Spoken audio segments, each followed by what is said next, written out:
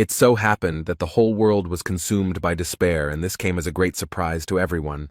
Humanity has never encountered anything like this before. People fell into unprecedented chaos, encountering terrible creatures that had never been seen before. The mysterious civilization demanded that the citizens be handed over if they wanted to live, but the UN refused this demand. The US leadership stated that the monsters want to use people as food. They should not give in to them. People began to call the creatures that appeared out of nowhere the attractors of misfortune. In order to deal with an unfriendly enemy, people began to use nuclear weapons. But for the monsters, it was a mere trifle. Like a bright firework, they did not suffer from it. The monsters began to take revenge, and in response to nuclear weapons began to dance on the ruins of destroyed cities. And when all hope was lost, when every man was waiting for the hour of his death, they appeared. 13 constellations. 12 were chosen by the gods and were called saints. Each of them used the powers granted by the god who chose him. And the 13th was an awakened one. He was not chosen by any divine being. It was Li Gang. They came to the Demon Tower to defeat Red Eye, who was considered the root of all evil. Li Gang and the 12 other constellations clashed with Red Eyes because they understood that there was no other way out of the situation. The journalists were very surprised, because not everyone returned from the trip to the demonic tower. They wondered if something terrible had happened to the Korean hero, Li Gang. A disheveled man with a bandage on his face said that Li Gang sacrificed himself for the good of humanity. The young man did risk his life, but he did not sacrifice himself. Li Gang, although with difficulty, was able to defeat Red-Eyed, but the 12 comrades who were with him turned out to be real bastards. They actually ran away and left Li Gang alone, even though he was able to win. The young man was very disappointed by this action of the 12 constellations, because they all went to the Demon Tower together. One of the escaped scumbags stabbed Li in the back with a dagger and left him to die in some hole. The young man was not lonely, because a nasty creature was assigned next to him. Li Gang was very badly injured. His left arm was cut off, and his right arm was very badly injured, and it would have been easier for him to die. But the young man is not so easy to sink, and he will not die just like that. Li Gang knew that he would live until he found everyone who dared to betray him, and he would come for them very soon. There were some delicious breaded drumsticks on the table, and a young man turned to Li Gang and asked him to listen to him carefully. The holy sign of Sagittarius Hugo Otis told the boy that he was destined to die tomorrow. Li Gang was very surprised and asked the guy if he really had such a low opinion of him. The guy took a chicken drumstick in each hand and said that he was talking to him like that because he had taken both legs for himself. The man looked at Li Gang and told him that he was saying his name wrong. Li Gang replied that he understood the reason for the boy's worries and told him not to worry, because he definitely would not die. He took a bite of the meat and said that he had killed more misfortune-attracting creatures than all 12 constellations combined, and asked the boy if he really thought Li could die. The man who was sitting opposite the boy folded his hands in front of him and looked closely at the young man. The Demon Tower is the home of the strongest monster that can bring death to all of humanity.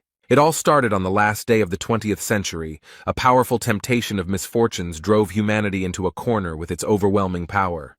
They left behind only chaos and pitch darkness, and it was during this period that the 12 gods appeared, who called themselves sacred beings. They vowed to give humanity the power to fight off all monsters and chose 12 people who was granted indescribable power. But something happened that no one expected. The 13th awakened appeared, without the blessing of a single sacred entity. He was so strong and so incredible that everyone was shocked by his abilities. The surprising thing was that even among the 12 saints he had no equal, and this fact made them very angry. And who was so strong, incredible, and unique? Of course, a young man named Li Gang. The guy thanked Gan for the fact that thanks to him, they were able to organize an attack on the Demon Tower. He sat down on a rock and said that words were not enough and he wanted a free supply of fried chicken for 5 years, and the other asked if Gan was tired of eating only chicken. Li mispronounced the young man's name. The boy told him this with a laugh, but Li only became angry. The girl said that after defeating Red Eyes, they would most likely receive a worthy reward, and the fat man said that they should demand $100 million. And Li noted that it would be better to ask for 10 years of free accommodation in a 7-star hotel somewhere in Hawaii. The boy noted that because of Red-Eyed, a huge number of countries are on the brink of crisis. The plump guy with a sarcastic smile asked Li if he wanted to collaborate with them and added that he needed to set the bar higher.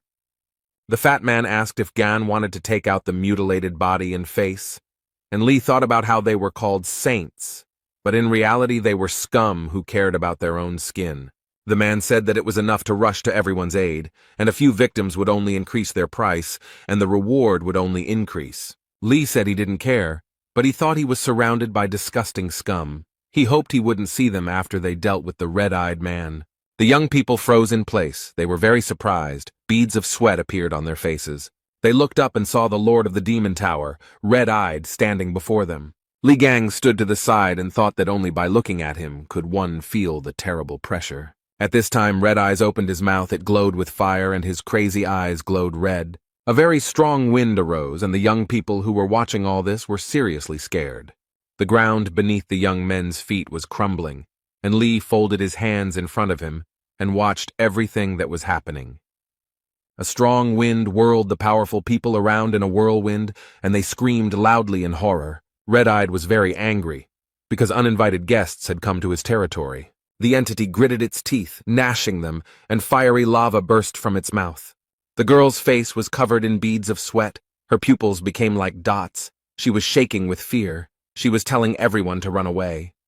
And the young people began to run headlong. They were very scared, and someone was shouting loudly that they needed to save themselves. The young men wondered if it was possible to fight something like this, and Lee looked at it all and was only surprised that these sacks of shit were only called saints. The guy squeezed the weapon in his hands and thought that all this had no meaning for him at all. The young man decided that he would be the one to kick Red Eye's ass. Li Gang did not retreat, but fulfilled the promise he made to himself. And in the end, those who were with him stabbed him in the back. He thought about how things were in the outside world and cut up the monsters that haunted him. Lee found himself in a place that was a special trap, in which more and more hordes of monsters were constantly appearing. But Li Gang could not be taken by something like that, which his traitors were counting on. The guy continued to fight and promised himself that he would survive and would definitely deal with the traitors. Gan promised himself that he would tear to shreds all those scumbags who dared to betray him. 20 years have passed since then. A terrible monster appeared in front of the young man, which surprised him greatly. Gan asked how he managed to get here and then noted that he was the last one. The monster screamed at the top of its lungs and began asking if there was anyone left there. Li Gang told him that the monster could scream as much as he wanted, but it was already over for him. The monster called for help, but the guy dealt with it very quickly. He stood over the monsters and sighed heavily. Li Gang had beads of sweat on his face and said that it was finally over. The guy started walking towards the exit and happily said that now he would be able to get out of here. The city was completely destroyed. There was not a single intact house. Not a single intact road. Voices could be heard.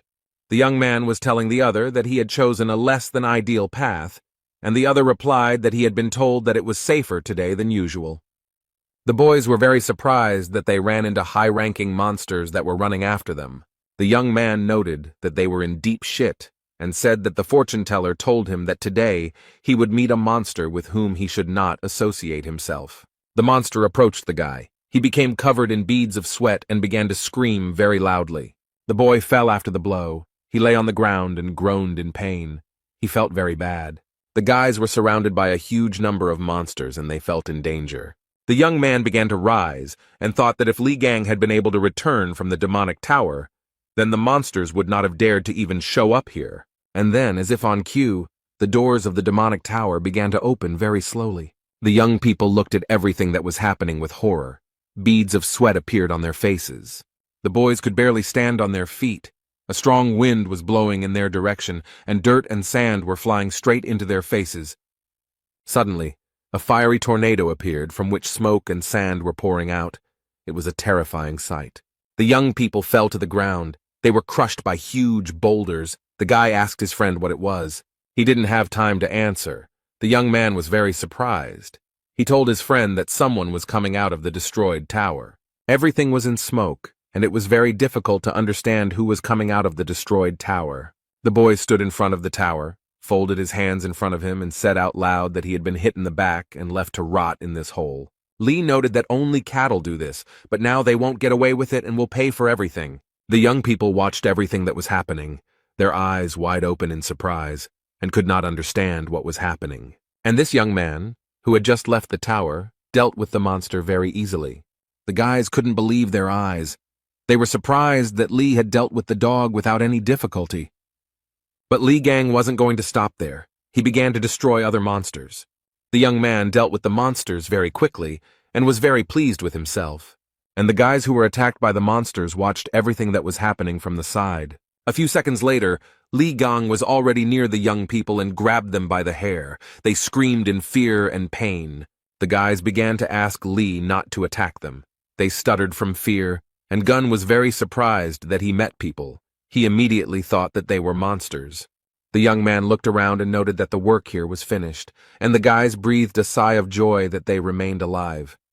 One guy told the second that the man came from the tower and that it was a real sensation. The second noted that it was impossible. The man was nearby when it began to collapse. The young people would have continued to quarrel for a long time, but suddenly, completely unexpectedly, it became dark as night. A huge monster suddenly appeared behind Li Gan, its eyes glowing red and saliva dripping from its mouth. The boys were very scared. They were covered in sweat and shouted that it was the leader of the pack. Li Gang, who was not afraid at all, calmly told the young men that they should run away.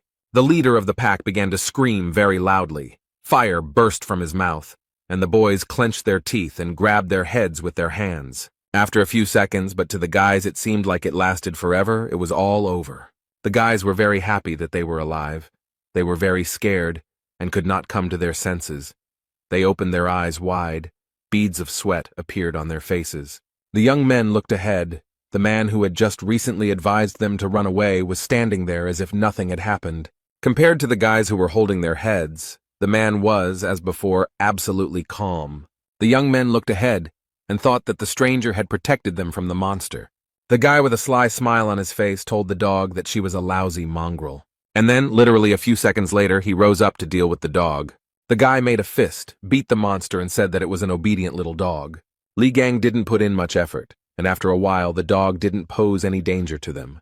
The young people who were watching all this opened their mouths and eyes wide in shock. But the guy just smiled cheerfully. There wasn't a scratch on him, and he didn't look tired. He stood in front of the young people and looked very small against the backdrop of the huge monster. The guy told the boys that he had finished his work, brought his hand to his nose, and thought that it stunk. He said he tried not badly, and then he called the guys. They were very scared.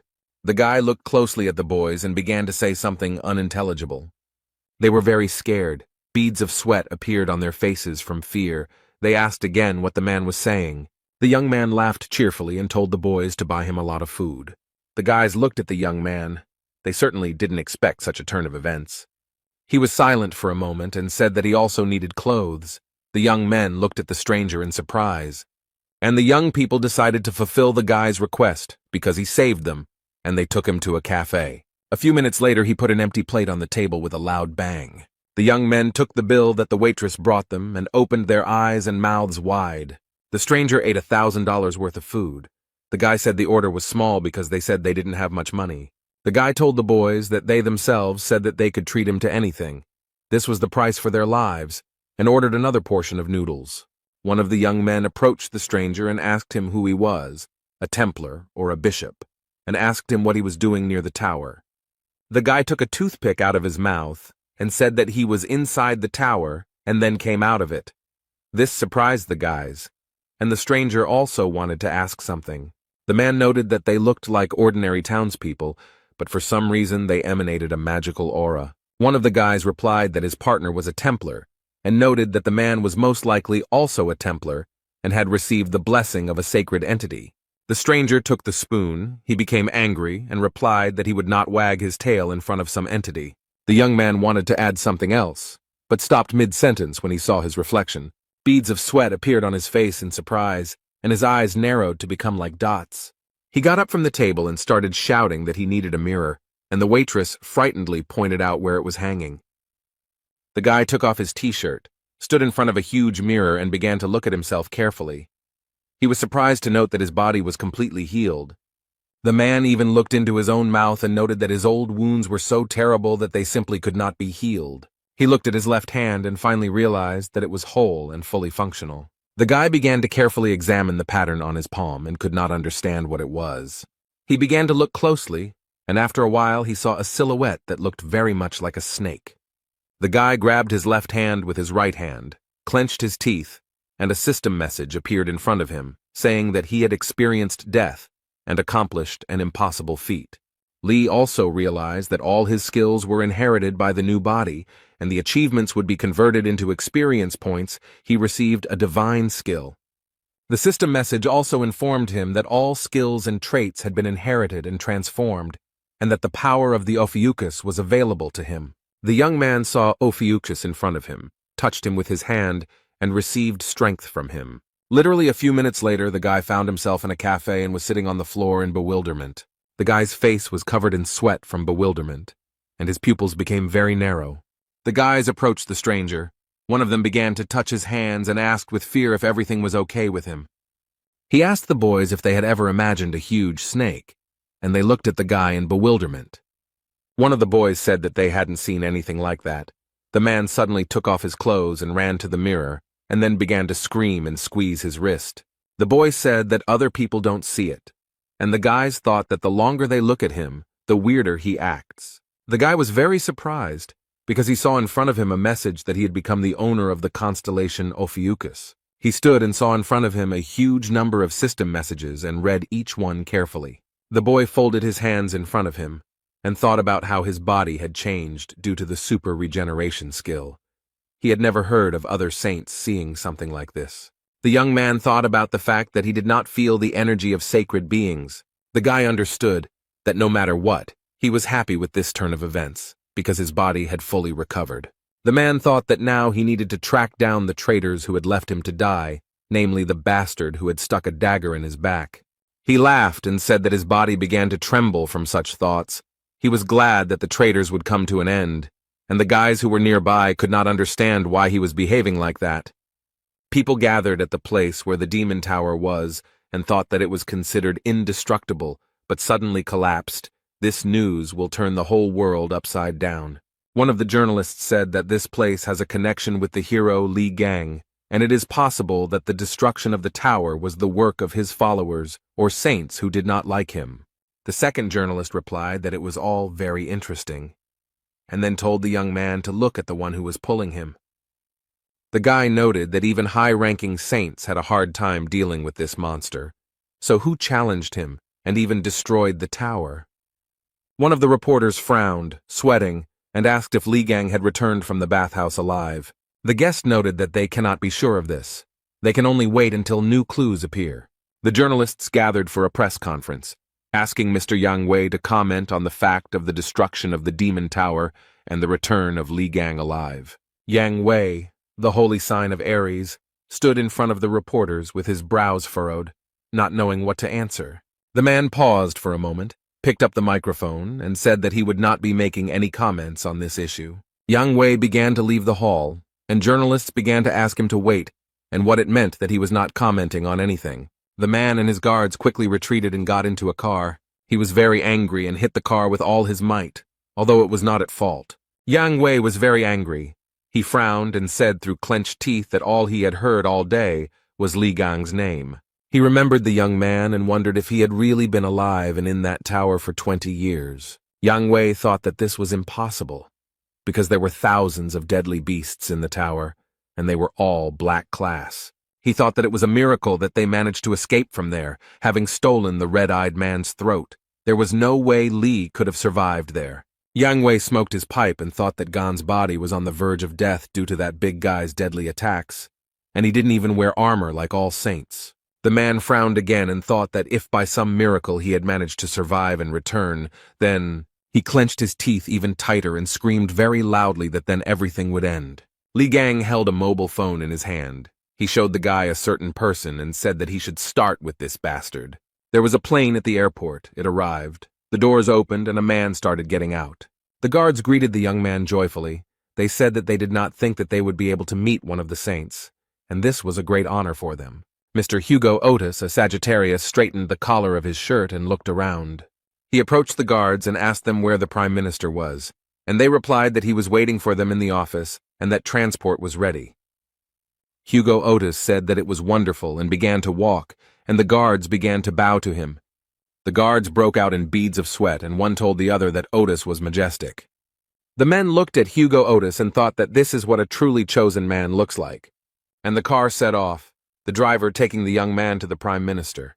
The man was sitting in the car, looking out the window and thinking about something. He was absolutely calm. Literally a second later, his mood changed, and he thought about the annoying reporters.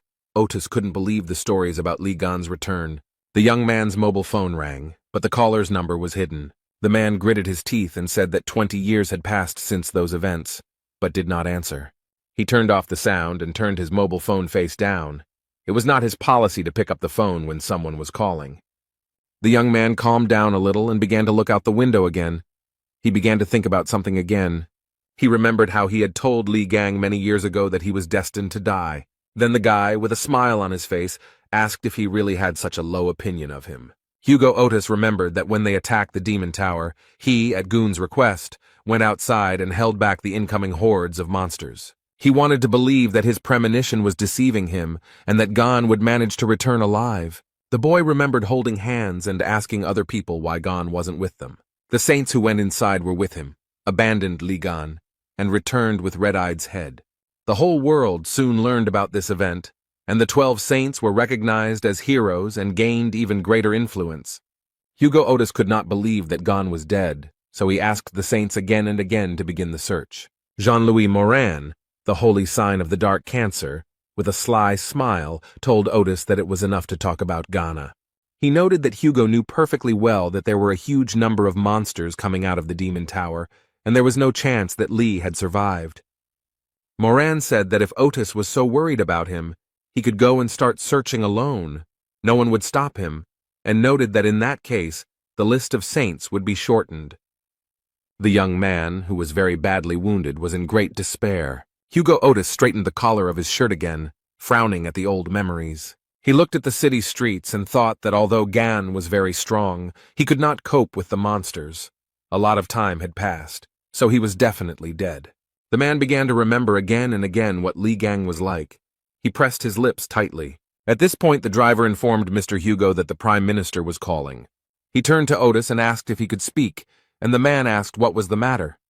The Prime Minister asked if Hugo had heard the news, and remarked that it looked like the Demon Tower had been destroyed.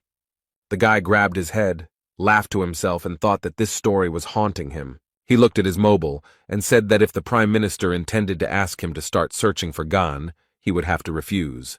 The man said that Gon died that day and that the tower incident was most likely a setup by his fans. Otis said if the Prime Minister intended to take advantage of the situation and gain more votes, but he interrupted him and said that was not the case. The man said that if the report that had just been given to the South Korean government was true, then a call had been made to that number very recently. This information stunned Hugo, and he asked in surprise what kind of challenge they were talking about. The Prime Minister said the call was made from Li Gang's personal phone number. Hugo Otis started to beat his fists on the driver's seat and shout whether it was all true, and the driver got scared and almost got into an accident. The young man's face was covered in sweat, and he screamed at the top of his lungs for the driver to stop the car. Hugo started to get out of the car. He thought that that recent call was from Gan. The mobile phone screen showed information that 30 calls had been missed, and a voice message had been sent. The young man held a mobile phone in his hands. His pupils became narrow, and beads of sweat appeared on his face. Hugo began to dial some number, then put the phone to his ear and listened to the long beeps. After some time, someone answered on the other end of the line. His call was expected. Otis heard a voice in English tell him that it would find him and kill him. The guy was very scared. He thought that the manner of speech was very similar to the way Li Gang spoke, and he ordered the driver to turn around to the airport. Li Gang was still in the cafe looking at the phone screen and smilingly noting that the young man had grown up and dared to ignore his calls. The guys asked the young man who he was calling so persistently, and he said no one, which surprised them greatly. He looked at the phone screen and told one of the boys that he had previously called it a smartphone and noted that it was an amazing thing. Lee said that he entered the tower in 2005, and now it is 2025 and the world has become a much better place. The guys were surprised that the man was using a smartphone for the first time. They told him that he could connect to the internet and even follow the news. The man was happy because he could watch the news about Li Gan. The guys told the man that this was a very hot topic to discuss right now and showed him where to press. Li Gang and the kid who taught him how to use a smartphone opened their mouths in surprise. Li Gang carefully read the comments and began to squeeze the phone with all his might out of anger, and the guy begged him not to do it.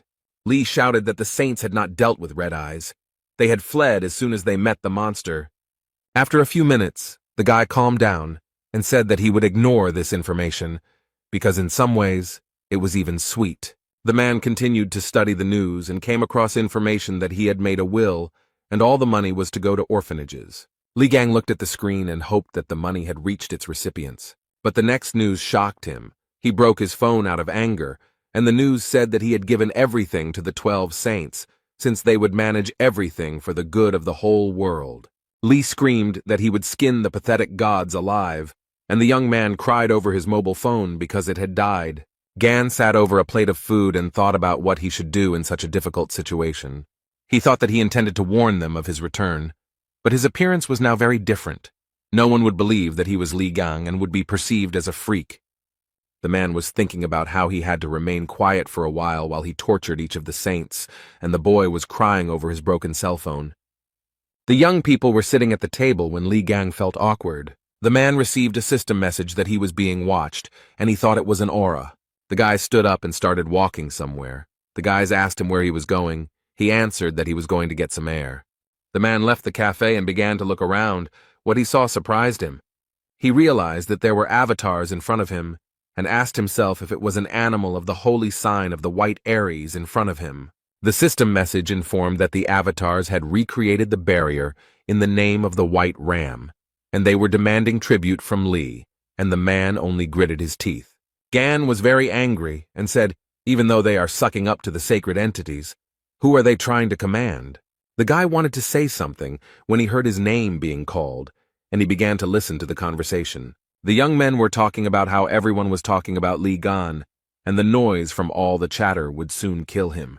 The girl was telling her companion that this stupidity was being talked about everywhere because of the damn news. The man replied that Gan's name was not tarnished, but he was amazed at how everyone had suddenly become interested in him. The girl supported the young men who had badges with the Gemini Zodiac sign flashing on their clothes. The guys opened their mouths in surprise and thought that the people who were talking about Li were from the Gemini constellation squad. Li Gang, who heard the conversation about himself, immediately walked towards the couple. The man frowned. The guy started shouting at him to come back immediately, as they should not be provoked. Li Gang walked closer to the young people, stood in front of them and looked at the girl and the man without blinking. He frowned and asked the guy what he was staring at, then told him to get out of there. The young men who were feeding Li and standing a little further away became frightened and thought that they were finished. The man with the Zodiac sign on his sweater took a drag and exhaled nicotine smoke straight into Li Gan's face. The young man was surprised by this attitude, and he looked at the man angrily, and he began to ask what happened, some kind of problem. The man put his face right next to Li and told him that if he had a problem, he should hit him. The mustachioed man's companion told him to leave the guy alone because he was going to shit his pants. The couple left the young man alone, and the man, passing by Li, called him a coward. The man told his companion that all those who are fans of Li Gang are no different from each other, and the girl agreed with him. Li wondered why the weakest saint was so popular with everyone, and whether it was completely absurd to consider him a saint. The boy told Li that he had held up well, then noted that these people were part of the ranking representatives of the Gemini constellation. Li Gang called the damn cockroaches with all his might, and tears appeared on the face of the guy who stood next to him. The couple turned around. They repeated the word cockroach in surprise and asked if he had said that to them. Li Gang said with a sarcastic smile on his face that he called them, "They are the cockroaches." The man ran towards Li Gan, looked the boy in the eye, and told him to repeat what he said. Li gave the mustachioed man a flick on the forehead and said that he was a pathetic simpleton who didn't even have a magical aura. The guy simply raised his hand up and the man flew away from him several meters. The mustachioed man's companion, who was watching all this, began to scream very loudly. The guys who were watching all this from the side opened their mouths in surprise. The young man watched the reactions of those around him and was very pleased with himself. After some time, the mustachioed man's companion crept up to the young man. She wanted no one to notice her. Li laughed and asked her if she seriously expected him not to notice her sneaking up. And while she was in a stupor, he also gave her such a flick that she also flew back several meters. Li Gang looked at the young people and calmly said that they were losers. The young men told Li that using magic in the middle of the street was strictly prohibited. He got angry and said that the guy was saying something wrong, because if he had used magic, there would have been nothing left of those two. The boys opened their mouths in surprise and thought that the man had knocked out two high-ranking Templars with just brute force. A few minutes later, Li Gang sat down next to the mustachioed fat man and began to look at him. The young man saw a pendant on the stranger's neck and began to examine it closely. Then he took the medallion in his hand and pulled it with all his might, so much so that the thread on which it was hanging broke. Li held the medallion between two fingers and said that's what he felt when he hit it, and noted that it was a relic. Gan looked at the relic and thought about where weaklings could get hold of a relic, because only saints should have them. One of the boys approached him and asked if it was true that he didn't know anything. He said that several decades ago, humanity was practically wiped off the face of the earth, but thanks to sacred beings and chosen constellations, the disaster was survived.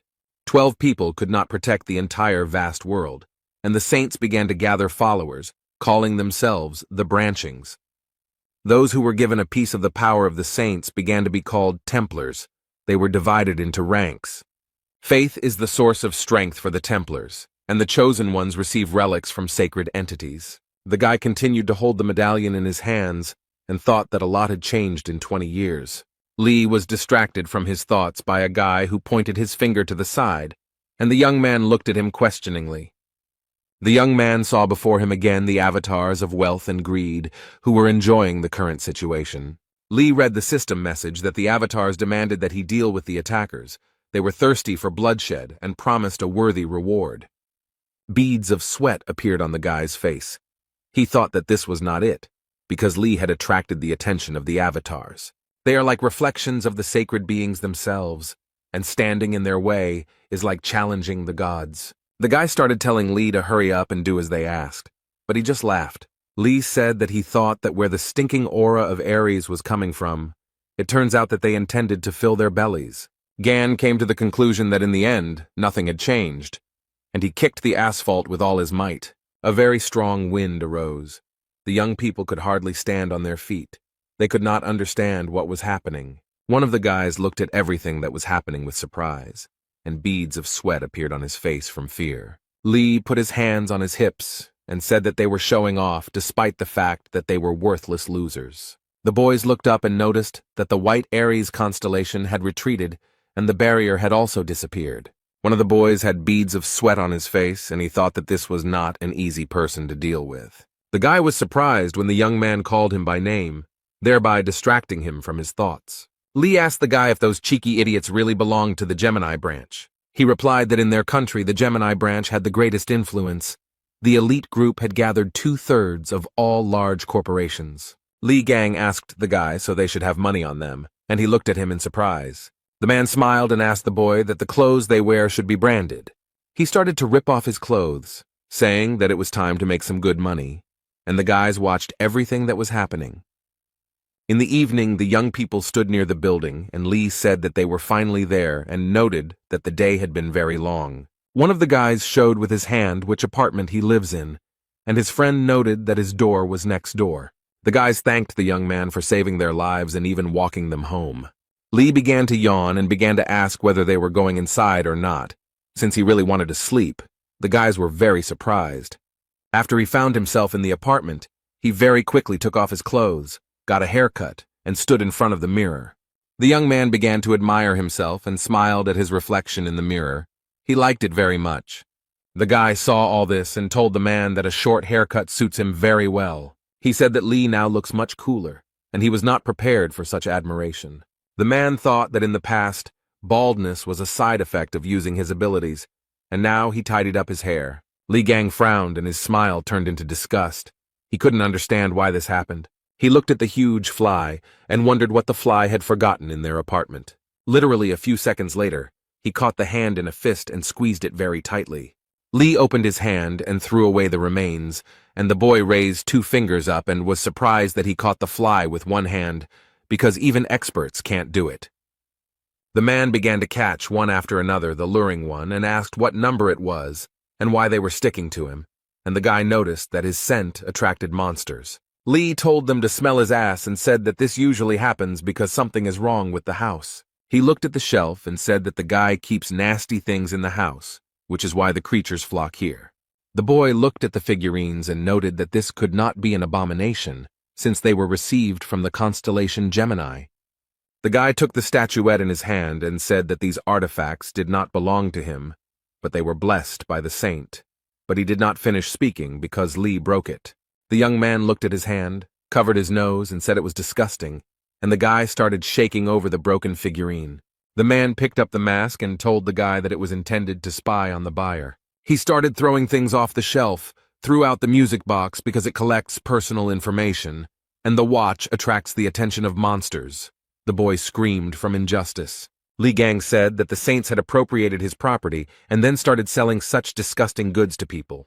The guy got really angry and said that the very thought of such injustice made him furious. The young man who stood in front of the door heard someone shouting that all this junk needed to be thrown out. Li Gang was holding some object in his hands, and the guy was holding him by the shirt and crying really hard. The young man entered the apartment and saw all this, looking at the guys in surprise. Lee looked at the stranger and asked who he was, and the boy was very happy. He was very happy to see Songjae and called him by name, who confirmed that it was him.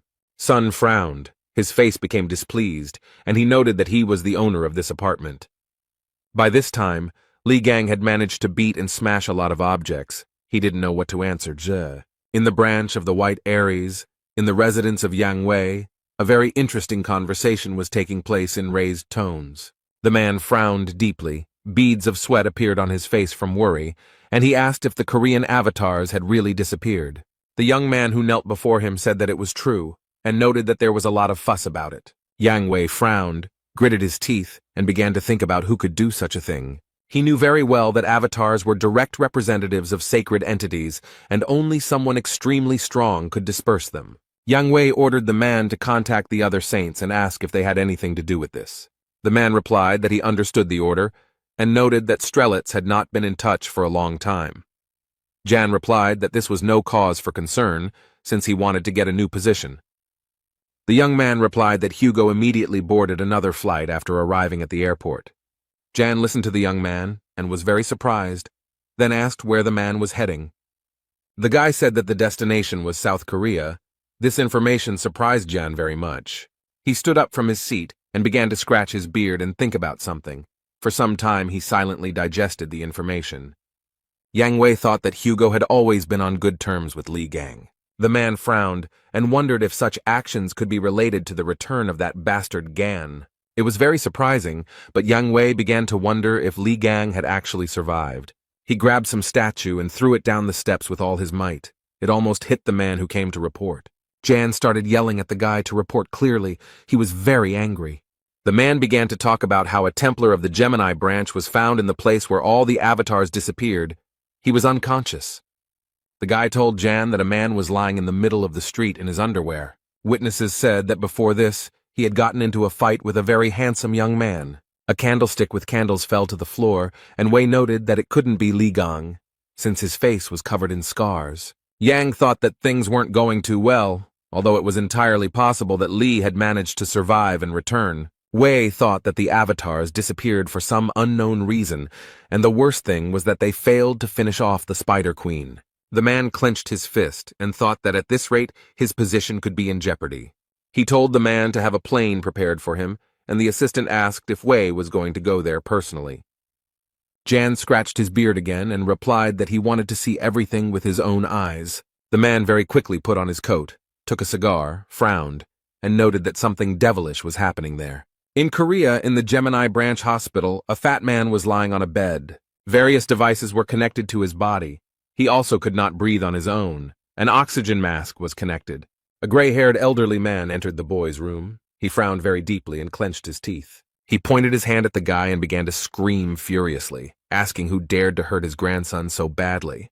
The old man started pointing his fingers at some man, who calmly asked the old man not to worry so much. The man told the old man that this was exactly why the twins had sent him here. The red-haired boy frowned and asked his youth if they really met at the Demon Tower.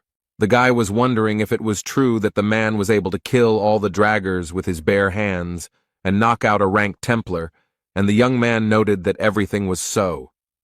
The redhead screamed that it was all a lie, and that the man had destroyed all of his relics, and Lee noted that they were all fake. The guy gritted his teeth and asked what branch the man was from, and the guy laughed and asked if he thought he needed something like that. The red-haired man closed his eyes and asked what about the god he was loyal to. Lee replied that he didn't need 12 idiots for nothing. The guy started asking Lee about his rank, and he said that he was a production worker. Then he asked what the man's name was. The young man's pupils became like dots, and he calmly said that his name was Lee Gang. The boys who were in the apartment started talking about something and interrupting each other, and Lee looked at all this with bewilderment. The red-haired boy told Gan that he broke into someone else's house without permission and destroyed all the relics, and then he shouted furiously that the young man dared to pretend to be the great Lee Gan. Songjae started doing such things that the boy started yelling at him that he was a crazy bastard. A system message appeared in front of Lee that a burst of magic from a Gemini follower had been detected, and he noticed that the red-haired man wanted to destroy the house. Lee Gang was also able to study the guy's rank and other characteristics using system messages. The young man thought that the guy at such a young age already possessed high-ranking skills, and the genius trait was not given to him for the sake of a sounding point.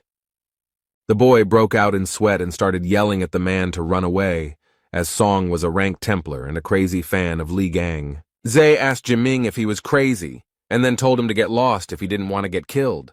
The red-haired man was very angry and noticed that by playing with fire so furiously, the boy risked wetting his pants. Li Gan got tired of watching everything that was happening and decided to use force. Sun fell to the floor, and Gan said that at this rate the guy could not only burn down his apartment, but the whole house. The boy asked the young man if Sun had died, as he was very worried, and he replied that everything was fine. Then Li Gang added that everything was probably fine, and the guy burst into tears. He looked at Z and saw that he was shaking, foaming at the mouth, and a huge bump had appeared on his forehead. Li began to yawn, said that he was going to bed, since he needed to come to his senses, and the guy shook Z and asked him if he was alive. Gan opened the door to the room, and what he saw shocked the young man. Everywhere in the room, on every shelf, there were figurines and statues of Li Gan. There were a lot of them. Lee asked what it was, and the guy said that Sung Jae was an ardent fan of Lee Gang. The red-haired man asked the man to be careful with the figurines, because this collection was dear to him. Gan said that they were really annoying him, and that their heads needed to be twisted off, which he started doing, and Sun started screaming like a madman. Z called the guy a psycho and asked him to stop. He replied that he was Lee Gang, and not a psycho, as Song had called him earlier. The red-haired guy was not prepared for the man to destroy his collection. Snot and tears mixed on his face. On TV, in the news, they said that yesterday, a representative of the Gemini branch was attacked. The identity of the attacker is not established, but he stole personal belongings. Hugh grabbed his head and thought that this was definitely Lee Gan's doing. He was surprised at what he was thinking, and this was the first news he had heard about him. A waitress approached the guy and asked if he was ready to order. The man told Young Wei to shut up this clown show and get out of here. He was very angry. He said with a sly smile on his face that it was all uninteresting, because Hugh had figured him out very quickly. Young Wei began to laugh like a madman, and then said that they had not seen each other for a long time, and he had not been able to contact Hugh for a long time. Yang told the man that upon his hasty arrival in Korea, he most likely came here because of Lee Gang, and told Hugh to tell him everything he knew. The blonde man replied that he hated Ian because he was a pervert who stole bodies from other people. The waitress froze in place. She stared at the man. Beads of sweat appeared on her face. The girl became nervous. She was very nervous and asked the man what she was doing. Hugh slammed his fist on the table, gritted his teeth, and thought that Ian was an idiot with idiotic jokes, and he needed to get to Gan faster than anyone else. The guys were in a supermarket. The boy asked Sun if it really was Lee Gang, and he replied that the stranger looked completely different. The redhead noted that Lee is a hero who saved humanity, and he would not act like a thug. The guy told Sun that he saw a man coming out of the demon tower, and that his strength was colossal. But the red-haired man was stubborn as a ram. Z said that he was confident in his words. Since his father told him so, the boy wanted to say something, but Song interrupted him. The young people went to the checkout when they heard someone shouting that there was a thief in the store. He ran so fast that he swept everything in his path. Everyone in the store was scared. The guy noted that the thief had high speed and was most likely from the Scorpio branch, and Sun noted that he was using his powers to rob the store. It turned out that the thief had stolen not only valuable goods from the store, but also wallets from visitors. He had to be stopped, since there would definitely be nothing left there. And the thief smiled sarcastically and thought that the surrounding pathetic idiots and even the Templars were not able to keep up with him. The thief realized that he had made a good profit. He had a wonderful catch and decided that it was time to get out. But he didn't succeed. Completely unexpectedly, he was intercepted by some hero. The thief was definitely not prepared for such a turn of events. He was very nervous, and sweat, tears, and saliva were mixed on his face. It was Li Gang who caught the thief, and the guy he was staying with asked what the man was doing there, and he replied that he forgot to tell the guys to buy chicken. The stranger told Gan that he was quite good, because it was quite difficult to catch the Templars of the Scorpio constellation, given their agility. The man told Li that judging by his aura, he was an ordinary follower and advised him to report the incident to the police next time. Gan came closer to the young man, began to examine him, and thought about who he was. The guy wanted to ask the man something, but something distracted him and he began to look around. There were a lot of people in the store. They were all very scared. The thief, who was lying on the floor, realized that an earthquake had started and decided that he needed to get out, because this was his chance. He didn't think about anything else, but like a bullet, he began to run out of the store. Everyone looked at him in surprise. There was a smile on the thief's face. He thought that because of that man he would be caught, but the earthquake played into his hands. But the thief didn't have time to run far.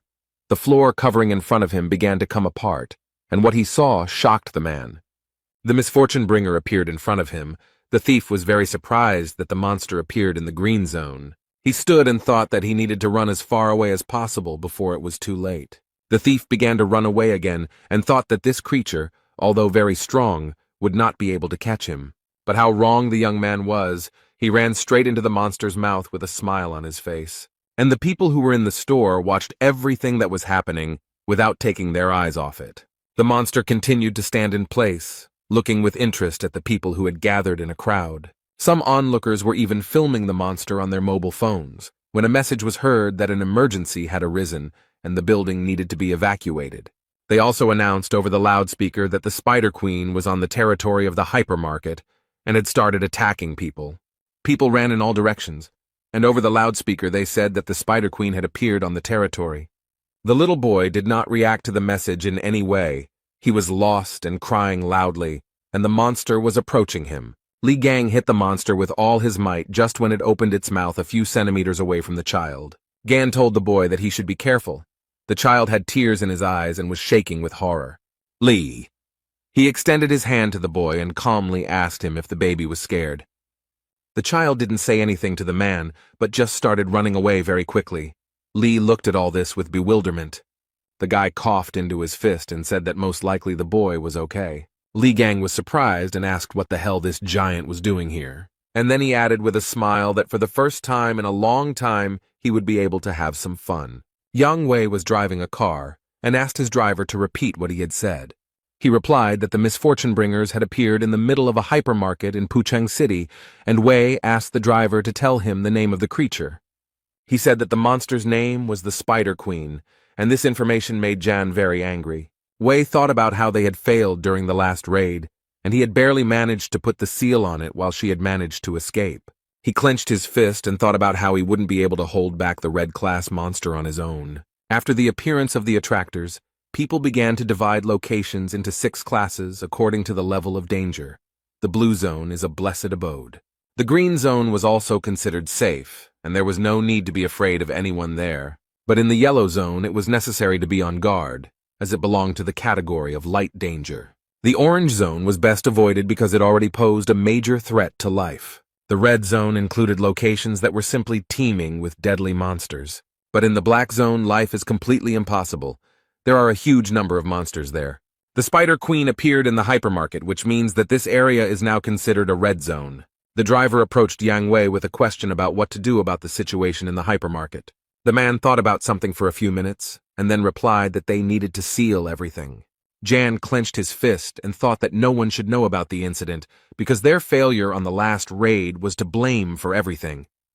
The man told the driver to pass on the message that those inside the supermarket could not be saved, and that the Templars needed to be sent to seal the building. Meanwhile, the number of insects in the supermarket increased. They crawled around the premises in search of food. The man tried to shield himself from the monsters with his hands, his brows furrowed in confusion. He began to use his powers, his face twisted in pain, and he began to call the insects names. A few minutes later, he used a special skill and froze the insects, rendering them immobile. Beads of sweat appeared on the young man's face, and he began to say something with a smile. But the insects were not frozen and immobilized for very long. They quickly overcame the ice freeze. The man's joy quickly turned to anger. He couldn't understand how the monsters were able to destroy his spell so quickly. A few minutes later, Li Gang appeared in front of him and told the man to step aside. The guy, with beads of sweat appearing on his face, wondered when the guy had managed to get to this place so quickly. Li began throwing the cans aside and said that the parasites were so hungry that they decided to feast on people. The young man began throwing tin cans of drink at the insects and said that it would be better for them to eat them. The monsters didn't like all this. They opened their mouths, hissed, roared, and sprayed saliva in all directions. But Li Gang didn't think for very long. He took out a knife, and with the words, "Who is the monster opening its mouth at?" dealt with the big monster. The man was very belligerent. He gritted his teeth and said that the pathetic mobs should know their place. The guys Li Gang was staying with looked at everything that was happening with surprise, their mouths wide open. And a system message appeared in front of the young man, saying that he had destroyed the bringers of misfortune. The guy was very surprised. He read a message that his experience was increased, and he received consumables. He read that he needed to collect materials, and he would be able to create new relics and skills. The guy realized that production skills had also changed. The young man held the stone in his hands and thought that moving didn't seem so difficult to him. Perhaps he would already be able to use more energy. The guy who tried to freeze the monsters looked at Li in surprise, because he easily destroyed them. Gan approached the guys, who opened their mouths in surprise. They couldn't understand when the man had managed to deal with the monsters. The blond, short-haired boy looked at Li and wondered where he came from. Beads of sweat appeared on the man's face. He frowned and realized that he had not heard the question. Li Gang looked at him and called the stranger an uninitiated minister of the church. The man began to shout that he knew something was fishy there and noted that Li was the same man who had attacked their followers. Li Gang immediately understood that the young man was talking about that man and woman, and so he smiled slightly. The guy's mood changed literally in a second, and he punched the stranger in the face.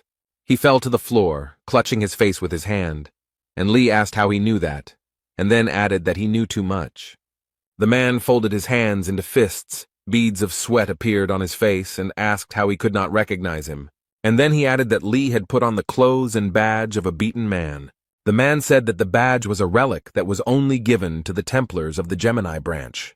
He yelled that the secret of Li's strength was that he carried a badge, and Gan looked at the badge in surprise and asked why he had that thing on him.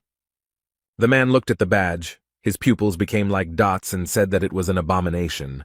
The gray-haired man began to scream very loudly. His face was covered in beads of sweat. He called Li all sorts of names. Chan said that this relic was good enough as a declaration, and that the guys had most likely been cheated big time, adding that those bastards hadn't changed a bit in 20 years. He wanted to say something else, but a monster to the side began to scream very loudly. Li Gang stood there, his face completely devoid of any emotion. He was calm. The guys were very scared. Beads of sweat appeared on their faces. They were shaking with fear. The Spider Queen was very angry. She followed the people, and they ran away from her in different directions. The gray-haired man turned his head to the side and stuttered that the Spider Queen was coming towards them. Li Gang looked in her direction and realized that he needed to act quickly. Everyone was running away from the Spider Queen, but the guy flew straight to her and even called her a spider. The young man began to hit the monster with his fists and shouted with hatred for it to get out of here. The Spider Queen didn't like the guy's familiarity at all, and she began to destroy everything in her path. People looked at everything that was happening with horror. They were all very scared. The guys Li Gang lived with opened their mouths in surprise. Beads of sweat appeared on their faces. The gray-haired man also looked at everything that was happening with horror. He frowned. The guy thought about the fact that Li rushed at the monster without any relic on him. Those present in the supermarket heard a message telling the Gemini branch Templars to be careful. The boys immediately realized that it was the voice of the Gemini branch bishop Sun Hek. One of the boys thought about telepathy. The man said it was Sun Hyuk, and he called out to Sun Jae and Sun Jun to leave the building immediately. The bishop stated that the people from the Aries branch intend to completely seal the building. The man said that Yang Wei himself was heading here, and that he couldn't be stopped, and that even a saint couldn't handle the Spider Queen. That's why they decided to get rid of the place completely, because the saints would have problems if people found out about their failure. The white-haired man asked Song Jun if he had a teleportation skill. He told the guy to take Song Jae and get out of there. The boys were very upset by the fact that only the two of them could be saved. There was panic in the supermarket. People were very worried. Others were helping the weaker ones. The insects were crawling out of every crack. They were very angry and had no intention of retreating anywhere. But Li Gang did not stand still. He gradually approached the Spider Queen. He was not afraid of her at all. The gray-haired man watched everything that was happening with a frown. Beads of sweat appeared on his face, and he was shaking with fear. The bishop began to answer the guy's question about whether the two of them should teleport, and the man asked if there were any problems. The gray-haired man said with a smile on his face that they had no problems. The red-haired guy shouted that the man was carrying it, because there was clearly not enough help from outside, and didn't he understand how badly they were stuck. The guy shouted at the man, asking if he was suggesting leaving all these people here to die, but he reacted to the crit very calmly. He calmly told the guy to think for himself about the fact that the Spider Queen could appear in the middle of the city. What would people think then? The red-haired boy was surprised, and the man said that the townspeople would reproach the branches of the constellations. Their faith would weaken, and their strength would waver. Then he added that he could take one person with him. Song Jae would go with him. He was ordered to get him out of here. The red-haired man shouted that his friend was here and he couldn't leave him, and that there were still a lot of people in the supermarket who hadn't managed to evacuate. The man gritted his teeth and replied that the guy was an idiot and now was not the time for whims. He said he had no desire to die here because of an incompetent person like him. The man replied that he could not go against the orders of his elders, so he would finish off all the extra cargo so that the guy would have no choice. The red-haired guy clenched his fists and started yelling at the man that he was a crazy bastard. And he began to laugh. He asked Song Jae if he was going to fight him. He noted that they were on completely different levels. The man told Sun to check his conscience and make a reasonable decision. The man wanted to say something else to the young man, but he stopped mid-word. Song Jae didn't think for long, but used his strength and the man flew to the side. Li Gang ran into the hypermarket and asked in surprise why the guys were still there. The boy noted that it was very dangerous to be in the hypermarket, so he should move his buns. The guys were very happy to see the young man, and the red-haired one noted that the attractors had blocked the exit and they couldn't get out of here. The dream said that they have two ways out of here. The first is to take the teleport to the gray-haired man. The second way out is much more difficult and consists of destroying all these creatures. The guy said that there were a lot of wounded people in the hypermarket and they needed help.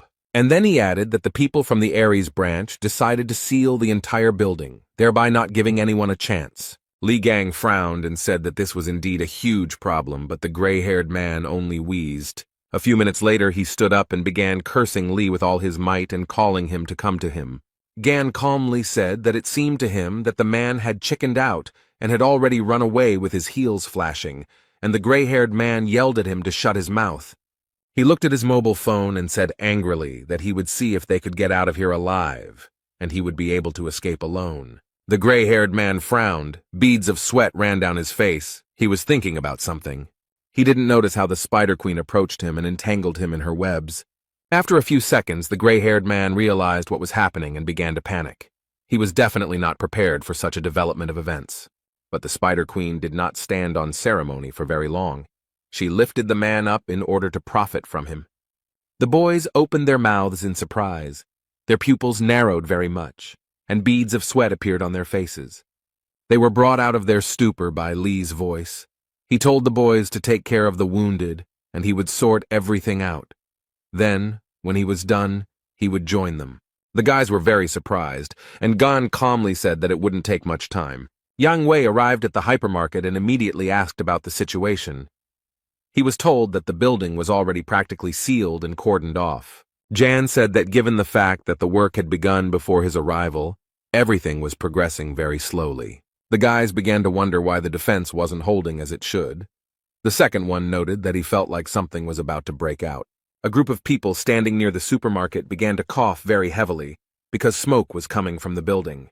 Those around saw a huge snake with its mouth wide open and its eyes glowing red. Yang Wei was very surprised. He frowned and seemed completely unprepared to see the snake. People started running out of the hypermarket. They were screaming to be saved and that there were people in the middle of the building. They started telling stories about some guy in a hypermarket who was fighting monsters alone. Yang Wei, who stood to the side, thought that people were talking nonsense because no one would fight monsters alone, especially since he was also not able to do it. He told the security that he would see it all with his own eyes. The security got nervous, and the guys told Jan that it could be very dangerous. Wei said he didn't care, then added that everyone should be ready and went inside the hypermarket. The man walked into the middle of the building and what he saw shocked him. In front of him was the Spider Queen. A few seconds later he realized that she was killed and wondered who could have done this. Jan walked around the hypermarket and thought about the fact that there were traces of a real massacre in the premises. He was wondering what the hell had happened here. Wei thought that someone was specifically hunting the Spider Queen, and then said that he got rid of his headache, because he already had enough problems. The man stopped. Beads of sweat appeared on his face. He began to understand that he felt a familiar energy. Jan went out onto the balcony and began to look down.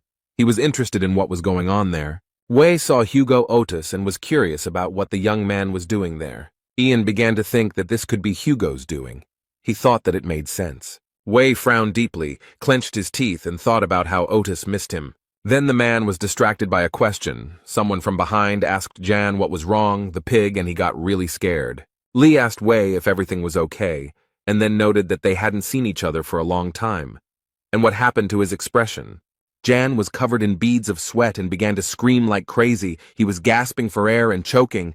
At this time, rescuers were working near the entrance to the hypermarket, helping the wounded.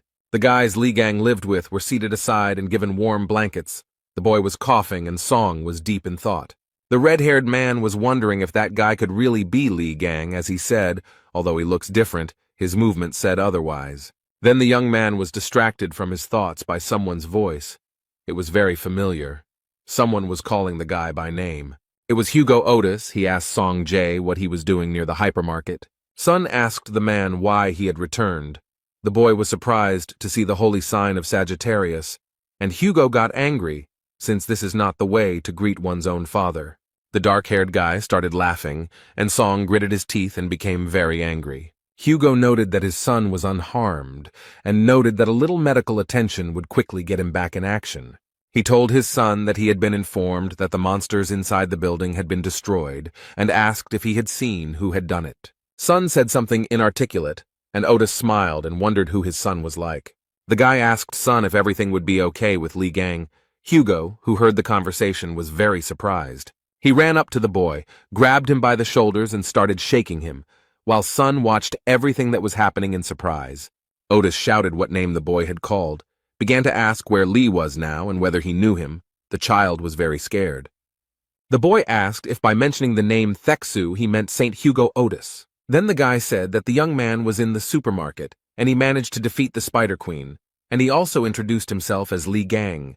The man listened to the boy very carefully. He continued to hold him by the shoulders and asked him to describe everything in more detail. Suddenly, a loud explosion was heard from the hypermarket, and people began to look in its direction. The explosion destroyed part of the hypermarket, and someone's laughter could be heard from the side. Yang Wei was making his way somewhere. He was covered in dust and dirt. There was sweat on his face, and he was trying to catch his breath. Li Gang appeared in front of the man and calmly said that this was all too much. Li told Yan that they hadn't seen each other for 20 years, and the first thing he did was just pick him up and attack him. Jan was sweating profusely and began asking how Gan had managed to stay alive and was surprised at his own question. Wei thought that the guy looked very much like Li Gang, but he didn't have a scar on his face. His voice seemed familiar, but different from before. Yang also thought that Li looked too young, and called the man names and said that he was imitating Gan, adding that he was momentarily worried. Wei looked at the young man in surprise and could not understand who was imitating whom. Jan started yelling that the guy dared to deceive him, such a great man, and said that he would pay for it with his life. Li punched Wei in the stomach and asked him what he was talking about. adding that he had always made money by deceiving others. Gan was so angry that he used his abilities, and Yang flew back several meters. A few seconds later, Wei fell onto the construction debris and began to groan in pain, and Gan looked at him calmly. Li said that each of them needed to be taught a lesson, and then asked how he had lived while he was imprisoned in the demon tower. The guy continued. He said that they had appropriated his relics and wealth and even forged his will. Yan wanted to say something, but Li, with a smile on his face, told him not to worry and noted that in any case he was going to finish them all off. Gan said that it was worth starting with the treasury and then destroying Yan's house, its branches and relics and everything else. Yang Wei, who had been listening very carefully to his opponent, screamed very loudly in horror. He gritted his teeth and thought that this definitely couldn't be happening. The man was very surprised. Yan understood that the manner of speech and behavior were definitely Li's, and the guy was definitely not bluffing, but he couldn't even recognize all his movements. Wei began to understand that it was indeed Li Gang in front of him, but how did he manage to survive and return from the demon tower? Yan thought this was nonsense and said that if it was really Li Gang in front of him, then he had to prove it. The boy looked at Yan, who had risen up and was reading the message that the sacred essence of the Aries constellation, the Jade Emperor, had revealed itself. Li laughed and said that even the sacred entity had graced him with its attention. Yang Wei was not going to leave things as they were. He began to use his special skills. Literally within a few seconds, the young man's entire body was wrapped in chains, and Wei, with a sly smile on his face, asked Li if he still considered them weaklings. He said that he didn't know how Gan survived in that tower, and began to use the sovereign skill and heavenly weapon. Li Gang watched all this calmly, and then calmly said that he was impressed by the Emperor's strength. Yang Wei gritted his teeth and angrily told the guy to quickly shut his mouth. He began to send a huge number of swords towards Li Gan, and said that it was time for him to die. In just a few minutes, the young man was completely covered in swords. Yang Wei looked at the huge mountain with his brows furrowed, and thought that he had succeeded. He started walking towards the mountain with swords, and said that it was amazing that Li was able to get out of the tower, but his self-confidence had not gone away. Jan said that challenging someone who had gained experience all these years through his followers was at the very least reckless. Wei began to smile sarcastically and asked if it was true that Gan thought that they had been standing still for all these 20 years. Then the mountain of swords began to crumble in different directions, as if someone was taking the swords apart. Yang Wei was very scared. Beads of sweat appeared on his face. His pupils narrowed very much, and he thought that this could not be. Li finally got out of the difficult trap and punched Yan right in the face with all his might. He flew several meters and fell onto some debris from building materials. Yang was shaking with fear and thought about how Li got out of there alive and asked if it was true that it was Li Gang in front of him. The young man put his foot on Jan's stomach and noted with joy that he finally recognized him. Wei wheezed in pain, and Gan said that he came for their souls, and then added that they should prepare for the worst. Li covered his nose with his hand and told his opponent that his weapons smelled strongly of shit. Yang Wei looked at Li and thought that this level of regeneration was impossible even for the Aquarius constellation, which possessed healing skills. System messages appeared in front of Li, and he told Yan that thanks to him, he became even stronger. He leaned down in front of Wei and asked him why they didn't try out his new skill. Yan started shouting for Li to stop. System messages appeared in front of him and he turned red. Wei was very surprised when his divine essence hurriedly left while shouting curses. Yan started screaming about why the sacred entity had left him, and Li noted with a smile on his face that it had left before it was all over. Gan said that he was quite merciful, so Wei would only feel the pain that he himself had experienced. At this time, security guards Yang Wei and Hugo Otis entered the hypermarket.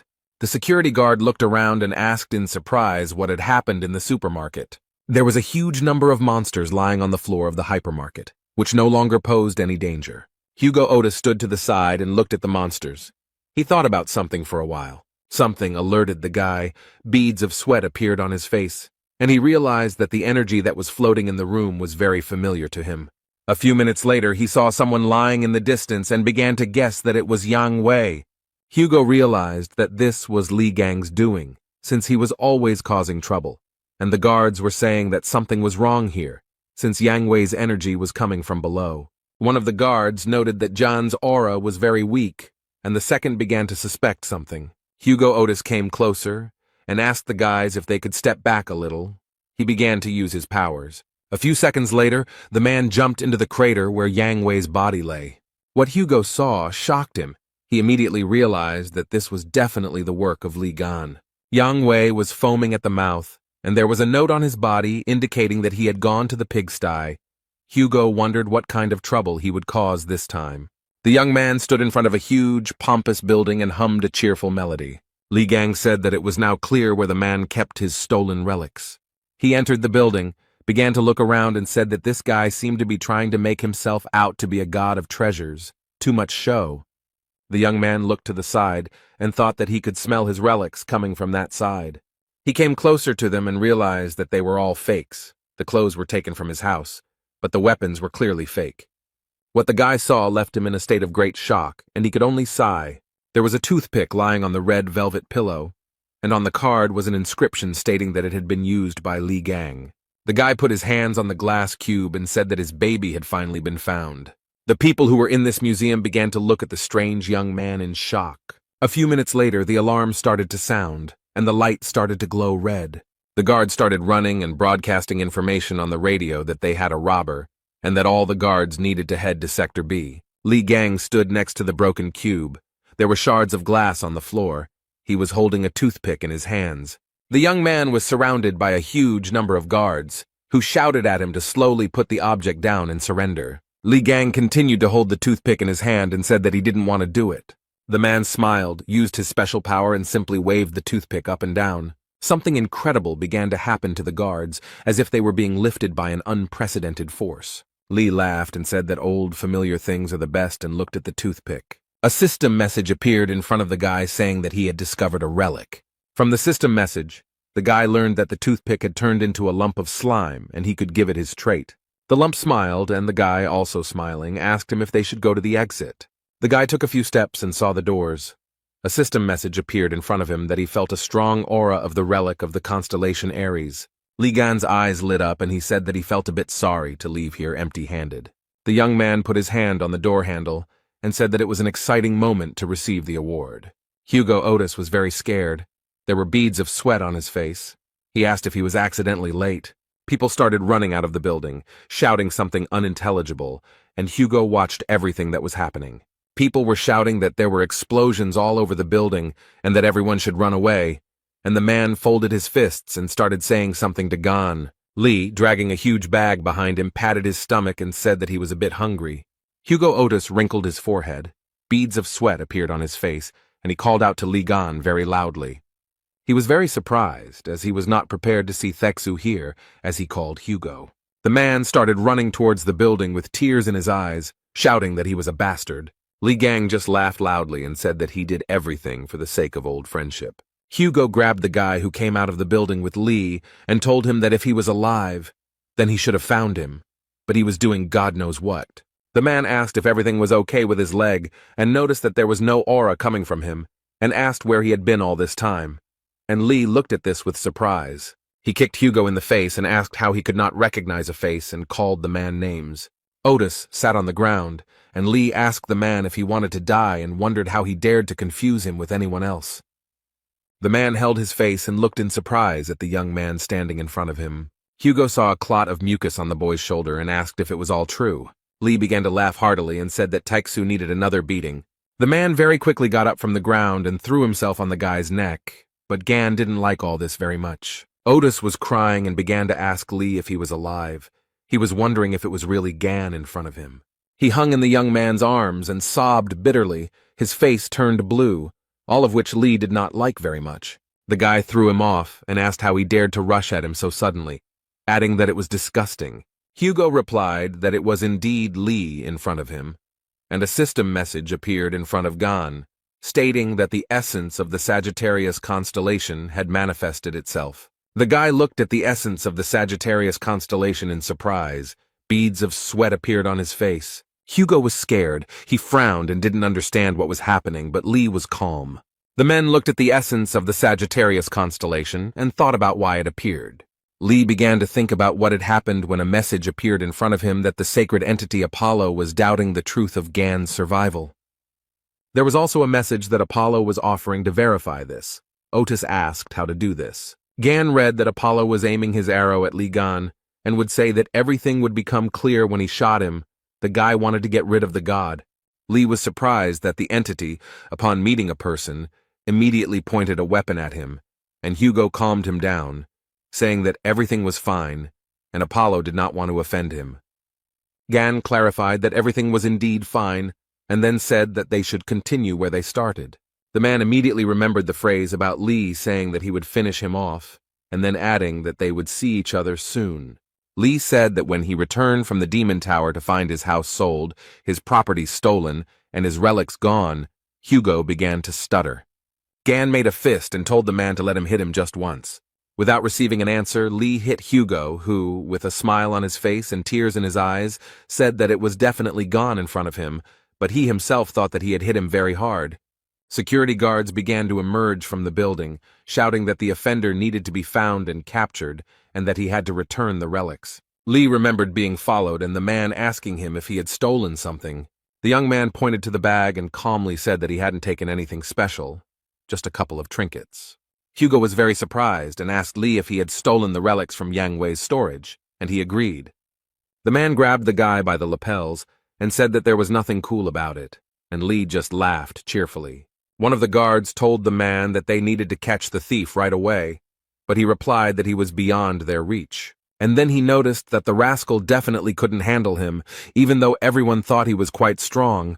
The guard was very surprised. Suddenly a very strong wind arose, which began to swirl the green leaves. Hugo was very surprised. At this time, a huge, muscular beast began to jump from the roof of the building. All this happened in complete silence. The head of the guard bowed his head, frowned. Beads of sweat appeared on his face, and he said that he was here. The avatar of the constellation Aries, the beast of abundance, whose name is Pishu, landed on the earth. The men looked at the huge beast, and Li Gang read the system message. It warned that Pishu could steal money and relics. Li Gang looked at the beast calmly, and Hugo Otis was very scared. He said that it was very bad that the avatar of Aries appeared. The man asked Li to leave everything and run away, but Gan told him to just stand and watch. A sly smile appeared on the young man's face, and he said that he had a plan. Li Gang ordered the slime to give him a knife, and he began to carry out the order. A few seconds later, a cold weapon appeared in the slime's mouth, and the guy reached for it. The young man took the knife in his hand and began to wave it. He was calm and collected. Then Li raised the knife up and thought that it wouldn't be suitable for fighting the avatar in this state. But the guy had an original plan. His eyes were shining, and he told the avatar to show his true form. A very strong wind blew. Hugo began to cover his face with his hand and thought about what kind of force this was. Everything around began to collapse and crumble, and day very quickly turned to night. Li said that it was much better this way, and instead of a knife, he had a huge sword in his hands. A message appeared in front of Gon that the awakened relic was imbued with the aura of Ophiuchus, and it had acquired more deadly characteristics. The guy got acquainted with the messages and was very happy that he had acquired a new skill. Li Gang smiled. His eyes were burning with fire, and he made the decision to use the power of the 13th. The guy looked at the beast and thought that now he could easily see all its weak points. Li Gang raised his weapon and said that it was time to warm up a bit. Hugo told the boy that rushing at the enemy without thinking is Li's tactic. The man noted that Gan always overcomes obstacles despite his recklessness. The man looked at the boy. There was a smile on his face. He mentally told him that he congratulated him on his return. The beast also did not stand aside and did not cool down. He was very angry and hit the asphalt with his paw. So where was Gan? Hugo Otis was so scared that beads of sweat appeared on his face. He called out loudly for Li. Aries' avatar looked at the man in surprise, and Hugo, out of nowhere, heard the guy's voice, most likely from the animal's belly. Li is under the beast, began to come out and said that there was a very strong stench there. He almost died from the smell of pork. The young man's eyes were shining with anger. There was a sly smile on his face, and he said that now it was his turn.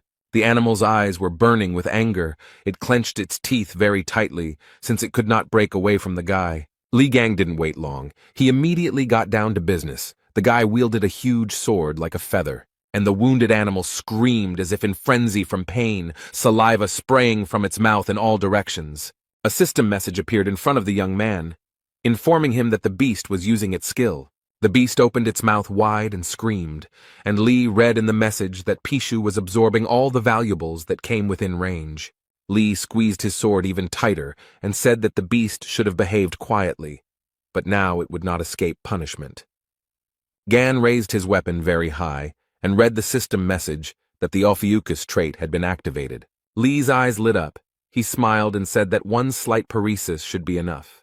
And the young man hit the asphalt with all his might, and pieces of asphalt, dust, and dirt flew in all directions.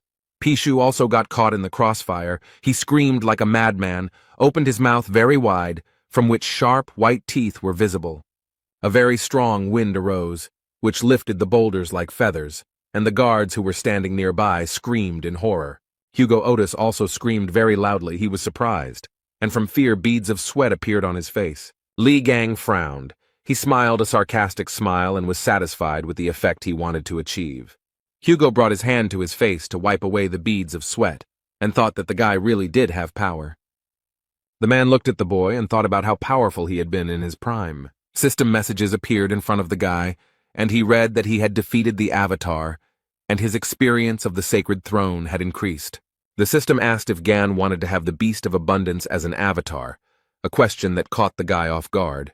He approached the beast, which was no longer dangerous, and said that he thought that only 12 saints could have avatars. The guy walked up to the beast, put his hand on its head, and used force. Pishu came to life, and a system message reported that the beast had become an avatar of the constellation Ophiuchus, and Lee only had one avatar. A few minutes later, the beast shrank in size and jumped into the arms of its new owner. Lee said it would be great to use Pisha as a keeper of his relics. Gan tossed the beast and caught it, and Hugo watched and said with surprise that Lee had appropriated an avatar from another branch.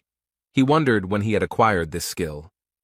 The system message reported that Lee can give the beast a new name. The guy was very surprised. The young man thought for a moment, and then, with a smile on his face, said that the animal would be called Pig Bank. It was getting dark. The conversation was taking place in the house, when someone very loudly called their man a traitor. Hugo shouted why he was a traitor, because he was very worried about Lee, and the guy noted that while he was in captivity, he built a family and enjoyed life.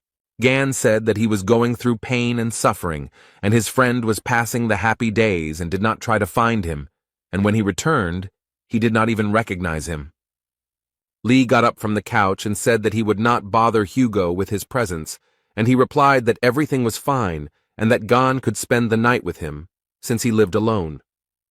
Gan said he shouldn't have brought it up and said divorce wasn't a tragedy as Otis shouted that he wasn't divorced. The man put his hand to his head and said that they needed to continue where they left off, and asked Lee to tell them what was happening inside the tower. Hugo said that during the raid, he stayed outside to hold back the incoming forces of monsters, and does not know what happened, but the guys returned with the head of Red Eye. Lee noted that it was a very sob story because he was stabbed in the back and left to rot in a tower. It was a trap teeming with countless hordes of lures. Gan said that among the hordes of these creatures, Red Eye, whom he thought dead, came back to life. Hugo was very surprised and asked if Red Eye had really been revived. Lee said that what they saw during the raid was not his real body. Gan noted that the true form was hidden deep within, and even though he managed to win, everything was not so simple. The guy noted that the main thorn in his side was not the red-eyed one, but the tower administrator, who again and again brought back to life all the lures he killed. Lee said he chopped everyone into pieces, and then he was overcome with the feeling that he would not escape from the tower, and the administrator enjoyed his torment. Having finished off the last one, he collapsed to the ground from exhaustion, and if his memory and feelings do not fail him, then at that moment he was already dead. Gan said he opened his eyes and found himself somehow outside the tower, and at that moment, he was filled with a strange power. The guy said that he was sure that whoever hit him was well aware of the structure of the tower. He threw him into the lair of the lures, as if he knew what was waiting for him there. Lee noted that sooner or later he would get to those who had appropriated his property, but the one who had stabbed him in the back would receive a special punishment. Gan said he needed to prepare, make decent equipment. He called the workshop to create anything. The young man looked through the system messages and muttered something under his breath. The guy looked at the relics with a smile and then said that they just needed to be mixed together. Lee did not hesitate, but began to create a new relic, and the process began. A system message reported that a new relic had been created. A new entity, the false Crimson Horse, had been recreated. Lee looked at the relic and noticed that one like his was capable of developing on its own, and Hugo was only surprised. The man began to look closely at the relic and said that it was very valuable, so its design was simply disgusting. Lee screamed. Was Hugo making fun of him? Didn't he see how much material he had poured into this subject? Gan said that he had been thinking about making something for Otis with the remaining materials, but now he suddenly changed his mind. Hugo immediately said that the item had an elegant design. He is a true master in making beautiful relics. Lee replied that he would look at Otis's behavior, began to open the bag and said that the first thing to do was to somehow lure all the saints. Hugo asked how Lee would do this. Since the other constellations would hardly dare to leave their residences, Gan took out a chest and noted that this would be enough. Otis was very surprised because he saw the royal relic of Ares, the vault golden rune. The man opened his mouth in surprise and said that the royal relics were the most valuable artifacts one could ever find, and asked how Lee had obtained them. Lee said Hugo was the saint of the beggar constellation. He brought this thing to use as a wallet. The man shouted that his constellation was called Wrong. Gan asked the man if he knew that high-grade relics required much more materials than regular ones, and now he could create high-grade relics. Otis spread his arms and asked how he would do this, since there was no one here who could activate it. Lee asked what about Hugo then, and he started shouting at the guy not to look at him like that and asked if they had forgotten that his sign was Sagittarius. The room became very quiet, and then Li Gang replied that Otis was telling the truth. The guy looked at the chest and said that he had a feeling that they would be able to activate it, and Hugo noted that it wouldn't work, and they needed to look for another way out. The man smiled, and Gan said that he had already sent an application to the news network. Hugo was surprised and asked the guy again what he had done and what he had sent to the news network, and he said that he would try differently. The young man became very angry and started shouting at Lee and asking him if he had gone crazy. Young people gathered in the Blue House. The elders were calling out their subordinates because they were unable to deal with one spider. The bishop of the Leo branch said that they should continue trading talismans and asked why they were getting into battles with the lures. The man told the bishop to refrain from such statements, and he said that he heard that the Spider Queen was killed by an unknown person. Then he asked if Li Gang had risen from the grave, but he was quickly killed. The Gemini branch bishop told the Leo branch bishop that he must be very fascinated by Li Gang's achievements. And he asked what was wrong with that, since Li Gang had destroyed that creature without much difficulty, and asked if the guy had seen the video of Russia burning. The guy with glasses said that Li was strengthened by the saints and gave him their best weapons. The bishop of the Lion branch laughed and said that they were not given the conditions. The Gemini branch bishop said that the Spider Queen was destroyed by them, the Gemini branch, at the cost of a high-ranking Templar's life.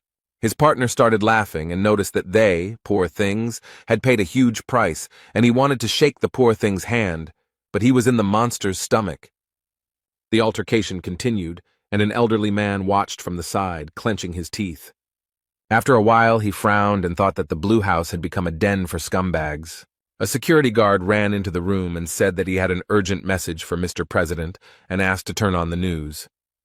The announcer on TV said that they had an emergency broadcast and reported that their news channel had received a mysterious package.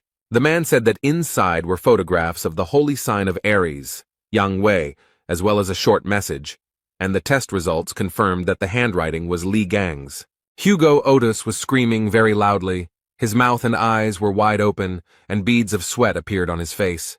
He asked Lee what he was thinking by sending something like that, and Gan said it was just an announcement, letting them know that their heads would soon be on his plate. Hugo clutched his head and said that Yang Wei's death itself was a huge problem, and Lee made it worse with his message.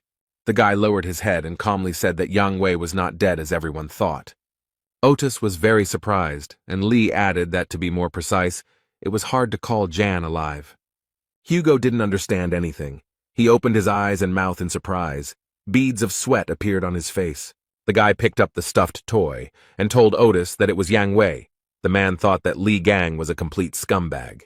The man gritted his teeth and stuttered, asking if this toy was really Yang Wei. Li replied that thanks to recent battles, his skills had improved slightly, and he had sealed his astral body into a toy. Hugo was very surprised. He could not believe that something like this was possible. and Lee said that this was not the main thing and gave the man a dagger. Gan told Otis that this was the dagger that was stabbed into his back, the weapon that was the reason for his imprisonment.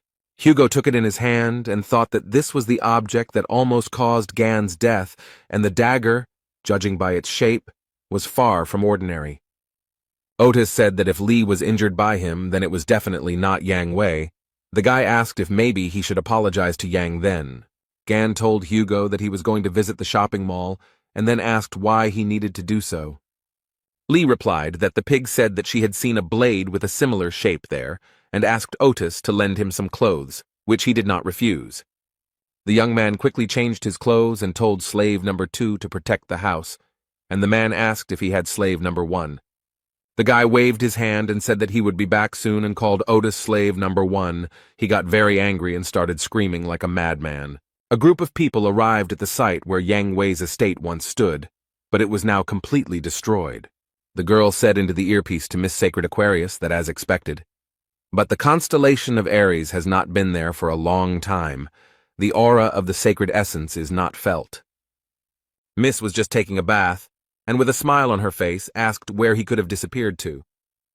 The security girl said that he most likely took his property and intentionally disappeared somewhere, and added that everything was very bad if he made deals with other saints. Sophie Mard was wondering where the bald, fat man had run off to, and the security guard asked if Yang Wei had been kidnapped by Li Gang, since there were rumors that he had returned.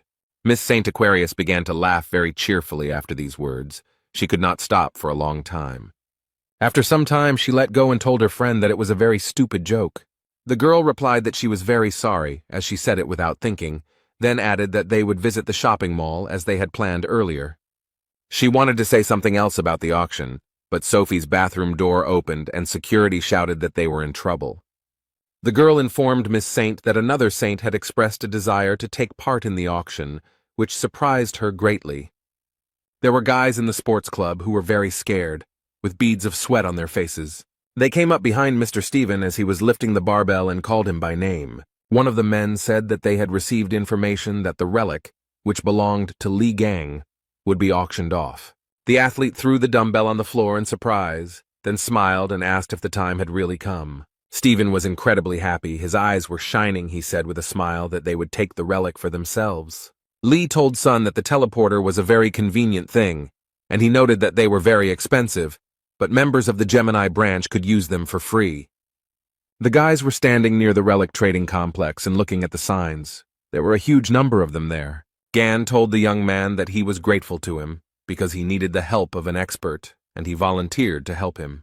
Sun replied that he was always ready to help, and he himself remembered the words of the bishop of the Gemini branch, who asked to recruit the man who killed the Spider Queen. The young man took out his phone and read his boss's messages, and Lee noted that his boss was pestering him despite that incident in the hypermarket. Gan extended his hand in which lay the dagger and said that he was returning it, and added that the weapon had helped a lot in the battle with the bugs.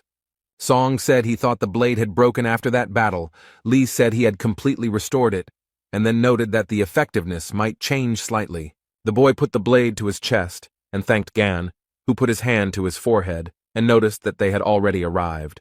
He looked at the light that was pouring from the windows and asked the young man if they had come to where the rank assessor was.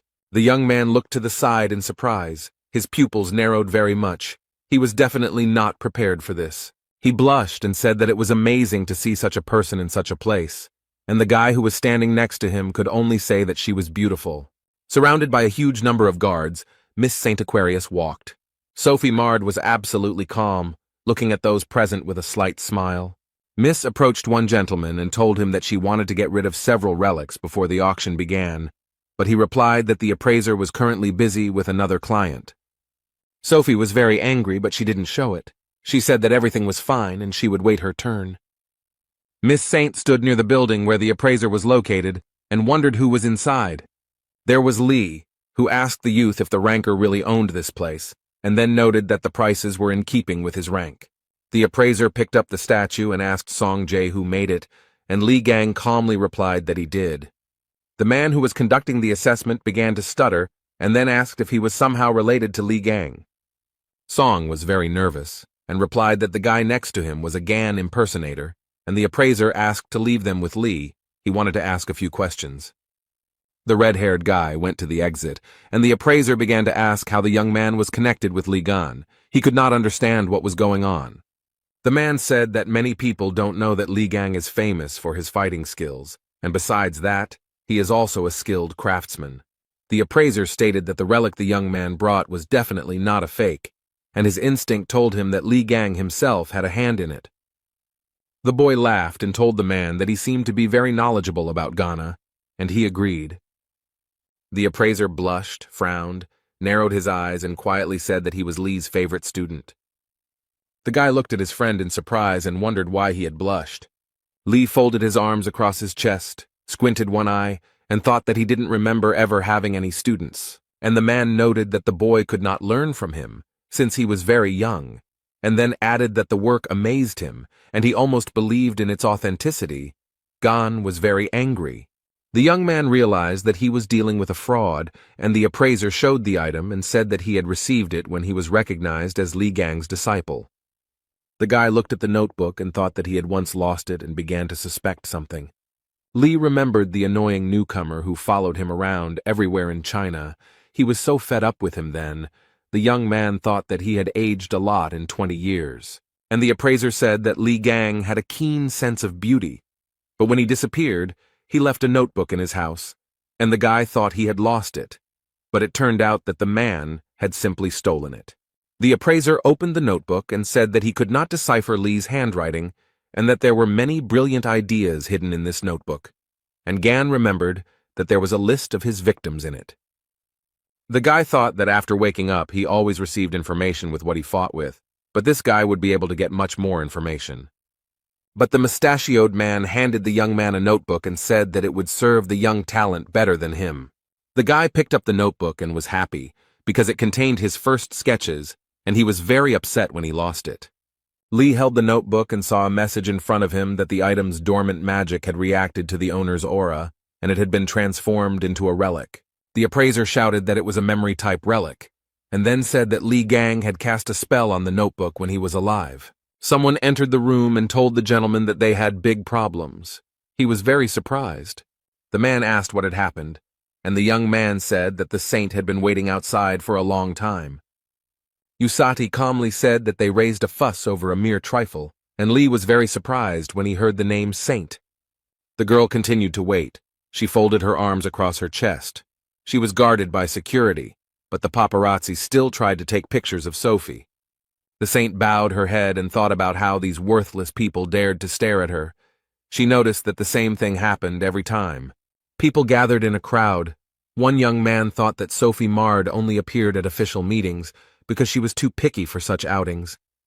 The saint told the guards that they had been waiting too long, and it was a waste of time. She thought she should go in and hurry them up personally. The girl really wanted to sell the relics. A security guard approached Sophie and said that there was still a client inside. She became interested in who was there, because it was because of him that the saint was disrespected. She really wanted to see that smug face and ran into the room, saw the appraiser and Lee Gan there. Miss Saint looked around, staring at the men, her eyes growing very big in surprise. The girl stared at Lee Gan and couldn't take her eyes off him. The guy looked at her absolutely calmly. A blush appeared on Sophie's face. She thought that in front of her was a magnificent, handsome man. She wanted to look at him a little closer. Literally a minute later, a snake appeared before the beauty's eyes, its eyes burning with fire. The saint was very frightened. Her mouth opened in surprise, and the pupils of her eyes became like dots. The girl was so frightened that she couldn't stand on her feet and fell to her knees. The guards immediately ran up to her and started asking if everything was okay. Sophie's face broke out in beads of sweat as she thought about the terrifying aura she had just felt. Miss Saint felt as if hundreds of poisonous snakes were coiled around her body. Sophie realized that she needed to run away from here quickly and turned towards the exit, and people started shouting after her. The appraiser wondered why Saint had run away, and Lee noted that the girl had become unwell. A system message appeared in front of Gan, indicating that a subordinate of another sacred entity had approached him. He thought that this was not the same as magical power. He clenched his hand into a fist and read that divinity was necessary to maintain the powers of the sacred entity. Gan asked the man if it was true that the girl who came in was a saint, and he was surprised and noted that she appeared in all the news stories about saints. The appraiser paused for a moment and said that it was Sophie Mard, the holy sign of Aquarius. Lee was surprised. The guy laughed so hard that tears came to his eyes and said that he was puzzled that everyone was so upset about the saint, but it turned out to be Sophie. Gan thought that the girl had changed quite a bit. It was no wonder that he didn't recognize her right away. She had always been pretty, but her rotten soul wouldn't go away. The boy thought about how there were categories of things he despised, including pests, fish bones, and sewage, and Sophie was a pest. The man told Lee that he didn't understand why she was considered the saint of mercy and self-sacrifice. The girl had a nasty character, and Gan laughed.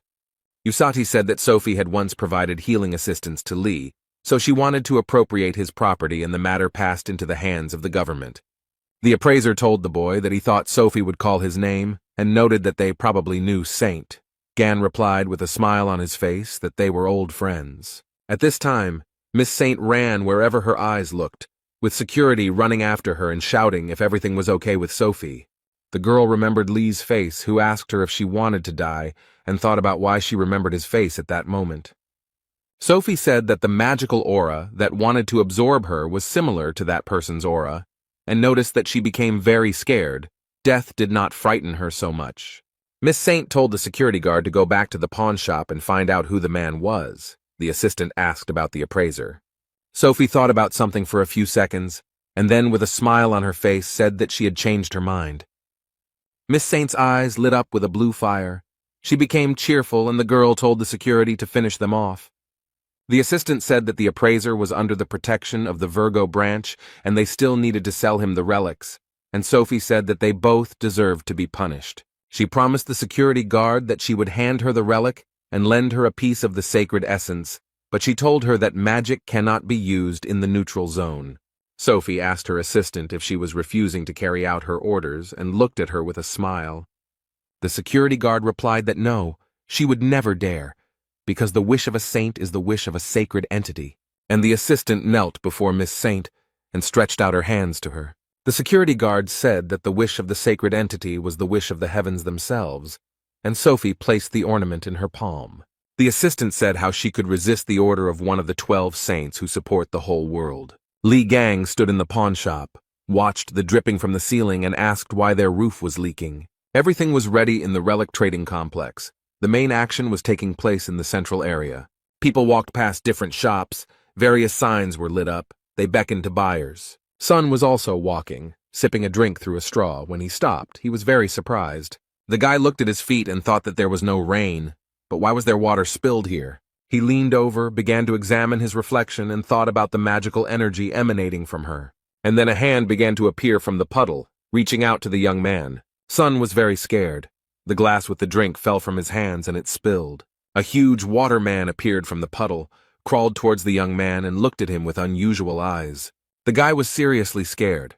Beads of sweat appeared on his face. He wondered what was going on here. The young man was distracted from his thoughts by some sound, and he turned his head, and what he saw shocked him.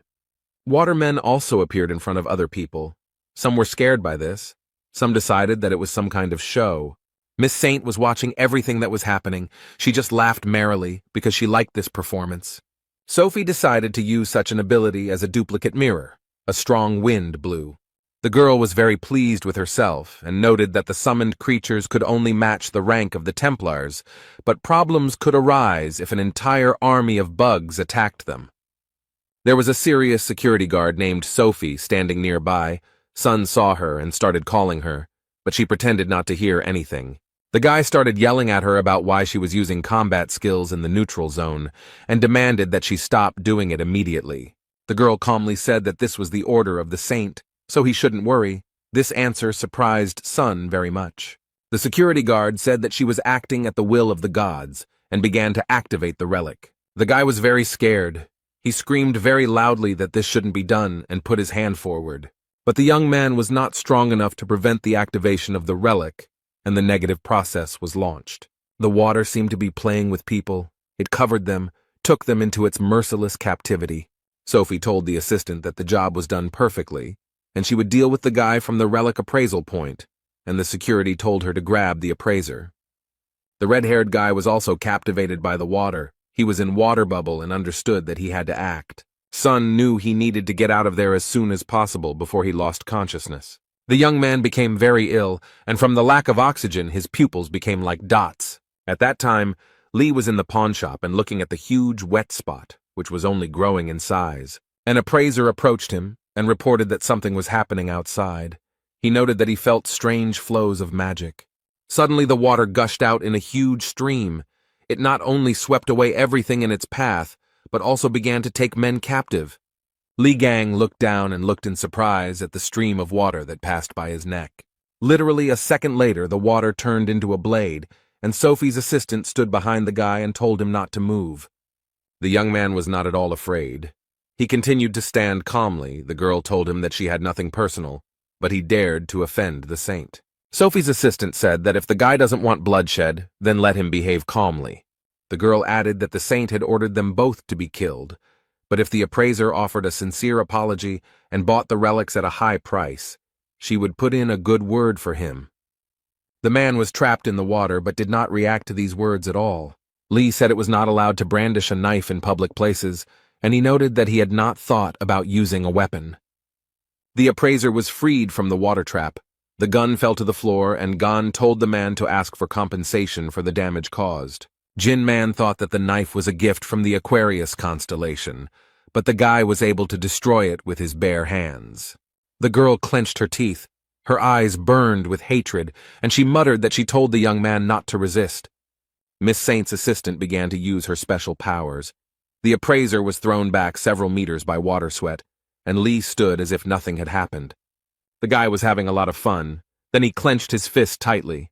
The water didn't scare him at all. He turned to the girl in glasses and asked with a smile if she had any more special effects like these, since the sensations from them were simply amazing. She got really angry. She thought that this was some kind of nonsense. The guy destroyed a rank clone with one blow. She knew it, because Saint felt bad for a reason. The girl looked at Lee and understood that he was dangerous, so she needed to deal with him as quickly as possible before he created even more problems. Sophie's assistant took out some artifact. She was very nervous and concluded that he definitely wouldn't be able to handle it.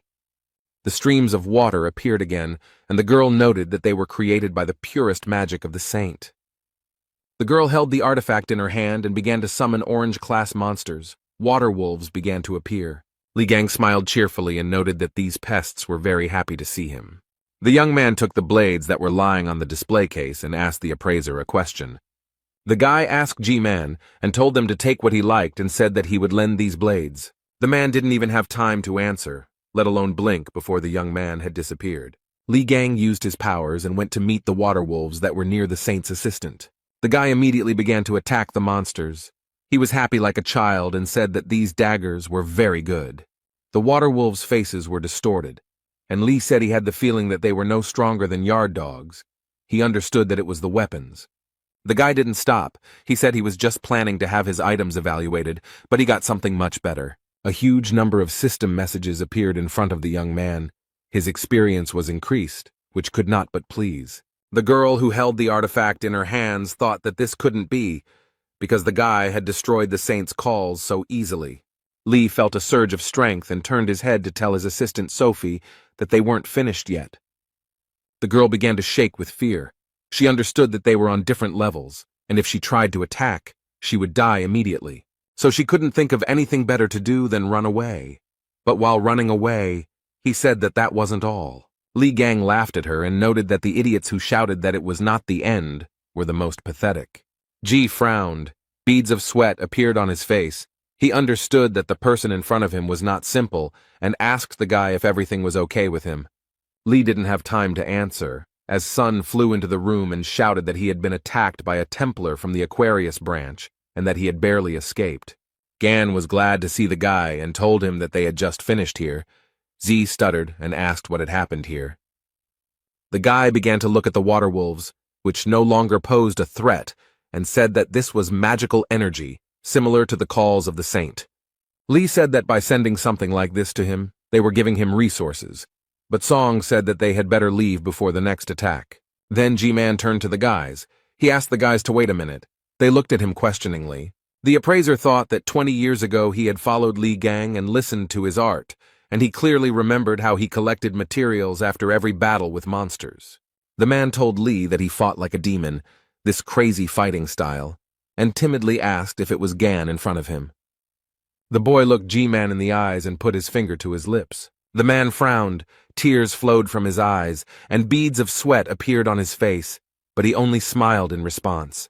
Li told G that he would return for the materials and asked him to keep a close eye on them, then added that he still had some questions. The boys went to the door, and Man leaned over and said that they should definitely come again. The red-haired man began to ask Gan why the saint was so focused on him, and he replied that she was probably unhappy about something. Sun asked if Li had offended her in some way. The young man closed his eyes and replied that this was also possible. The man smiled. His eyes were burning with fire. He said that the boy would soon see something funny. The guys went to a cafe. Li ate ice cream and told Z that it was just awesome here, and offered him to eat as much as he wanted. Sun said that he was very grateful, and then quietly asked if Gan was sure he had enough money, because it could cost a pretty penny. The guy was silent. He was just remembering how the saint's assistant ran away and dropped something. He told Sun that everything was fine, because earlier he had picked up an interesting thing, and with it they had access to many privileges. Li showed it to the young man, and noted that as far as he remembered, this emblem was similar in functionality to a bank card. With it, he could also rent other people's skills. Sun looked at it in surprise, and said that he had not noticed before that it had the Aquarius emblem on it, and he himself thought that they might have problems, because it also serves as an identifier. Li was eating ice cream and told his friend to forget it and think about it after eating, while Song was wondering if he could eat it. A man with glasses walked into the cafe and told Z that he was glad to see him, and then remarked that he didn't think he liked the ice cream there.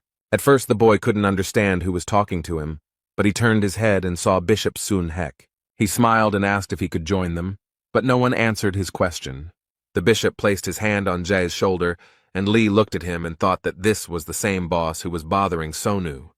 Sun sat down at the table and said that he was glad to meet them, and introduced himself, and then turned to Gan and asked if Z had told him that he was unfriendly. Hek replied that the young man had told him that he had met a truly amazing person who had been able to defeat the Spider Queen, while Yang Wei had failed miserably. Li Gang continued to eat his ice cream, looked at the man, and then asked him what he had to do with all this. The bishop said one of his main tasks is to recruit promising awakened people. The young man was very surprised, and then asked Sun what he could offer him. He laughed and said that one of the 8 relics of Li Gang himself would be auctioned off, and suggested that they continue the conversation and enjoy the auction process. The guy was surprised, and thought that they were playing a prank on his relics. Sun knows how to intrigue. The boy replied that it all sounded quite interesting, and then asked how far the auction house was from here, and Song told him to wipe the ice cream off his face first. The bishop smiled and replied that the auction would be held nearby and noted that there would be very rare relics there. The man said that the premises were located 16,000 feet above the ground and housed the largest auction house. In the floating city of Drachma, there was a large auction house of Drachma. It was very tall. Miss Saint was sitting in one of the chairs in the room, hugging herself with her arms and shaking violently. She didn't look very well. The girl was very upset. She was thinking about something. A man sitting nearby and holding a glass of drink in his hands noticed her. He was very angry and told Sophie to get lost if she planned to continue shaking in the corner. The saint looked at the speaker and thought that he was the same stupid and ill-mannered bore, but now she had to control herself. Sophie looked at the huge, muscular man and thought that he was very strong. He was able to surpass Li Gan. There was no place safer than next to him. Stephen Marker said that Li Gang's relic would definitely be his, and the saint would not even dare to lay claim to it.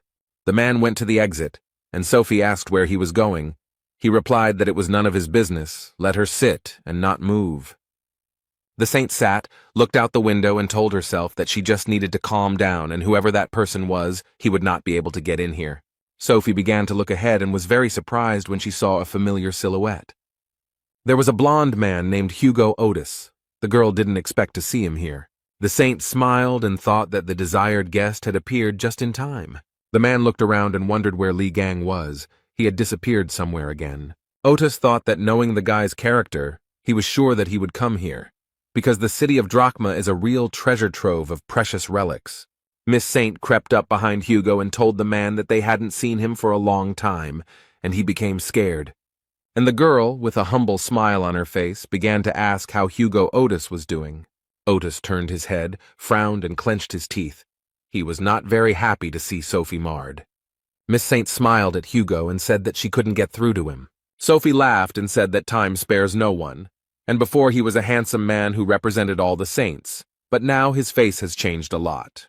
The girl asked if this was due to the small number of followers. The man just waved his hand and said that he did not want to talk to her. Miss Saint started laughing loudly and said that Hugo had decided to ignore her again. And then she added angrily that Otis's son would suffer the same fate as his wife. Sophie laughed even louder and added that his wife was not yet dead, but her condition was indistinguishable from death. The girl did not calm down. She began to talk about how the shame had been brought upon his house by none other than the head of the family. The man could barely contain himself. He was burning with hatred for Miss Sophie, and she continued to laugh. If there had been a guy in front of Otis, he would have definitely hit him, but he ordered Miss Saint to get lost. He just raised his fist to her face, but Sophie didn't stop. She continued to be sarcastic, said that he was holding back, and she thought that he had forgotten about the agreement signed 20 years ago. Miss Saint had a water balloon in her hand and asked if she should teach the arrogant boy a lesson. The girl's expression changed very quickly. She couldn't understand what was happening to her. Li Gang quietly approached Sophie and Hugo and smashed the water balloon into pieces. The girl jumped in surprise. Miss Sviata turned around and saw the guy, whom I encountered in a pawn shop, and screamed in horror. The young man did not hesitate. He used his powers, and the beauty fell from her height to the floor. Hugo looked at his comrade in surprise. He opened his mouth and did not know what to say. The man only said the name of his comrade, who frowned and extended his hand. Then Gan asked Otis what he was doing there, and he replied that he was worried about him, since they couldn't take their eyes off him. Lee couldn't understand why he was worried and then asked if Hugo was really in love. He replied that he had enough of this nonsense. The men leaned over Miss Saint, and Gan wanted to say something else to his comrade. Sophie looked completely unpresentable. There was a huge bump on her forehead. Foam was coming out of her mouth, and Lee asked why he always bumped into this girl. Gan looked at her and said that she had a crush on him, and Hugo thought that the guy had some kind of problem with his head. An image of the number 12 appeared in front of Miss Saint, and she immediately thought of Li Gan. The girl looked at everything with fear. Beads of sweat appeared on her face. She realized that the 13th constellation was the strongest, but Sophie had always been afraid of it and disliked it. She was frightened by the disgusting face covered in scars, the cruel disposition, and the arrogant look that pierced to the bones. The events took place 20 years ago. Li Gang was in a hurry somewhere, and the girls tried to stop him. The maid told the guy that he was in the residence of the Aquarius sign and asked him to leave this place. But he came very close to the woman and calmly told her to send, and she was very scared. She began to wring her hands and scream, asking how to understand such an attitude towards her. But Lee didn't care. Sophie walked up to the guy, folded her arms across her chest, and asked with hatred how Gan dared to break into her house. And she added that he should leave, but the guy did not stand on ceremony and hit the girl on the shoulder with all his might. The young man pulled her towards him, looked straight into her eyes, and asked if she wanted to die. He began to take his hand away, and Sophie stuttered and asked what he was doing and how long it would continue, since she had sent him to the rear to treat the injured. Miss Saint began to ask why he was idle, and the young man replied that many of those people were left without arms and legs because they tried to save her life. Lee took the girl's hand and said that she had talked about helping people when she came here, and replied that it was time to go and keep his promise. Sophie replied that what difference did it make if a couple more people died? On the contrary, they should be happy that they had the chance to save her, because she is a saint. Lee continued to pull the beauty by the hand, and she said that due to constant stress, she had developed problems with her facial skin, and she was not going to go there for the sake of stupid choirs. The young man stopped, turned his head, looked at the girl, and then asked what she said. Sophie thought about Lee's smell of sweat and told him to get lost, because she had to put on makeup before she had an interview. Miss Saint began to pull her hand out of the guy's hand and screamed at him to let her go. She rubbed her wrist and asked why he had squeezed it so hard and thought about how Gan's hand was so dirty. The guy couldn't control himself after all these words and hit the girl in the face with all his might. Even outside the palace, Lee could be heard screaming. If the girl weren't a parasite, she might be reachable, but he wouldn't get anywhere until he beat all the rot out of her. Gan had forced the girl to treat the wounded and she had hated him, and now the guy was standing over her and asking if she had been sleeping for too long. When Miss Saint came to, she was seated on a chair and tied up so that she would not kick. Lee sat down opposite Sophie and looked at her without taking his eyes off her. She stared at the young man. After a few minutes, the girl screamed loudly to be untied immediately and began to ask how they dared to treat the saint like that. Lee calmly said that Sophie hadn't changed a bit in 20 years and asked how she managed it, and Otis noted that he was also wondering the same thing. Miss Saint cursed silently and thought that they wouldn't get away with this just like that, because she was no longer the weak girl she used to be. She began to use force and thought that it would not be difficult for her to melt the rope that was on her hands. The girl narrowed her eyes and thought that men would not be able to keep her with something like that, unless she managed to meet Stephen Marker. The flow of thoughts was interrupted by a juicy flick that Sophie gave Lee. The girl screamed in pain and surprise. Gan told Miss Saint that it was written on her face that she was up to something. The guy looked at his finger, from which smoke was coming, and asked what was going on. Sophie started laughing and happily called Lee stupid because he didn't realize that she had an acid layer on her to protect her from all outside attacks. The girl said that the acid would spread throughout his body and eat away at the guy from the inside. He started screaming for her to forgive him, and then said that she had imagined this. Sophie said that this was the absolute protection of the Aquarius constellation, and the young man showed her his middle finger, on which the wound from the acid had already disappeared. The girl's face was covered in beads of sweat. She screamed and thought about how the melted tissues were restored so instantly, because this is real cheating. And Gan called Sophie a parasite, and said that it was time to remember everything that happened between them. He noted that he heard how she lied to everyone, and for this she would receive one blow. The guy noticed that it was she who sent her subordinate to the appraiser, for which 5 more blows are added, and asked what she said to Otis, and said that for this another 50 blows are added. Miss Saint asked Lee to stop, a request that surprised him greatly. But the young man did not listen to the girl, but began to flick her face. She screamed in pain, asking the guy to stop, but he was still as if he had become deaf, and Hugo sat to the side and sipped coffee. Otis thought that Gan was really good at beating the crap out of people regardless of their gender. The fair-haired man was very surprised. He had a wonderful feeling, as it turned out. With each blow from Lee, his level of divinity increased. Gan didn't even think about stopping, and a huge number of system messages appeared in front of him. The man was thinking about what kind of divinity he was building up, and in this Sophie hung her head very low. The girl had a huge bump on her forehead. Foam came out of her mouth, and the guy noticed that she had passed out. Lee read the message that her divinity was unlocked, and the boy said to be reminded of what it was. And before the guy there appeared explanations about what divinity is, how it can be obtained and lost. He scratched his head and thought that now by kicking asses he was taking away their divinity, but he couldn't knock it out of Yang Wei because it wasn't unlocked at that time. The guy looked at his hand and thought that he had to become stronger anyway. Otis asked Gan if he thought he should ask Sophie about the dagger. He replied that she wouldn't have had the balls to attack him, and then added that he had found someone who could look at that dagger. Hugo thought that Lee was just teasing Sophie for fun when the guy's phone rang. Gan showed him the time, and Otis asked the young man where he got the smartphone. He replied that he borrowed it from a red-haired guy. Lee told the man that it was time for him to go to the auction room and asked him to clean it up thoroughly and suggested throwing the saint into the nearest trash can. The guy started to enter the room and told Otis that he would call him as soon as the auction ended. The man wanted to tell him something, but he retreated very quickly. Hugo thought about what to do with him. Someone entered the room and the young man asked him what he was doing there. Otis wondered why, of all the people, the one who was definitely not expected was here. It was Stephen Marker. He put his hands behind his back and began to look around the room and naturally saw Miss Saint. Hugo looked at him, his forehead furrowed and his lips pressed tightly together, but he said nothing. Marker was very angry. He frowned, his eyes were burning with fire, and he told Otis that he had to explain himself. The jock started to take off his glasses and said that he and Otis had not seen each other for a very long time. Stephen frowned so much that his veins bulged, and then said that Sagittarius didn't seem very happy to see them.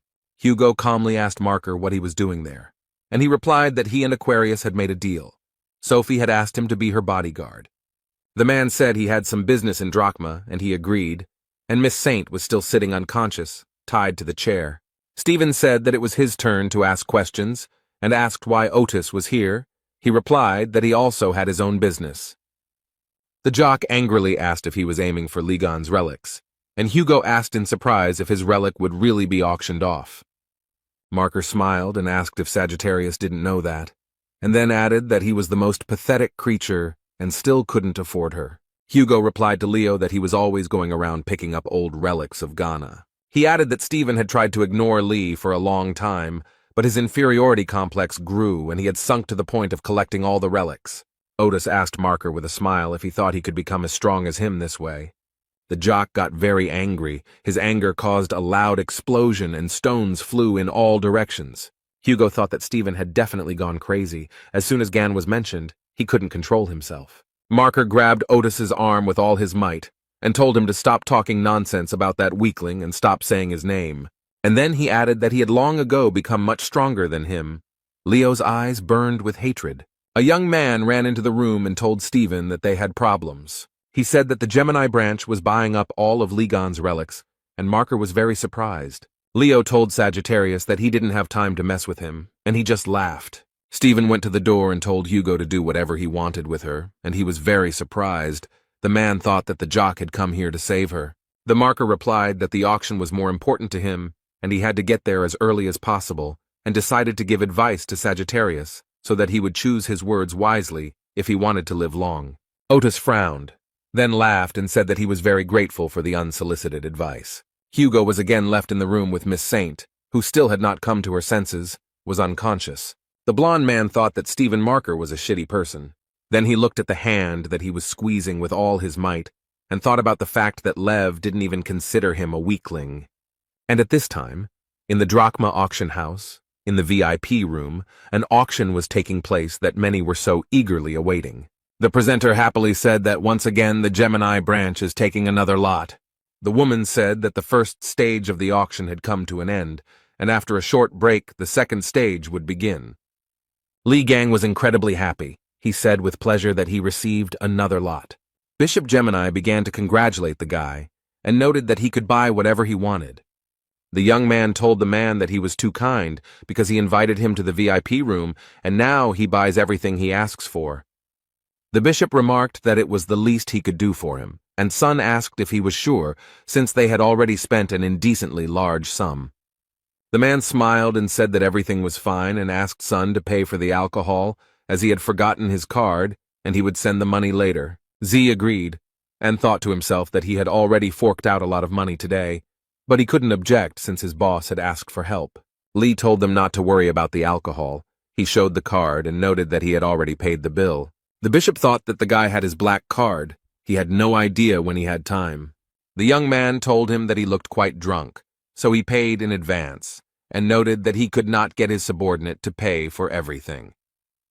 Bishop Gemini said with a laugh that he was just about to pay with his card, but he thought that the guy was quite young, but already damn rude. The man in glasses understood perfectly well that in front of him was a genius who had managed to defeat the Spider Queen, and if he recruited him, then alcohol was just a pitiful price. He told the guy that they had relaxed a bit, and it was time to get to the main topic. The bishop said he had high hopes for the future, and told Lee that he had every chance of gaining rank, but that was not all he could do to earn the favor of their saint. And Gan thought that the fog that covers the mind control is practically invisible to anyone. The effect is not strong, but it makes you believe that idiot. The man with glasses said that the boy could become a cardinal, but that was not the end.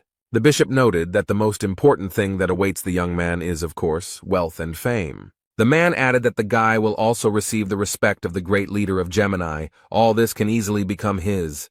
The bishop did not stop talking. He extended his hand to Lee and told him to take it in order to be reborn as a follower of the constellation Gemini. The young man listened very attentively to the man in glasses without interrupting, and then began to laugh. Lee noted that he had been laughing too much lately, and then noted that that was exactly what Bishop Gemini wanted from him. And then they added that they wanted him to become another lackey of his worthless god. The man could not understand why the man was angry, because he had always behaved with him as expected, and he decided that he needed to change the subject and said that there was a misunderstanding. Someone outside the door said that he had brought them the relic he had won, and the bishop thought that this was very opportune. The man allowed entry, and the girl opened the door and apologized for disturbing him. She congratulated him on the purchase of the item and said that it belonged to Li Gang, also noted that all the certificates were ready. The guy thought that all this was so unusual. Bishop Gemini frowned and asked the boy if he had won one of Li Gan's relics. The young man replied that the man himself told him to choose whatever he wanted, and then added that it was not exactly what he was looking for, but it would certainly be useful to him. The guy with glasses thought that Stephen was obsessed with them, that they couldn't even afford to touch these relics, and said that she already had an owner. At this time, someone started to knock down the doors to the VIP room. He did it with his feet. The person apparently did not have the patience to just knock. Everyone in the room turned their heads to look at the person who had knocked down the door. Stephen Market burst into the room. He frowned, clenched his teeth, wanted to ask something, but fell silent for a second. Leo's pupils became like dots, and he began to ask who dared to touch his relics. Lee looked at the jock, then wondered if Stephen had accidentally laid claim to that relic. The bishop jumped up to Marker and began to ask him for forgiveness, noting that their newcomer had made a mistake due to his ignorance and that they would return the relic to its place. Lev calmed down and said that this time he would close his eyes. He told them to take the relic and put it back where it came from. The bishop thanked Stephen and said he could pay later, and he looked at the man intently. And then he said that he didn't have to spend his own money on the relic. Heck was very surprised by such impudence. He asked what Marker meant, and he put his hand on his head, saying that he wouldn't pay a penny for it, that it was a punishment for son who touches other people's things. The bishop was shaking with fear, and thought that because of a small mistake, they would be left without tens of millions of dollars. Li Gang turned his head towards the men and asked what the hell they were talking about. He smiled and noted that he had won the auction and all the relics were now his, and if Marker wanted to take them, he had to pay $200 million. Stephen pressed his lips tightly together, frowned, and began to stare at the guy. He started laughing heartily and said that he thought that the Gemini branch was full of cowards, and noted that the guy had balls of steel. Hen thought that the guy couldn't wait to die. Leo pushed the bishop away, went to the young man and said that he liked him like that. Must be a real man.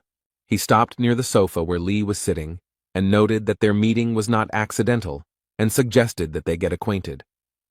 Stephen noticed that when he met interesting people, he always greeted them warmly, and for the young man this would be quite shocking. Gan looked up at his opponent and asked him what he was talking about, while he thought that this guy had managed to slightly increase his strength. He understood that this was to be expected from the constellation Leo. It specializes in battles, which cannot be said about the constellations Aquarius and Aries.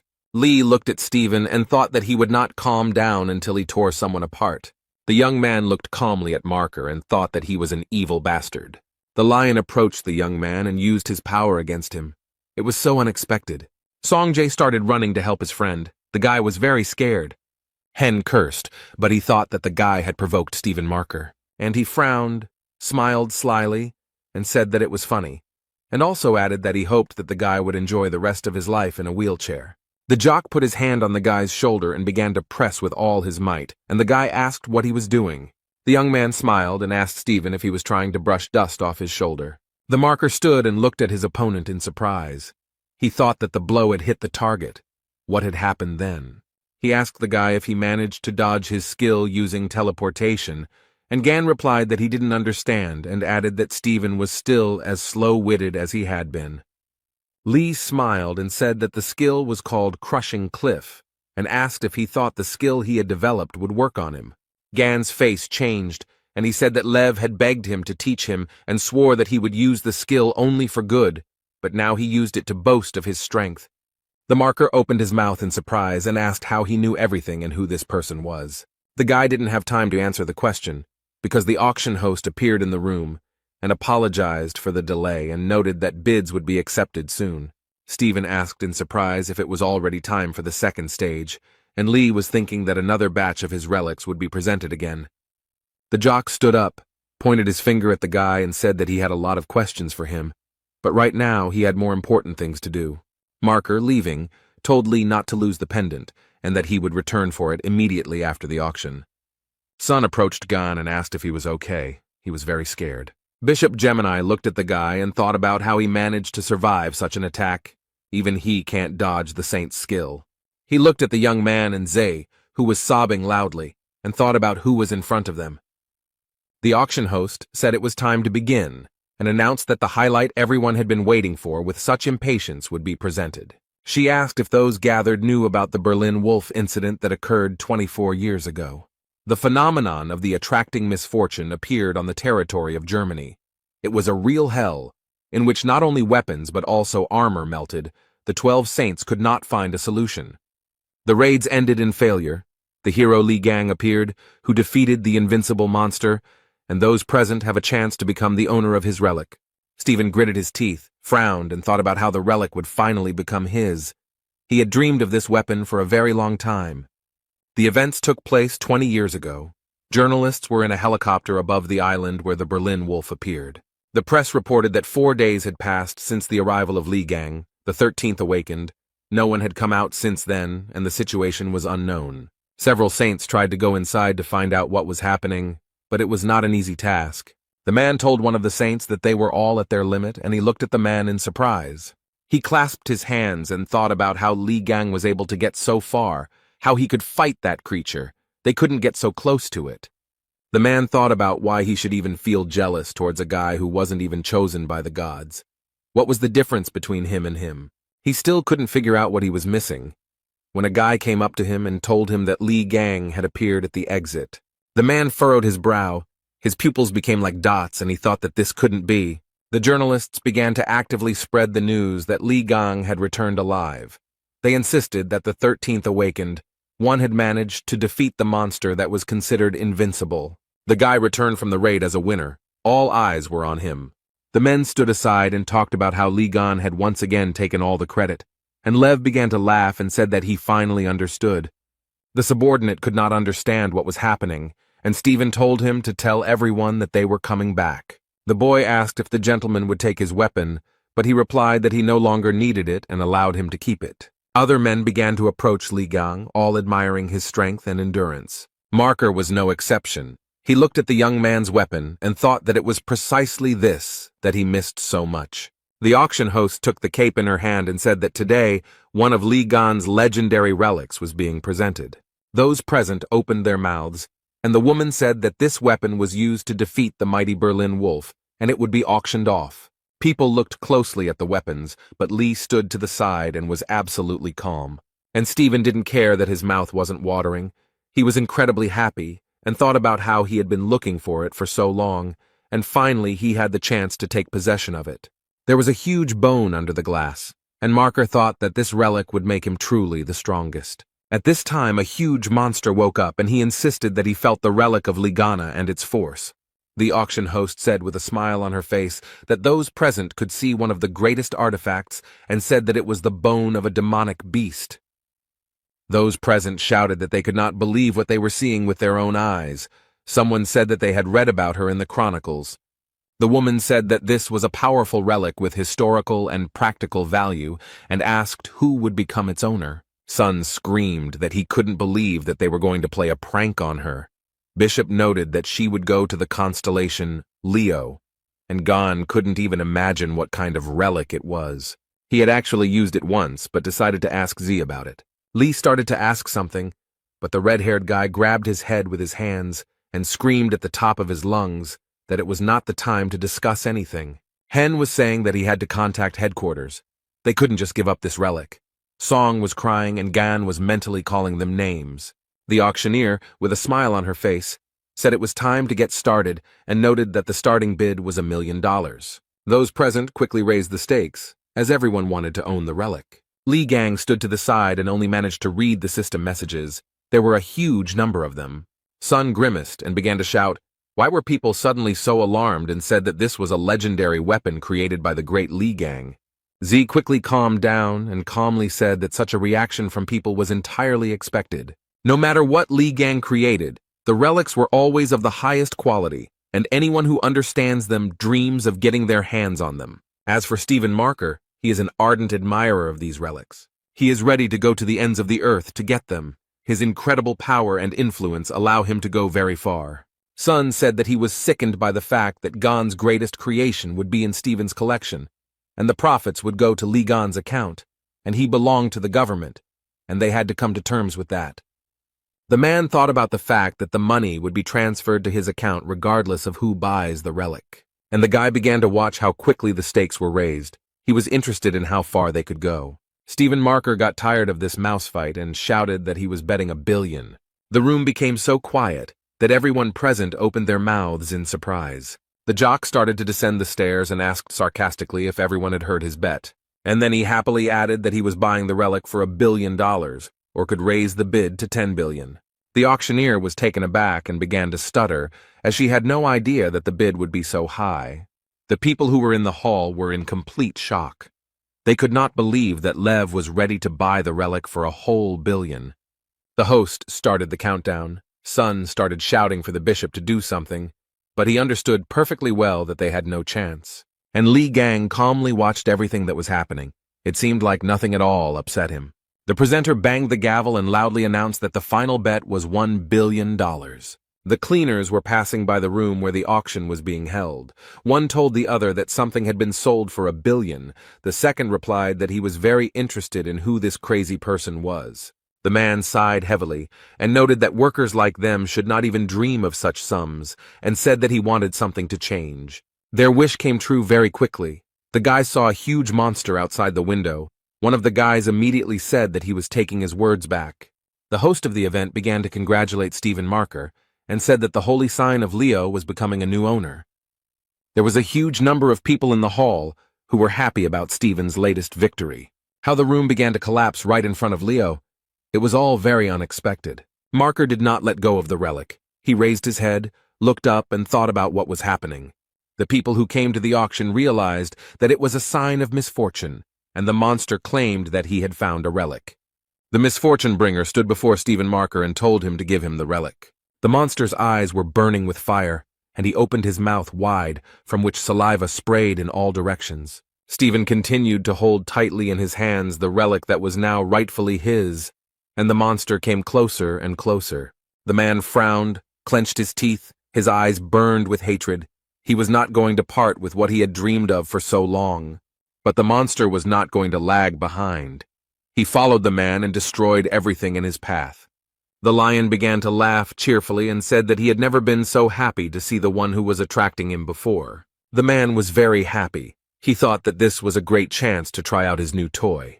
Those around him tried to somehow stop Stephen, calling him by name, but he paid absolutely no attention to anything. Sun looked out the window and shouted loudly that the magic tower in the teleportation zone was destroyed. People were very scared.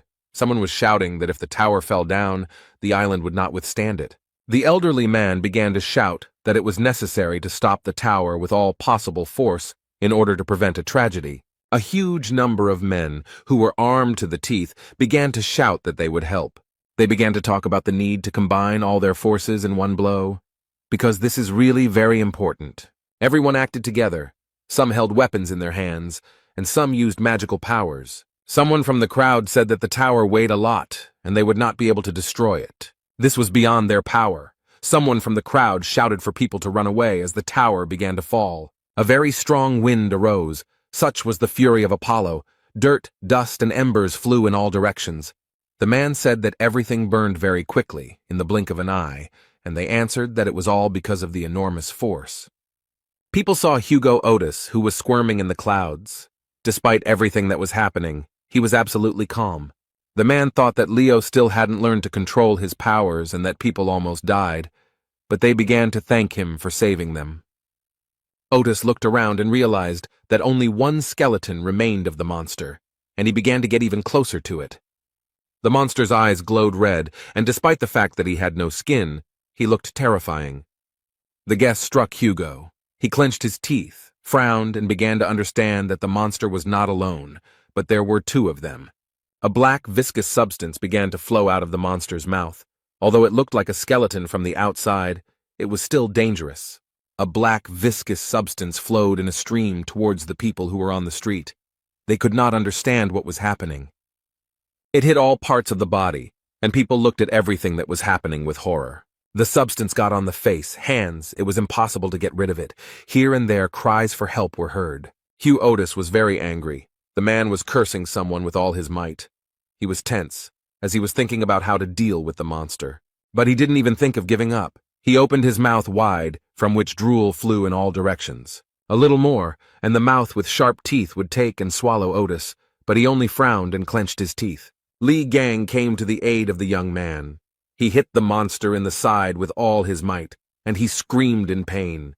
The boy fought with the monster and started screaming for Hugo to stop clicking his beak and called him a fool. Otis thanked Gan for sleeping with him and said that he owed him a favor, and the guy was very angry. He asked if his comrade was a combat-type constellation. He began to ask Otis why he was weaker than him, the owner of the craftsman class, and then added that it was scary to leave his comrade unattended. Hugo replied that he had given it his all, and Lee asked if that was why he had almost become dinner for the attractor, and the guys began insulting each other. They would have continued arguing, calling each other names and quarreling for a long time, but they were distracted by a very loud scream. It was Stephen Marker running, holding the artifact in his hands and screaming very loudly. The jock's face was distorted, the veins on his forehead were bulging, and he started screaming about why they were testing a new weapon on him. The boys looked at the monster, whose mouth was drooling in all directions. Lee calmly replied that he had forgotten that there were monsters here. He wanted to say something else. What the guys saw left them in great shock. They looked at everything that was happening in surprise. There were 2 monsters below. Marker was flying towards them and screaming like a madman that no one was allowed to spoil his reunion with the bone of the demonic beast. Gan furrowed his brow and calmly asked why Stephen was wearing his underwear inside out, a question that caught Hugo off guard. And Marker became as if possessed. He screamed like crazy for everyone to quickly get out of his way. He used his sovereign skill and went to fight the monsters, while not letting go of the demonic beast bone. The jock stood with his feet on the ground, laughed and told those pulling him to sit still and not move. Stephen leaned on the bone and said that the monsters were inside a destructive lightning storm. The Marker was extremely happy. He noted that all preparations had already been completed. He was sure that the artifact would help him. The man looked at the one who was pulling him and said that he had previously been in a disadvantageous position. Because of this, he had to counterattack with magical energy. The jock shifted the bone onto his shoulder and said in a satisfied voice that now he wanted to test the true power of this baby. The people who were standing nearby and watching everything that was happening happily said that Stephen Marker was the strongest saint. He even surpassed Ligon's hero. The jock headed towards the puller, and the people shouted at him to destroy it, and then added that they were saved. Stephen swung the artifact at the monster and said that it was time for him to answer for all the mess he had caused. And the man struck the demonic beast with all his might on the head with a bone. And nothing happened. The monster stood calmly, only clenched his teeth. Stephen was perplexed. It became very quiet. After a few seconds, Marker screamed very loudly, his forehead furrowed very hard. And the one who was pulling him understood perfectly well that he was not in any danger, and began to attack the young man who dodged in different directions. The monster realized that the guy with the bone in his hands was not an opponent for him, and began to attack him. The jock wheezed in pain. After a strong blow, he fell down and thought about what happened, why Ligon's weapon didn't work, because there were direct hits on the entraining one. The guys started talking about whether they would be able to get out. The second one noted that they would not, since a sovereign skill was used, and it would take a long time to dispel it. Lee swore that once he got out of here, Stephen would regret being born, and Otis noted that only a moron would throw away such skills. Gan looked at his comrade and said that they needed to deal with their friends first, and pointed at the monsters. Nearby stood people who had fallen under the influence of the monster. They were screaming in pain. The young man said that judging by the location of the victims, the monster most likely intended to use them as a human shield. The blonde man noted that this meant that they wouldn't be able to just attack him. The guys looked at each other, and Lee said that they had one choice left. Otis did not understand which one, and began to clarify whether his comrade had any decision. Gan yawned and said that he would just kick the monster's ass and went towards him. Hugo started running after him and asked him to wait. The young man shouted for Lee to look away because a monster was running towards him, but the guy saw it without warning. He put his hands forward and stopped the monster. The young man, with a smile on his face, pressed the monster's head with all his might, so that he only wheezed in pain, but tried to fight back. The one who attracted, together with the people he infected, watched everything that was happening. Everyone was interested in what would happen to Gan. Lee smiled, and the man went limp in his arms. The guy told him that everything was very simple. Hugo began to ask if he was alive. Gan replied that he simply lost consciousness, and that he did it with the help of his power. Otis lowered his eyes and said that he definitely couldn't eat something like that. The guy laughed and said that from the very beginning he understood that he would do everything alone, since Hugo was of no use. And then he was very offended. The fair-haired man really wanted his comrade to cheer him up a little, but he lowered his eyes and quietly told him to forget everything. Then Otis asked if his comrade was going to rush forward and said he would cover him. Lee was glad and noticed that there was still some of his old fire left in him, and they began their first joint work in such a long time. Gan suggested not to delay and deal with the monster in one go. But first, Lee had to deal with the people the monster had infected and who were fiercely guarding it.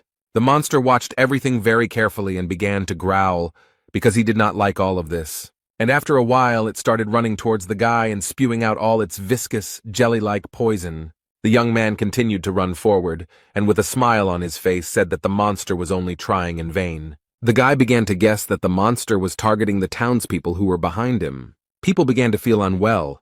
Some fell straight to the ground, holding their heads with their hands. And behind him was Hugo, who held a fire bow with fire arrows in his hands and covered Gan. The guy felt his friend's support, and with a smile on his face told him that he was a good boy. Lee was already very close to the monster and told him to stop wasting his time and just give up. But the monster was not so accommodating. It twisted its mouth from which poison continued to ooze. Gan understood perfectly well that the monster would not give up, so he was ready to fight. He clenched his hand into a fist. He hit the monster with all his might and shouted very loudly for it to die quickly. Each subsequent blow was stronger than the previous one, and after some time the monster simply crumbled. Hugo ran up to Lee and said with a smile on his face that, as expected, he dealt with him very quickly. The guy noted that the people who fell under the influence of the monster should come to their senses very soon, and the fair-haired man exhaled. The young man put his hand on his side, and it suddenly glowed with a greenish fire. The man who was standing nearby was very surprised by this. Gan began to examine his hand and thought about what it all meant, and on his palm he could see the silhouette of Ophiuchus. The young people looked up and saw a huge number of system messages. Lee looked at them very carefully. He was interested in the fighting instinct. He thought about the fact that this skill requires a certain charge of divine energy. The guy continued reading system messages and thought that it was high time to test the new skill. It was unclear how Stephen Marker appeared out of nowhere, still holding the bone of the demonic beast in his hands. He wondered why things had turned out this way, and remembered standing in front of the monster. The jock wondered why the artifact wasn't working, whether he was unable to reveal its true power, or whether he was simply too weak. Stephen walked up to the monster and began waving the recently acquired artifact in front of its nose. The people who were watching all this were shouting that the gentleman was losing, and someone started laughing cheerfully. One of the guys pointed his finger up. Everyone began to look where he pointed. There was Li Gang, who began to use the skills he had recently acquired. Marker raised his head up and couldn't understand how this was all possible because his sovereign skill was broken. The monster realized that there was danger in front of him and told himself that first of all, he needed to kill them. Gan looked at him from under his forehead, frowned. His pupils became like dots and he told the monster to shut up.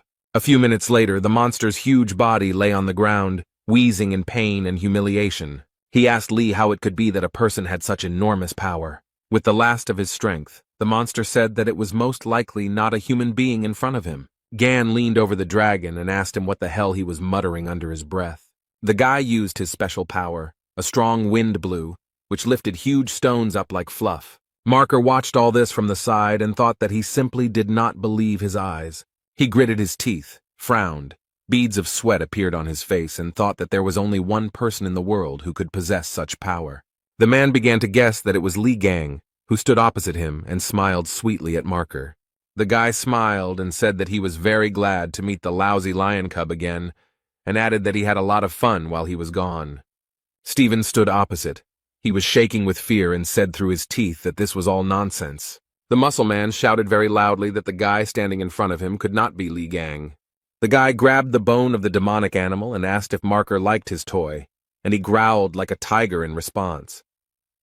The young man squeezed the bone with all his might and it shattered into small pieces in all directions. Li gave Stephen a sardonic smile and said he had done it by accident, then said the piece of bone was too brittle. Marker looked at what was left of the relic and began to scream like a madman. Gan told the jock that he had wasted so much time and effort, and now it was his turn to punch him. Stephen Marker yelled at the top of his lungs for the boy to stop, but he didn't listen. The blow was so strong that Leo was thrown back several dozen meters, and Miss Saint was unconscious the whole time, foaming at the mouth. After some time, the girl woke up, but could not understand where she was and what had happened to her. Sophie noted that her head was splitting. Li Gang and Hugo Otis stood at the edge of a huge round hole. It was very deep. The guy laughed heartily, and then said that they would see the lousy lion cub again if he stayed alive, and the fair-haired man was surprised that his friend sent him down.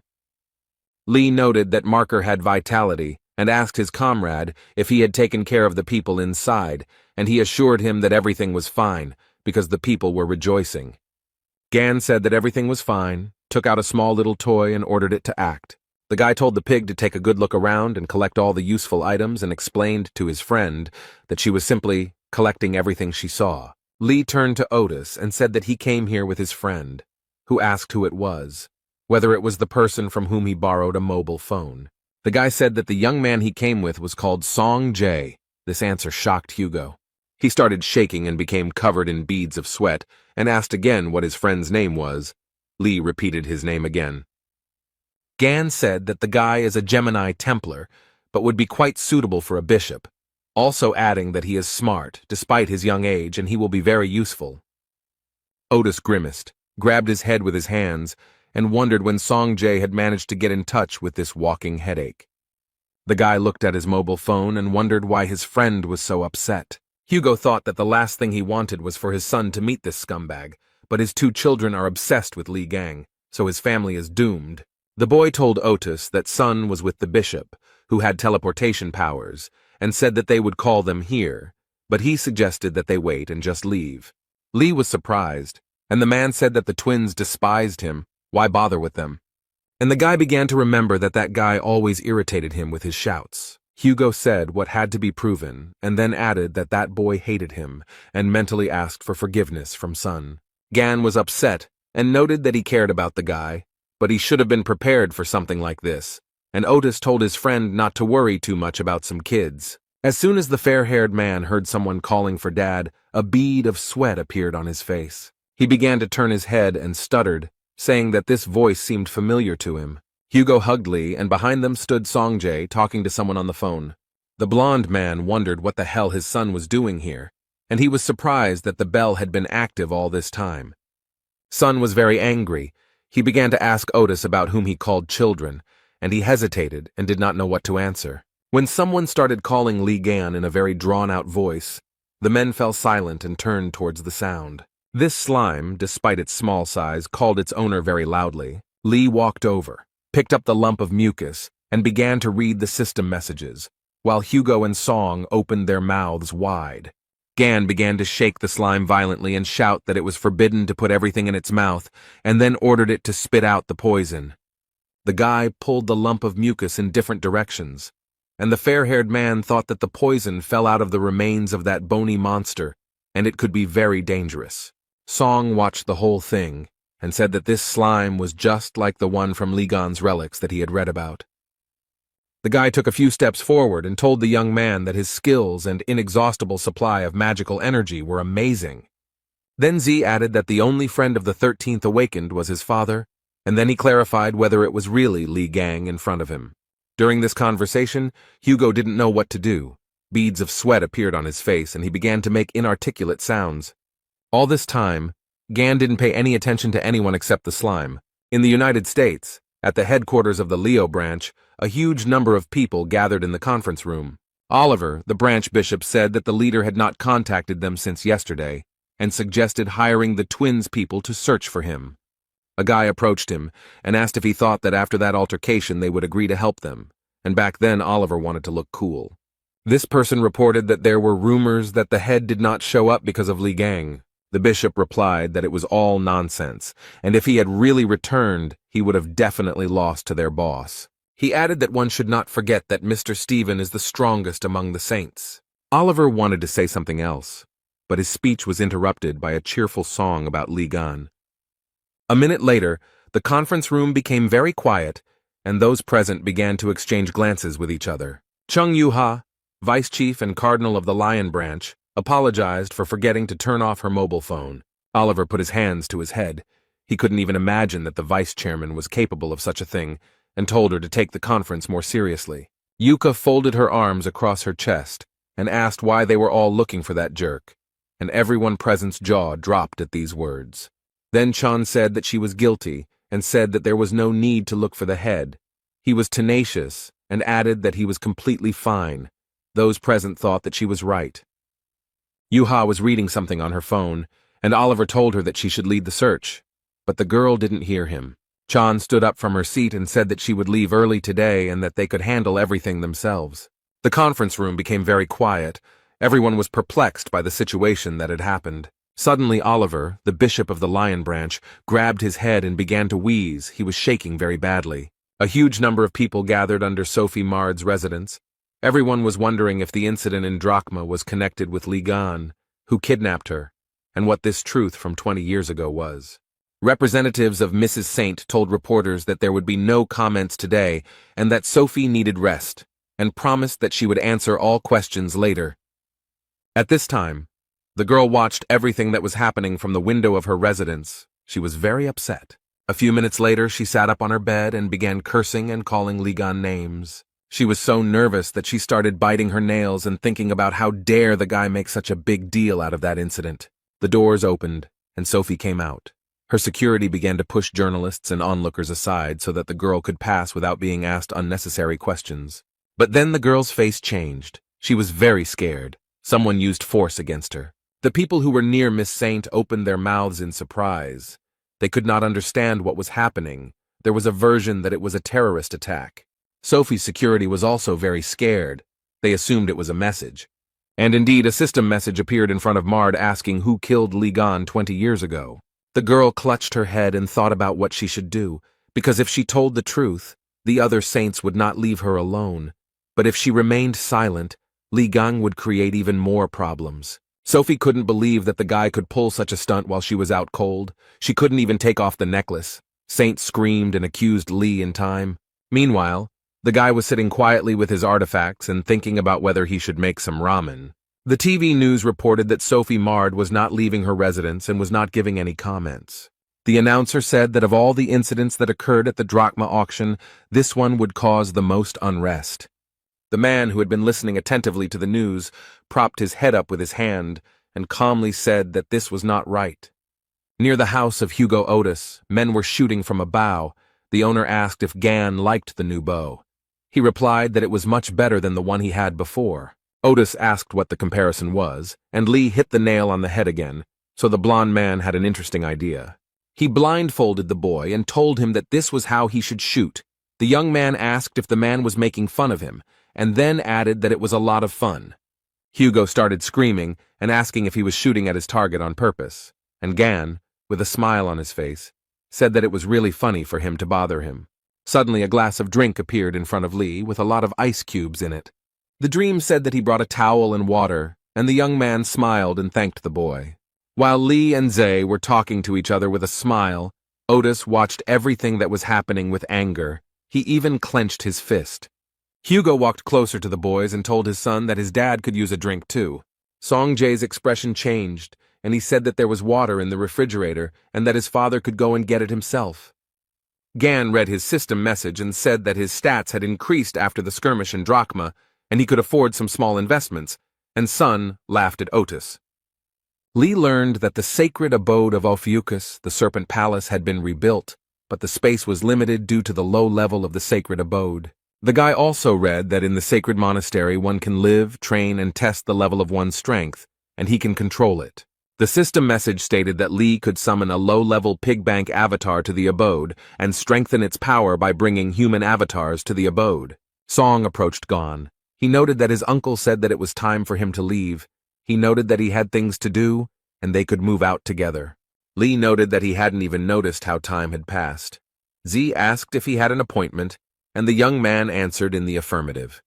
The young man smiled broadly and said that he would be meeting a lot of people today. The Gemini branch bishop asked him with a smile on his face if he would like to join them.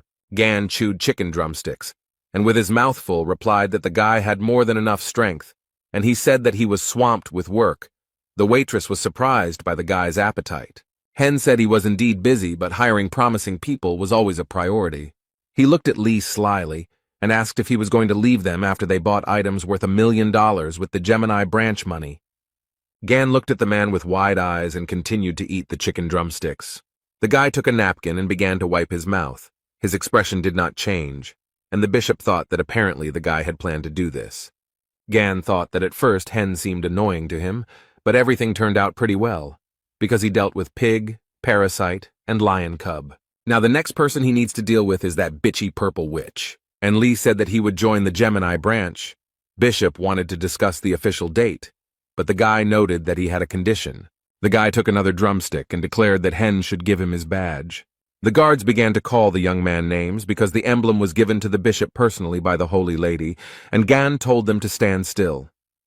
And he added that the assistants should not interfere in the adults' conversation, and noted that the emblem was needed to enjoy all the privileges, but he needed to get something in his hands. And Lee asked the bishop with a smile if he was willing to make a small investment. Hen frowned and said that he needed to think about such a proposal. The man looked at the shin that Lee had pointed at him. The guards became alarmed, and the young man suggested that the bishop decide faster because he had another meeting ahead of him. Sun was sitting in a cafe, writing messages to Gan and thinking that this cafe had very tasty ice cream and that Uncle Lee should appreciate it. The guy blushed and thought that he could call Gan his uncle. Nuna would be shocked. He would be able to look at her shocked expression. Z picked up the dagger that Gan had subdued and thought that when Lee came, he would ask him to leave an autograph on it. Sun heard someone start talking about how playing with knives is very dangerous, and the dagger started falling out of the guy's hands. The blonde guy said with a smile on his face that Z might get hurt, and then added that he would confiscate the dagger for himself. The red-haired guy jumped up from his seat, looked at the guys, and asked what it meant. The boy smiled slyly, showed his badge, and said that he was Yun Shivu, a Templar of the Gemini branch. Sun asked him what he had forgotten and ordered him to give back the dagger. Yun replied that it was not customary to greet an elder like that, and noted that they also often dropped in here. Z was very angry. He thought about how Shivu was always bothering him because he was a little older, but he wanted to beat the crap out of him.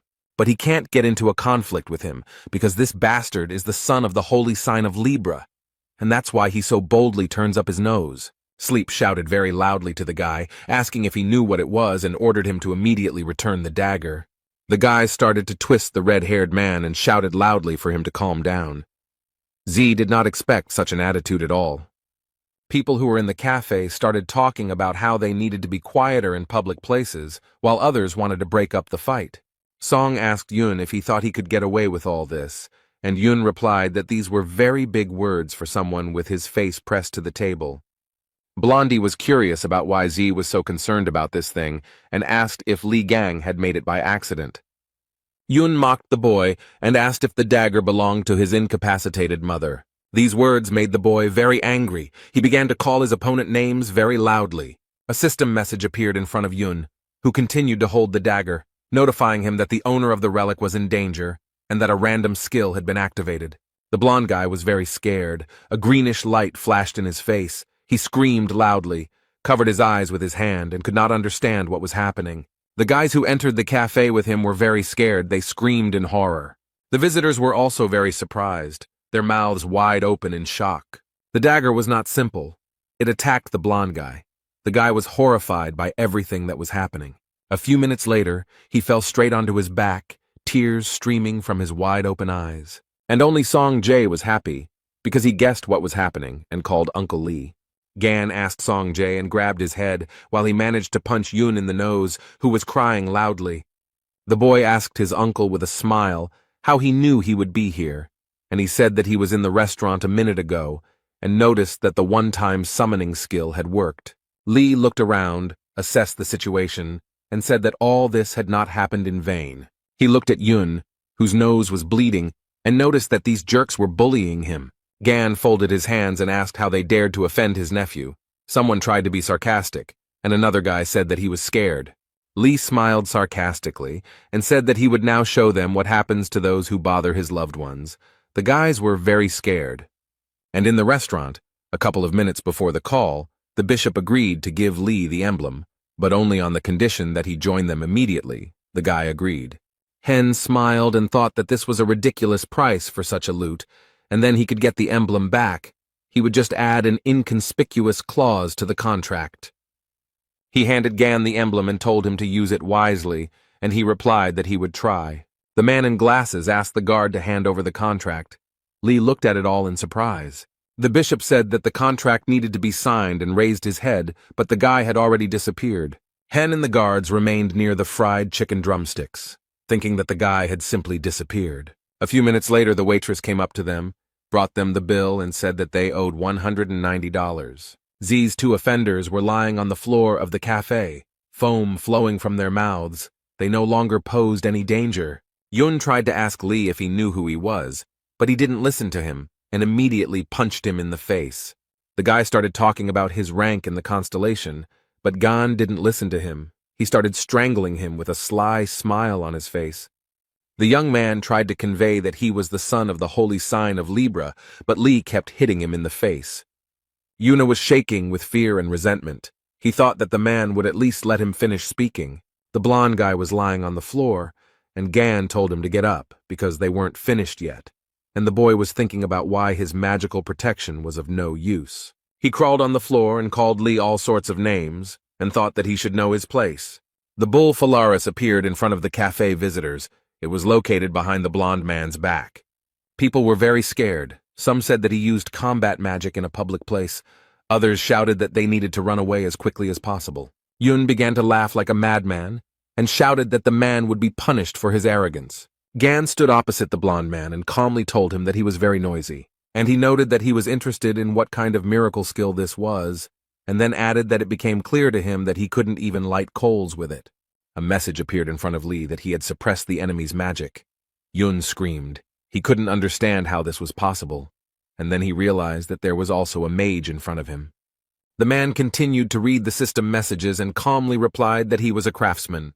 He absorbed Yun's skill and asked for permission to show him how to use the skill properly. Naturally, the young man did not wait for the guy's answer, but immediately applied the skill he had just acquired. The bull of Phalaris, the burning masculine passion, was activated, and the blonde man screamed furiously. The boy flew several meters towards the wall. He flew head over heels, so much so that his pants split at the butt. Gan approached him and said that if the guy continued to bother Song Jae, he would fry him until crispy. And he told his nephew that if the idiots continued to bother him, he should definitely contact them, and his uncle would always cover his back. A girl ran into the cafe and called Z. He only took a deep breath and smiled. The girl looked around, noticed the mess, asked what happened, and immediately asked if everything was okay with the guy. The red-haired guy told Nuna that none of this mattered now, and she looked at him in surprise.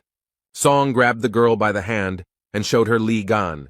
The boy was very proud, and his companion looked at all this with surprise. Z noted that this man had defeated countless monsters and saved the entire world more than once. The boy continued talking about Li, adding that he was the hero from the videos they loved to watch over and over again. The hero of this conversation stood to the side, looked at the young people, and smiled reservedly. Nuna was very surprised. She couldn't believe that the one standing in front of her was Li Gang. The girl noticed that he looked much more attractive than before, and the guy looked at her questioningly.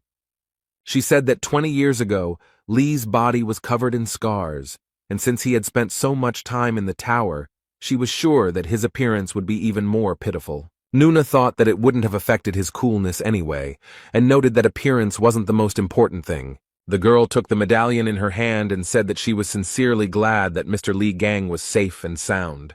The dream told the beauty that she had blurted out all her thoughts, and the man began to laugh cheerfully. Gan asked if she was Yuha and remarked that he was glad to meet her. She thanked him for helping Z out. Lee laughed and suggested that they skip the formalities and said that Hugo's daughter was his niece to him. The girl's face turned pink. Tears appeared in her eyes. Sun noted that she cried and asked if she was that happy. She timidly turned to Gon, remarking that she was sorry to burden him right away, but could he do her a favor, he replied that Yuka need not be embarrassed. The girl was a little shy and couldn't formulate her question correctly, but at that time something extraordinary was happening in the cafe. A huge monster appeared and began to destroy everything in its path. The young people looked at it in surprise. Gan realized that it was Gra'ar in front of him and thought that this must mean something. The monster screamed very loudly. Lee looked at it calmly, and the girl had a weapon in her hands. Yuka started to walk forward and Gon called her. She answered that her uncle should wait 1 minute. Zhang said she would make a proper proposal after she dealt with the temptations. Lee asked if Z had heard the same thing as him, and the guy said that something had gone wrong with his sister from Gon. The young man broke out in beads of sweat and thought about what proposal the girl had in mind. The loudspeaker announced that disaster-causing objects had been detected, but unfortunately it was not a drill. It was also announced that people should evacuate to safe places, and the monster destroyed everything in its path. Literally a minute later, chaos settled in the city, fires broke out here and there, and destruction occurred. There was not just one monster, others joined it. They inspired fear and horror. Zhang Yuha was holding a huge spear in her hands, and most likely she was trying to defeat the monsters with it. Within a few minutes, they surrounded the girl from all sides. She was so small and defenseless. Yuka began to fight the monsters, and she thought that she needed to do everything as quickly as possible. And after she deals with all the monsters, she can propose to her uncle. Chan fought the monsters, and then said that there was no end to them, and she had hoped to deal with them very quickly. The girl thought that she could destroy all the monsters at once, and began to use her special skills. She threw the spear and screamed very loudly that they should not dare to interfere with her love. Zhang Yuha used an ability called Lotus Flash and watched the events unfold. Li Gang stood to the side and watched what the girl was doing. He did not come closer. He was interested in the result. The guy smiled and thought that he followed her because he was worried about her safety. But there was no need, and he noticed that her instincts were sharper than Hugo's. The girl felt that someone was looking at her and turned her head. She waved her hand to her uncle. A very strong wind arose, and the young people flew up like fluff. Zai was very scared. Yuhei was scared. She opened her eyes wide. Beads of sweat appeared on her face, and she began to call for her uncle. The cap fell from the girl's head and began to burn. In a few minutes, only ashes would remain. The monster was surprised that Gon had reacted to the attack, and noted that there were interesting creatures in the world, and promised to make a tame animal out of the boy.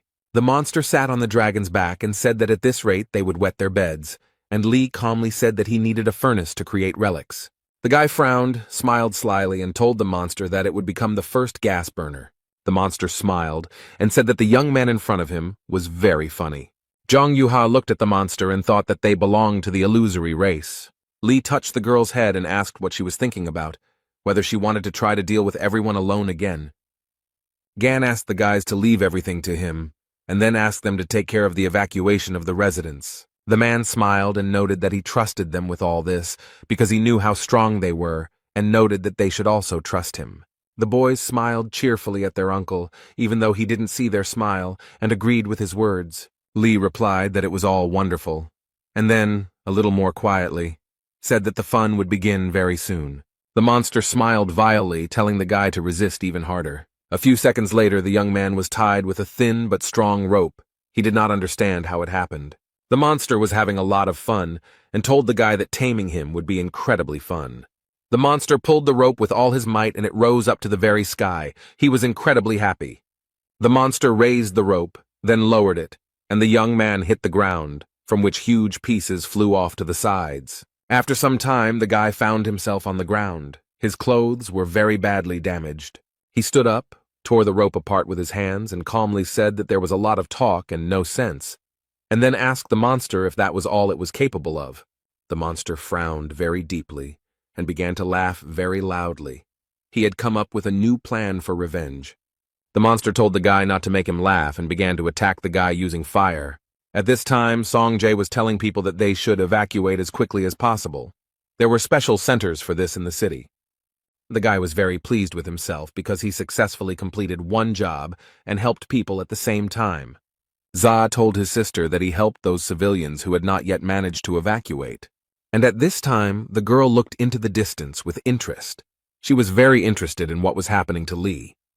She thought that her uncle was strong, but his opponent was a representative of the illusory race, one of the most dangerous ones that brought misfortune and belonged to the red class. The girl understood that Gan could have problems.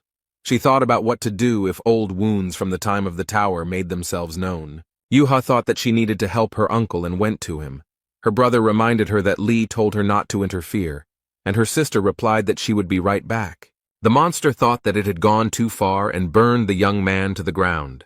The monster was happy and already thought that such a solution was also possible, but what he saw exactly shocked him. Lee said that a real flame should be exactly like this, and noted that the fire of that brat from Gemini could barely warm his palms. The guy smiled widely. His eyes were shining, and he told the monster that from now on it would be his burner. A message appeared in front of him that fire could be used in the workshop. The monster lowered his head. He thought that this couldn't be. How could that man survive the hellfire? Li Gang raised his hand with a heavy weapon. He was tired of the messages that fire could be used in the workshop of creation and decided not to delay. The young man was very pleased with himself and showed with his hand that he wanted to enchant. The monster couldn't understand what was happening, and then began to scream furiously that he wouldn't let the guy do this. Lee saw the monster raging and ordered the skill to be activated, and a loud roar of lightning was heard. It was Chan Yuha who arrived, who was very worried about her uncle and wanted to help him. The girl stuck her spear into the monster's shoulder, and it clenched its teeth and began to ask how she dared. The monster was very strong, and he tore the attacker away from himself and threw her aside like a feather. The girl flew back so many meters. Fear and horror were visible in her eyes. She didn't think that the monster was so strong. The monster told his dragon that dinner was served, and he went to the girl. The monster ordered the dragon to devour Yuha, who began to open his huge mouth wide. Achan looked at all this with fear, her face covered in beads of sweat.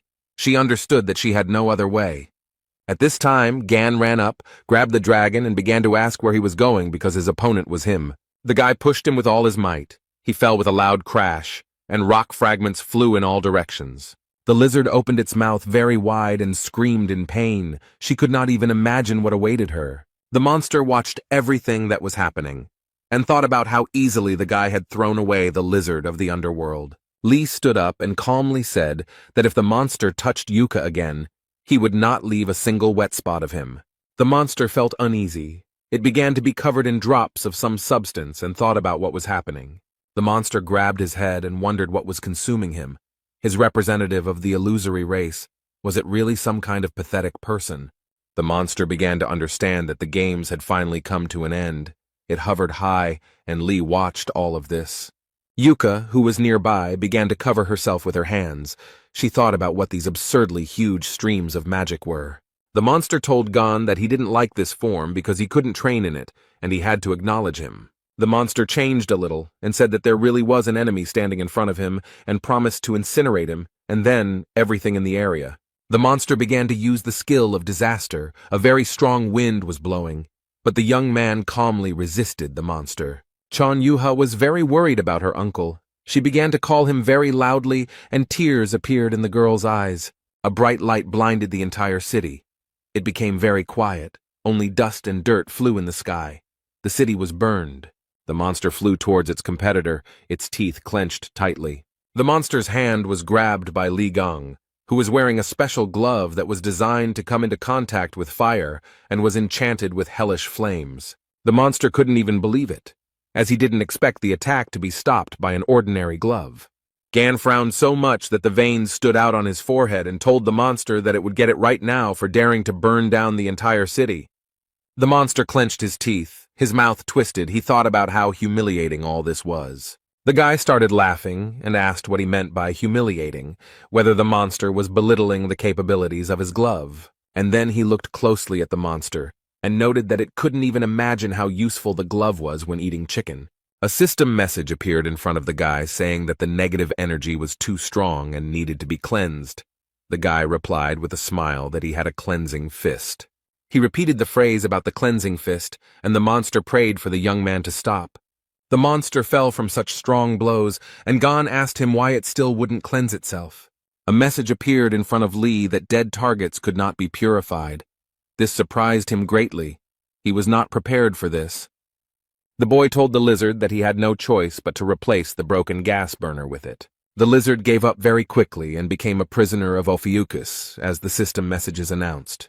The young man stood in front of a huge lizard and asked her what would be the best name for him, and she chose the name Torch. Young Yuha and Songjae ran up to Lee and asked if their uncle was okay, and he asked if they were hurt. The girl replied that everything was fine and added that she had not had time to ask a question. Gon was very surprised. A moment later, he remembered Yuha talking about proposing after she dealt with the monsters. The young man coughed and wanted to say something to the girl, but she interrupted him. Chan asked Gan if he sacrificed himself in the demon tower. The guy looked at her with surprise. The girl frowned, lowered her eyes, and said that this question had been tormenting her for a very long time. Yuha said that the other saints claimed that Li Gang sacrificed himself for the sake of all mankind, but the fact that the strongest died in the battle with Red Eyes seemed absurd. Chan clenched her fist and added that it was impossible to get proof, and she had harbored her suspicions, but now she saw him fight with her own eyes. The girl said she was sure that Li did not sacrifice himself, but became a victim of a cunning plan. The man listened carefully to the girl, and with a smile on his face answered her that she was very smart, as expected from Otis's daughter. The brother and sister looked at the young man, and he said that Yuka had said everything correctly. Gan reported that 20 years ago he was stabbed in the back in the demon tower. He added that this was done by one of the 12 saints who went on the raid with him. The brother and sister were very surprised. Beads of sweat appeared on their faces. Yuha said that she did not understand anything, and the brother asked if the saints had not tried to save the world. Z shouted that Li Gang was the brightest hope of all mankind. He was surprised how they could do this to the greatest hero. The young man pointed his finger at the red-haired guy and replied that that was exactly why they did it. But Song didn't understand anything. And Gan said that the saints did so because he was much better than them. And then he added that they did this because he was able to defeat the red-eyed man alone. And that is why the saints tried to get rid of him. Lee said that since the strongest attractor had been killed, the entire world could be at their mercy, and the only barrier between them and their ambitions was him. The guy noted that it is impossible to know everything for sure. This is only the most probable theory. The young people were silent for a moment, and Songjae said that it was all so terrible. The guy lowered his head and said that Lee was locked in the demon tower all alone, and they even took all his merits for themselves. The brother and sister began to cry bitterly. Sun, smearing tears, snot and drool on his face, said that Gan, despite everything, is the true savior of the world. Gan came closer to them, put his hand on each of their shoulders, and thanked the boys for their sympathy and asked them not to cry. The man calmly said that he was going to pay them all $1 million, and Z looked at him in surprise. Lee took out his mobile phone from his pocket and said with a smile that he needed to look at something. The news reported that Sophie Mard would be holding a conference. Miss Saint flew to Korea especially to hold a conference at 7 o'clock. Everything was ready for this event. A huge number of journalists and paparazzi had gathered, all of them waiting for the sensational announcement to be made. The journalists were talking among themselves about the fact that 20 years later, the truth would be revealed about what made Sophie travel such a long way for the conference. One of the journalists said that he thinks that it is all connected with the mystical message on the drachma, or concerns the rumors about Li Gang's recent return. Everyone present was ready to hear something incredible today, when Sophie approached the podium and smiled. The girl narrowed her eyes, pressed her lips tightly together, her face was covered in beads of sweat. Miss Saint thought that she was in shit. Mard had already begun to think about sending them all away and running wherever her eyes looked. But right now, a relic was wrapped around her neck, and it was unknown what kind of magic Gan had cast on her. Miss understood that if she wanted to live, she would have to fulfill his demands. She understood that he was not bluffing when he said that he would not get rid of her. Sophie Mard continued to stand near the podium. She took a deep breath and then exhaled. The girl said that the reason she was here today was to uncover the truth about the incident 20 years ago and asked if they remembered the Demon Tower. The journalists began to discuss among themselves the raid on Red-Eyed, who was then defeated by 12 saints, and since then they have been extolled as heroes. Sophie tilted her head and said that in fact the true hero who defeated the red-eyed man that day, but she did not finish the sentence. The girl closed her eyes and very quietly said that it was Li Gan. It was he who dealt with the monster. The journalists began to talk to each other, and someone said that he had expected such a discovery. After a few minutes, the room became very quiet, and the journalists looked up from their monitors and notepads and looked at Miss Saint. The pause lasted for a while, and someone from the audience asked Sophie Mard to repeat what she had said. And then the journalists seemed to burst out. One after another, they began asking questions about whether it was true that Gan had killed the red-eyed man, whether it wasn't Stephen Marker who had dealt the final blow. Questions poured in one after another, and one of the journalists asked Sophie that if it was all a lie, then Li Gang was still alive. Miss Saint stood near the podium, her gaze downcast. She felt extremely unwell. The girl was very surprised when she heard a voice behind her saying that this was impossible. When Sophie turned around, she was very scared because she didn't expect to see him, and the man straightened his tie and said that his name was Jean-Louis Morand and smiled. It was the holy sign of cancer. He said that Miss Saint had turned pale, and he believed that she was not fit to continue speaking at the conference. Morna smiled, but there was no emotion on his face at all, and asked Sophie if all this was true. The girl turned to the holy sign of cancer, called him by name, began to ask about something, and he quietly turned off the microphone. Jean-Louis leaned over to the girl and quietly told her in her ear to shut up. Moran smiled and asked Sophie what the hell she was mumbling into the microphone. He asked if Mard had forgotten the situation she was in now, where all she had to do was show off her face, play the role of a saint, and why she was putting on a show. The girl was very scared, and Jean-Louis continued to whisper in her ear that she needed to sit quietly so that the whole world would not hear how he was tearing her vile mouth apart. He turned on the microphone, came out to the journalists, and said that he offered his deepest apologies, and noted that the words spoken by Sophie Mard were the fruit of threats from the person who recently kidnapped her. Moran smiled, but his eyes were angry, and told the reporters not to worry. He would personally guarantee Miss Saint's safety. Then the man added that he was sorry, but they had to interrupt the conference immediately. The journalists were very surprised. One of them asked what about the news about Li Gan's return. Jean-Louis walked closer to the guy and stated that Li Gang had died in the Demon Tower 20 years ago and asked what other answer he needed. Moran's pupils narrowed very much, and he said that if the rumors were true, he would personally let everyone know about everything. Moran noted that there was no such news, and the journalist began to stutter and ask who, in that case, had threatened the saint. Another journalist also asked why the criminal mentioned Li Gang's name. Journalists began to tell Jean-Louis that if the conference were interrupted now, then trust in the saints would be shaken very sharply, or they had something to hide from the people. Moran was very angry. He thought that reporters were pathetic insects who did not know their place. But before he could do anything, he heard someone telling him to look at his face. Otherwise, he was going to despise everyone. What Jean-Louis saw shocked him. He was definitely not prepared for such a turn of events. The impact was so strong that the remains of the chairs flew in all directions, and the hall became very quiet. Miss Saint put her hands to her head, tears streaming from her eyes. She said it was him. Jean-Louis Moran gritted his teeth. He was very scared and could not understand anything. Li Gang said that he hadn't seen the sad crustacean for a long time and noticed that its wrinkled face hadn't changed at all.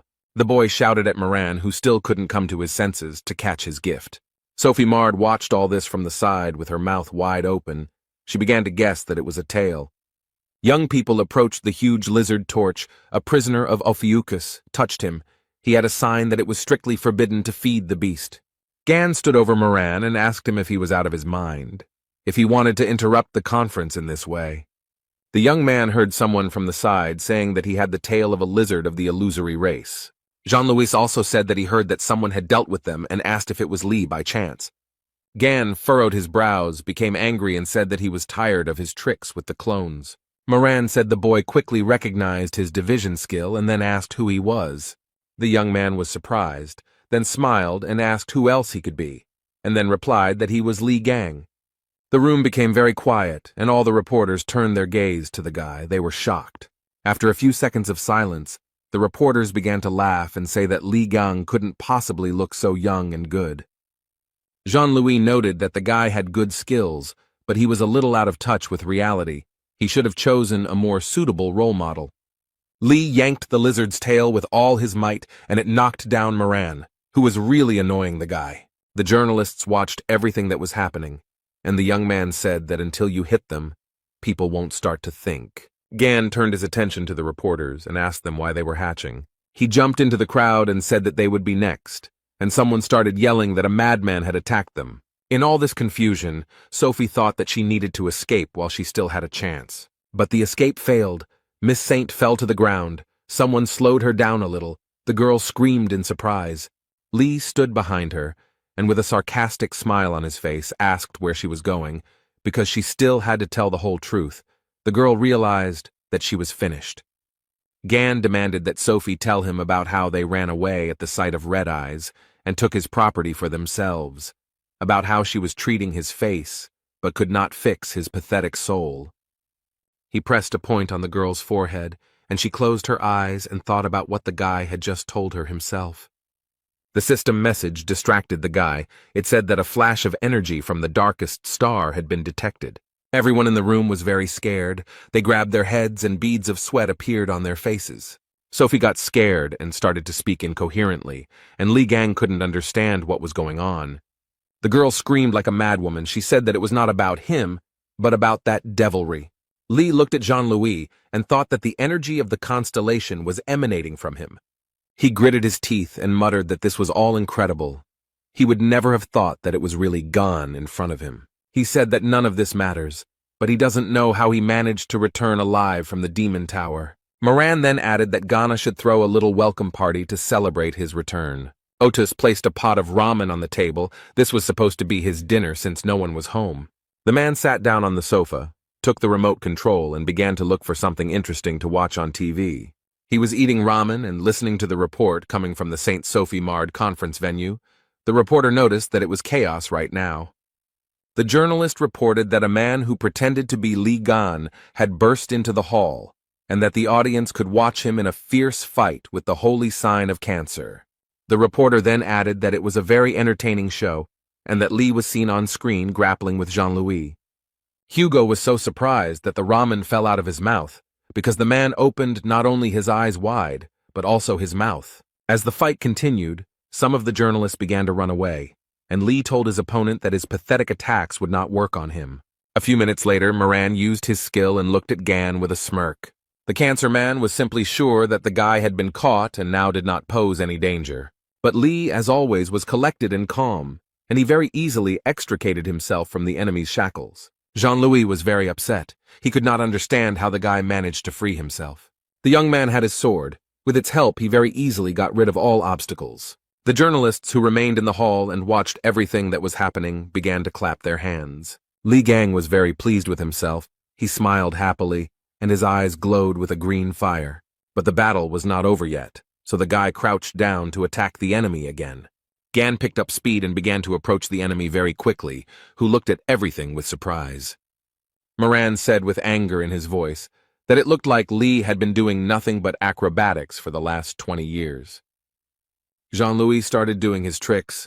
The guy watched him and asked with a sarcastic smile if he had any more tricks left. The young man did not wait for an answer, but attacked his opponent with lightning speed, then wrinkled his forehead and clenched his teeth. Li looked to the side questioningly. He began to guess something, and this made him angry. The guy shouted very loudly that Jean-Louis had spent the last 20 years doing nothing but learning how to create clones. The man laughed and replied that he would take these words as a compliment, and Gan began to listen. Sophie Mard fell to the floor, holding her head with one hand. A strong wind was blowing, and she was screaming very loudly.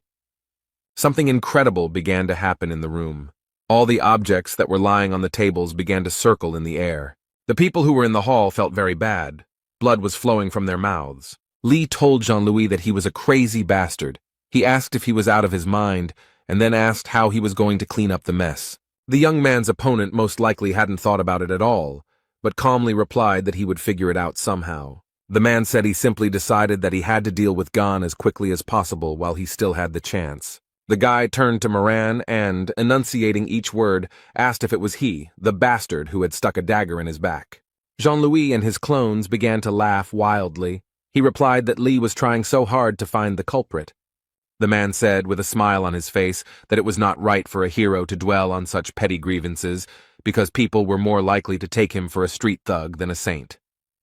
Gan thrust his dagger forward and told Moran to shut up already, and noted that these were too loud words for the cowardly little ones hiding behind the clones. Jean-Louis said that these are not just clones. He recreated them from the life energy of the reporters. They cannot be cut up. Otherwise, all their life energy will be lost. The man noted that in such a situation, things could turn out rather sadly.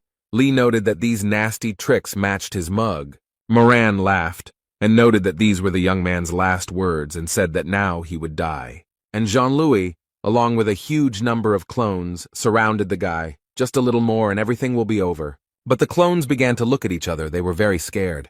They saw the lizard's tail, which shocked them greatly, since the clones had no idea where it came from. Lee waved his hand and calmly said that this was a new skill he had learned in Drachma. The guy said, "Get hit," and hit the man with all his might. He gritted his teeth and watched all this with fear. Jean-Louis screamed loudly as Gan used the take-hit skill instead of me. The young man said that in front of him was not just a clone, but a part of Moran, and as soon as he finished him off, dealing with the rest would not be difficult. The man screamed very loudly. Where did the guy find out about all this? His face twisted in horror. Lee calmly said that he had said that Jean-Louis was a bloody, rotten piece of crap, and added that one would have to be a real idiot not to realize how much he stank. The guy had a huge pink stone in his hand, and shouting jackpot, he raised it up. Moran was surprised to hear that even the twins were unable to find the core, and asked how he had managed to get it. System messages appeared before Lee that a fragment of the cancer core was in his possession, meaning he could absorb the power of cancer. Sophie continued to hide under the podium as before. She listened attentively to what was happening near her. After a while, the conference room became very quiet. Only smoke and dirt rose up. The journalists began to come to their senses. The girl asked what it was, and the guy noted that he thought he was finished. He asked what happened. Gan stood over Jean-Louis, who asked the boy what he had gone through in that tower, and said that he felt as if the power of God himself was pressing on him. Lee replied that the man was talking too much, and said that he would definitely put the core he had taken from Rak to good use. Moran smiled and said he thought he should back off for now, then noted he had an ace up his sleeve. Jean-Louis began to dissolve, but still smiled and told the guy that he would be his worst headache. Gan said that Moran had an ace up his sleeve, and then added that it was to be expected that he would not simply back down. Lee's phone rang. It was Otis. He was shouting what the hell Lee had done there, and then he ordered him to quickly return home. Hugo yelled that he was watching the news and told the guy that he had just dealt with a high-class clone of Jean-Louis, which meant they had their guns pointed at him. Gan, who listened to his comrade, opened his mouth in surprise and could not understand what was happening. In the starry sky above the planet Earth, either a satellite or another space device was flying. It was getting closer and closer to the Earth and was making characteristic sounds. After some time, the warhead detached from the weapon and began to fly at enormous speed. It broke up into many pieces, and it seemed that a little more and they would destroy the Earth. It was the Mormoth missile, a special weapon created by the Capricorn and Gemini branches after Li Gang disappeared, designed to eliminate incredibly powerful attractors. The rocket was created in case humanity was unable to cope with the monsters. This is a kind of trump card that destroys not only the attractor, but also a huge area around the point of impact. Gan told Otis that he couldn't believe they had put something like that together, and that it sounded too grandiose. Hugo said Jean-Louis had it set up so that the missile would fire automatically when his biometric signals disappeared. Lee said that it looked like the high-ranking clone was almost equal to Moran's original body, and Otis shouted that it was not the time to be daydreaming. They needed to get out of there quickly. Gan said that he didn't think that running away would be the best solution, and if his words were to be believed, that thing could level several cities to the ground, and his comrade asked if there really was no solution. The guy thought about it, asked his friend again, and looked at Sophie, who looked at him questioningly. The young man laughed and happily told Otis that there was still something they could do. Miss Saint stared at Lee. Her brows furrowed and beads of sweat appeared on her dirty face. At this time, the rocket was getting closer and closer to the sleeping city. People were sleeping peacefully in their apartments. Loudspeakers installed on the streets of the city announced that a Mormoth missile was flying straight in their direction. People should immediately hide in shelters, and this was not a drill. People started running for cover. They were talking about why the anti-drag weapon was sent to the center of Seoul. Someone wanted to rent teleportation skills. Sung Jae and Young Yuha heard here and there about people saying they didn't want to die. Here the sky became very bright, and a bluish-greenish glow could be seen at the very top. Everyone who had run for cover raised their heads and began to look carefully, and the brother and sister immediately realized that it was Uncle Gan. He wasn't climbing up alone. He had Miss Saint in his arms, her face twisted in horror, and Lee was smiling broadly. Sophie screamed very loudly. Tears flowed from her eyes. She asked the guy what he was planning. A message appeared in front of Gan that, by the will of the Gemini bishop, the teleport and levitation skills were activated, and they teleported to the location of the Mormouth rocket. All this was possible thanks to the badge that Lee took from the Bishop of Gemini and held in his teeth. Gan and Sophia were getting closer and closer to the location of the Mormouth rocket, and the girl was screaming like crazy. The guy with a smile on his face said that he knew perfectly well that Miss Saint could burn through anything and ordered her to melt this rocket, but she could not figure out how to do it. Lee said that if she couldn't handle it, neither they nor the city's inhabitants would survive a collision with such a colossus, and Sophie had been idle for 20 years, and now it was time to serve everyone. Miss Saint screamed and cried, begging Gan not to throw her into the rocket and calling the guy all sorts of names. The young man, naturally, did not listen to the girl and told her to fulfill her destiny, but she flew, cried, and swore. Sophie held her hand out in front of her, closed her eyes, and asked the sacred essence of Aquarius to manifest itself, but it was shocked by what was happening. And the sacred essence gave its subordinate all kinds of enhancements so that she would not die. Miss Saint continued to scream like a madwoman, tears streaming down her eyes.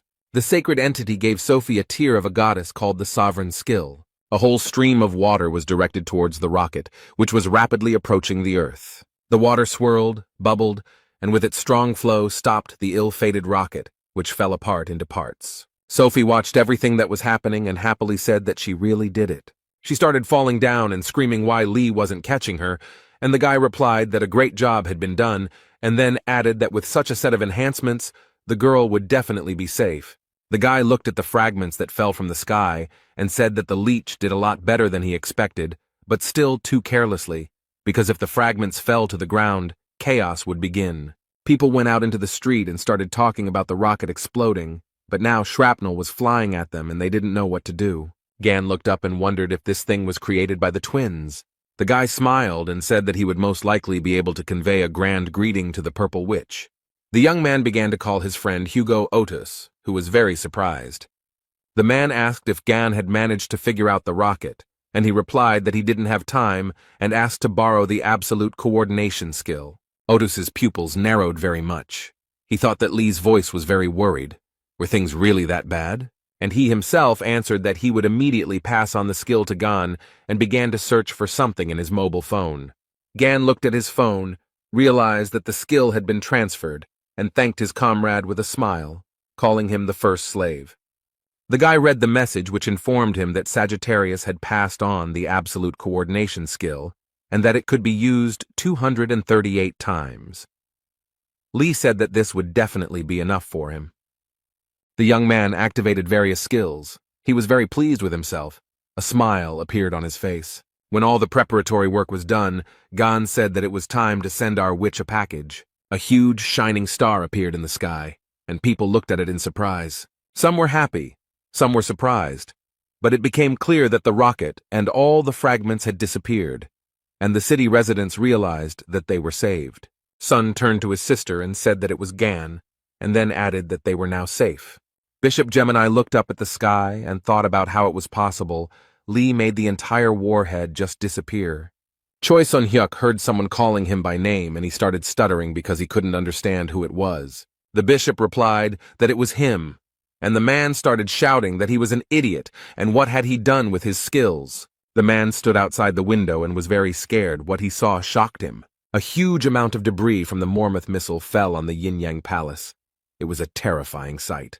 The conversation took place in the Blue House in the presidential office, and the man asked in surprise what it meant that Lee Gang had returned.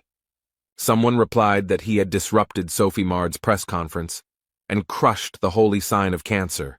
and would also prevent the Mormouth missile from colliding with Seoul. The man looked away. He was very scared and asked what this nonsense was. Li Gang flew into the presidential office from the ceiling, holding the Gemini bishop in one hand and Hugo Otis in the other. Everyone present in the room was shocked by such an act.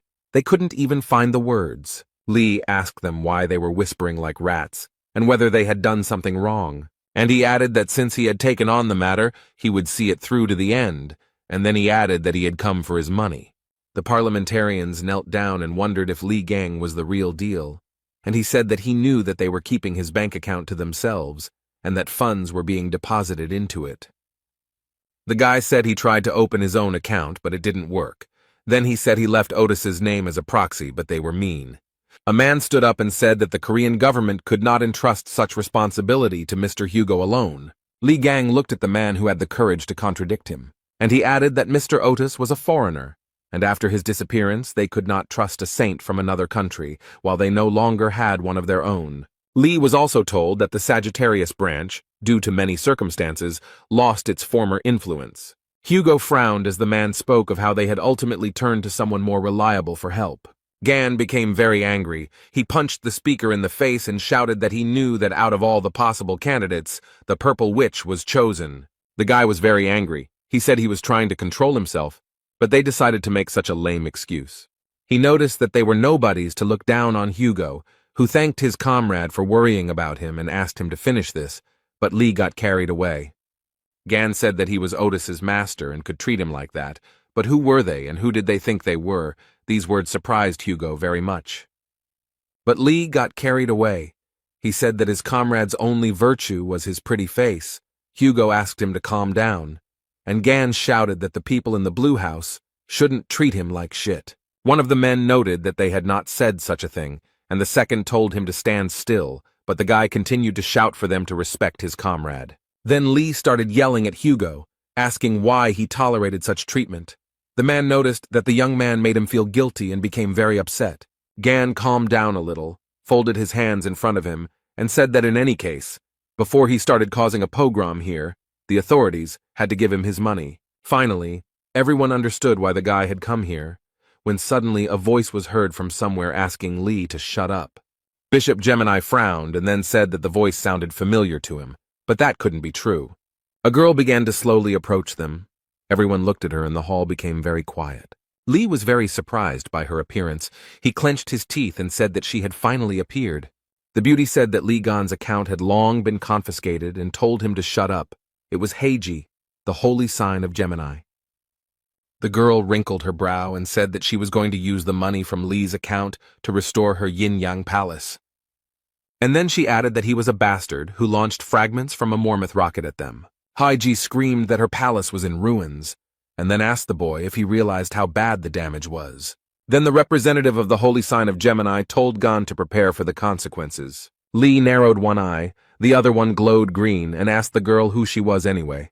And she just bit her lip, lowered her head, frowned. She didn't expect such a question. Heiji came to her senses very quickly. She screamed at the guy to shut up and said that she was going to teach him a lesson now. She used the energy flash skill, and the people in the room started screaming that they would also be covered. Bishop Gemini clenched his fist and joyfully said that this was the most powerful technique of their constellation, a summoning of a spirit from another world. Heiji activated spirit summoning and the spirit queen Lily Quinn responded to it. The people who were in the hall watched everything that was happening very carefully. Haim happily said that here she was, the queen of spirits, whose power was almost equal to that of the sacred entities, and noted that she would look at what she could counter Li with. The young man flew up to the girl, unexpectedly grabbed her by the chest, threw her back with all his might, and in addition wished her a successful flight. She flew with such force that she broke through the roof of the blue house. Heiji screamed so loudly that her blood ran cold, and Bishop Gemini stood under the hole that appeared in the building and called for his mistress. Before Li, a system message appeared stating that the magical energy of the Gemini constellation was dissipating, and that the spirit queen Lily Quinn wished to return home. The young man put his hand to her head and thought about something. It became very quiet. Then he grabbed her by the braid and asked where she was going, and the queen began to scream for the guy to let her go. Li asked her if she thought she could get away so easily, if she thought he was an idiot, and she begged him to spare her. But then something out of the ordinary happened. Gan frowned in surprise. Through a hole in the ceiling, Heiji flew into the room. Bishop Gemini asked her if everything was okay with her. System messages appeared that the owner had lost consciousness and magical control had been broken, and the transformation skill rented from Aquarius was dissipating. Lee asked if anyone around him had seen it, and then noted that he had said that he was seeing her for the first time. Did she really hope to defeat him with the Queen's help? Spirits. Gan addressed the people gathered in the president's office and said that the purple witch would not help them. Then the guy smiled broadly and asked whether they would give him his money back or not. After some time, Li Gang and his comrade Hugo Otis came out of the Blue House. Gan was very happy. He said that everything was fine because they had received the money, which meant they could go and eat something tasty. He was surprised that they had given him a lot of documents, and his comrade noted that something was wrong here. Hugo asked why the real Haji didn't show up, since she was the type to launch a meteor into the middle of the city if she got mad. Lee smiled widely and noted that she hadn't even shown up after he destroyed her palace, which could only mean one thing.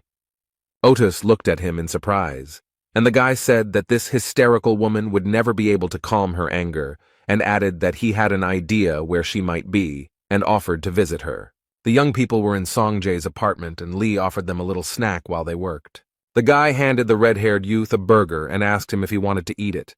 The young man looked at the ruddy bun for a very long time. The pause did not last long. Jae laughed and said he would take something else, and Gon asked what Yuha and Jiming wanted. The girl said that she really wanted her uncle's, but she didn't finish, and he began to very quickly take the burger out of his mouth. Yuha added that she wanted her uncle's advice. Jiming laughed and said that his niece was making fun of him, and Lee cursed in his mind. Gan was asked if Hugo would come too, but he replied that he had asked his comrade for a favor, so he would be a little late.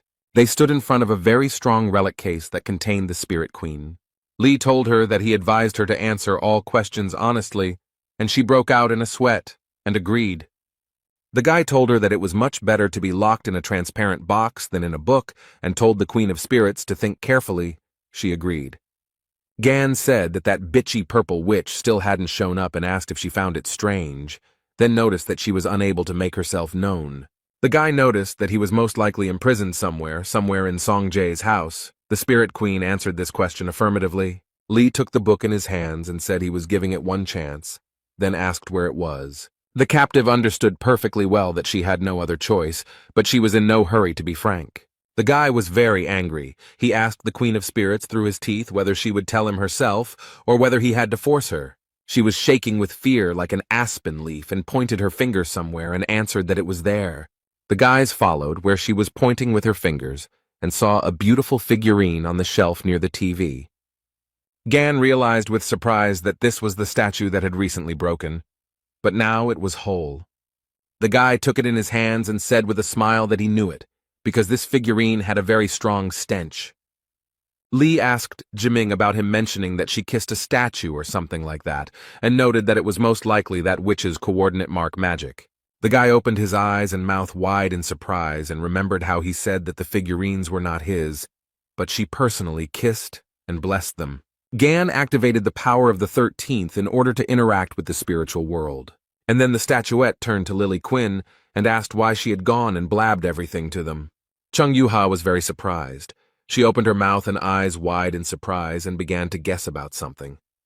She said it was the Gemini Saint Lady Heiji. It was indeed her, but she appeared in spirit form. Heiji was very angry and thought about why she was caught by the most terrible guy in the world, and why everything turned out this way. She furrowed her brow and thought if only everything hadn't gone wrong that day. It was on that day when the demon tower was completely destroyed that this happened. Heiji was fiddling around near the dining table and felt some kind of energy in the room, and noticed that the aura was very creepy. She wrinkled her forehead, clenched her teeth, beads of sweat appeared on the girl's face, and the purple witch began to guess that Li Gan was alive. The fact that he returned is confusing, but of all the possible places, he went to Songjae's apartment where his friend's son lives. Heiji thought that this was good, because that zone was already under her control, and decided to see with her own eyes what they were doing there, and she couldn't think of anything better to teleport to the chosen location. Her skill allowed her to teleport only the soul. She moved it to the chosen vessel. Everything happened as the witch planned. The transfer to the statue took place.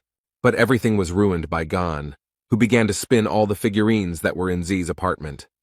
But there was one condition: if the statue was damaged, the soul would not be able to get out of it. Heiji began to think about whether there were ways to get out of here, because she would forever remain in the stout. Sun said that, however, it was still a relic and he couldn't just leave it as is. The soul of Lady Saint thought that even a cheap rented restoration skill would do. The main thing was to restore the statue. The young man had a huge tube of super glue in his hands and he was going to use it to fix the problem. Lady Heiji's spirit was very happy when the guy started gluing the figurine. And then she began to sob loudly, as a system message appeared in front of her that the chosen vessel had turned into trash, and she could not leave it. Lee held the statue in his hands and asked how he should torture it so that people would appreciate his efforts, while Heiji screamed at the Spirit Queen to do something, at least try to get out of the fragile case.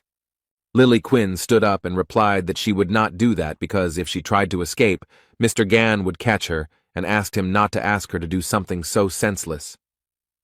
The guy laughed and noted that the Queen of Spirits understood her position well, and the spirit of Heiji said that his brain would boil. Lady Saint looked towards Songjae and said that this was her loyal Templar, and then she shouted that she was his mistress and commanded him to immediately attack Li Gan. The red-haired guy wrinkled his forehead and asked with surprise in his voice why he had to do this. Song said that he didn't want to fight Uncle Gon, and Heiji angrily shouted at him, adding that her branch with Li had been enemies from the start. Lady Saint shouted, if the guy dared to call himself a follower of the Gemini branch, then she was obliged to attack him. The spirit of Heiji's face was distorted. The boy jumped away from him and said that in that case he was leaving. She definitely didn't expect to hear such an answer from Z, and spread her arms out to the sides in surprise. Sun said that although he was a member of the Gemini branch, Uncle Gon was his hero. The guy took a badge out of his pocket and noticed that being her follower automatically made him her enemy. The young man threw the badge straight at the Lady Saint and said that he had decided to leave. The badge fell to the floor with a clang, and the room began to shake as if during an earthquake. Heiji began to shout that this was not the holy retribution of the sacred essence. So Jay's faith had switched to the constellation Ophiuchus. The sacred essence of the Gemini branch was furious and sent down punishment. The magical energy struck the guy. Young Yuha and Jimin, who were watching all this, were shocked and screamed loudly. Z became so ill that he could not control himself. He began to fall, and his sister ran to help him. Heiji wouldn't leave the guy alone. She screamed at him to beg for forgiveness and immediately attack Li Gan, as he was a cruel and dishonest person and shouldn't be trusted. The young man was tired of hearing all this from the sacred entity, and despite the fact that he felt very bad, he said with all his might that she should shut up. And he himself remembered what happened in the hypermarket and noted that they are ready to abandon people to their death if it is in their interests. The guy noted that Uncle Gon is not like that at all. He always comes to the aid of those who are in trouble. Sun added that they are all hypocritical scum and can only throw around false phrases about wanting to save the world. And his hero, the young man noted, is completely different. He always helps out and doesn't let you down. Z remembered how in the cafe, Gon told him to speak up if the guys bothered him again, and added that his uncle would always cover his back. Sun lay on the floor, punched it with his fist, and shouted that they were fucking bastards who had no right to look at Uncle Gan. From above, the sacred essence of the Gemini constellation Freya has revealed herself, increasing Songjae's punishment to the highest degree. Li Gang watched everything that was happening and felt sorry for the guy, so he decided to use the skill. It wasn't simple. It was called the Deep Cutter. Heiji was very scared when she heard about it. Meanwhile, there were many people in the Yin-Yang Palace, and they began to clear away the rubble. The man shouted that the fire was getting out of control and asked to bring everyone who knew water magic. The man with the beard was very surprised, as he was unable to gather magical energy. He frowned, looked at his hands, which did not obey him. A girl started running towards him. She asked what was wrong. She was very scared and talked about Bishop Ken not being able to use magic, and then added that they had stopped feeling it altogether. The man with the beard was shocked and started shouting whether they had contacted the Templars from other regions. Bishop Hen reported that they were unable to use telepathy or teleportation, and noted that the portal was completely dissipating. He was asked about the Templars, who were supposed to be hunting monsters now, and was told that it was impossible to contact them because telepathy did not work. Someone said that Gemini's magical energy suddenly completely dissipated. The young people in Jay's apartment were very surprised. Yuha said that the magical energy of the sacred essence had disappeared. Lee told the red-haired guy that everything was okay now and noted that because of him, he almost got into big trouble. He thanked the young man for trusting him until the very end, and he noted that he truly appreciated it. Sun smiled at the man, and tears of gratitude appeared in his eyes. He wanted to tell him something. But Haiji's spirit began to scream furiously, and she began to ask what Li Gong had done to her. She was very angry and began to ask in a raised voice why she had lost contact with the sacred entity. A message appeared before her, stating that she had dispelled the connection between the holy sign of Gemini Heiji and the sacred essence Freya. Sacred entities expend a great deal of resources and also take great risks when they personally enter our world. That is why they send their energy to their subjects, to the saints, so as not to take risks. And the saints, in turn, pass on their powers to the followers of the branch because it is very convenient. The sacred essence can be compared to a huge, powerful electrical station. The saint in this chain is a substation or transmitter of energy, and the Templars are various switches, sockets, and forks. So the disappearance of the energy of the sacred entity immediately affected all of its followers. Lee asked Haiji what it was like to be an ordinary person and threw the statuette on the floor. But the witch did not understand what the young man was talking about and looked at him in surprise. Gan smiled slyly and said that it was that stinking Cancer's favorite skill, to sever connections with the help of the deep cutter. The Cancer constellation's sovereign skill can cut through anything, and when mixed with Lee's power, the result is very interesting. The boy smiled and told the witch that he had managed to cut the bonds between her and her pathetic little god. Heiji started screaming at him about what he had done, and then noted that the sacred entity would not leave her just like that, and Lee would become the target of her true wrath. And he said that he didn't care, and he wasn't against it. He raised his finger and said that he would very much like those little gods to show themselves to him in person. Heiji looked at the young man with fear, but he was completely calm. A strong wind blew, crows began to circle and caw loudly, thunder rumbled and lightning flashed. The people who watched everything that was happening were very scared. The sacred entity was angry that its ties with the holy sign and the Templars were severed, and was ready to take all the risks and personally invade this world. Everything was spinning in a whirlwind. People were scared, but only Li Gang smiled a malicious smile and noted that this was an impressive appearance. And the sacred essence of the Freya twins appeared before the young man. The guy read in the system message that crazy streams of sacred essence magic had been detected. The young man looked calmly at Freya. He was not afraid of her and decided to use an item from his inventory. The sacred essence's face changed very quickly. She was very surprised. A fragment of the Cancer core appeared in the guy's hands, which absorbs the energy of the sacred essence. Li Gang held it in his hands, and the sacred essence of the twins was struck by the presence of a fragment of another essence. The guy held out his hand with the core in front of him, and said with a smile that he was very sorry because he didn't have the Heaven's Fury skill. And then he said that if he had it, he could allow anything, including these pathetic little gods. Li Gang smiled wryly, called the creation workshop, selected suitable materials, and said that there was no other choice. His eyes glowed green, and he said that he would have to use the best of what he had. And he created the whirling scythe of the abyss, a weapon that was created by merging the Cancer core fragment and the Gemini whirlwind and lightning, but its durability was very low. But Li Gan was fine with it, and on top of that he activated the combat instinct skill. The guy struck and the sacred entity screamed very loudly. She was not prepared for such a rebuff. And before Gan appeared a message that he had caused significant damage to the sacred essence of the constellation Gemini, and it fell into agony and felt humiliated. Yuha, Ze, and Haiji were watching the guy. They couldn't believe that Li had injured the sacred essence. They didn't understand how it was possible. A system message announced that the vortex scythe of the abyss was broken, and the young man said that this was the price for improvisation. And at this time the sacred essence of Gemini fell into madness. She clenched her teeth and looked up. Freya was so angry that she intended to summon all her powers into this world. From all sides, people began to gather around the sacred entity. There were a lot of them. A message appeared before Lee that the sacred entity and its armies had entered this world, and Freya said that there were enough of them. Gan looked at everything that was happening. The fire was spreading in all directions, but he was absolutely calm. A man appeared from the clouds of smoke and fire.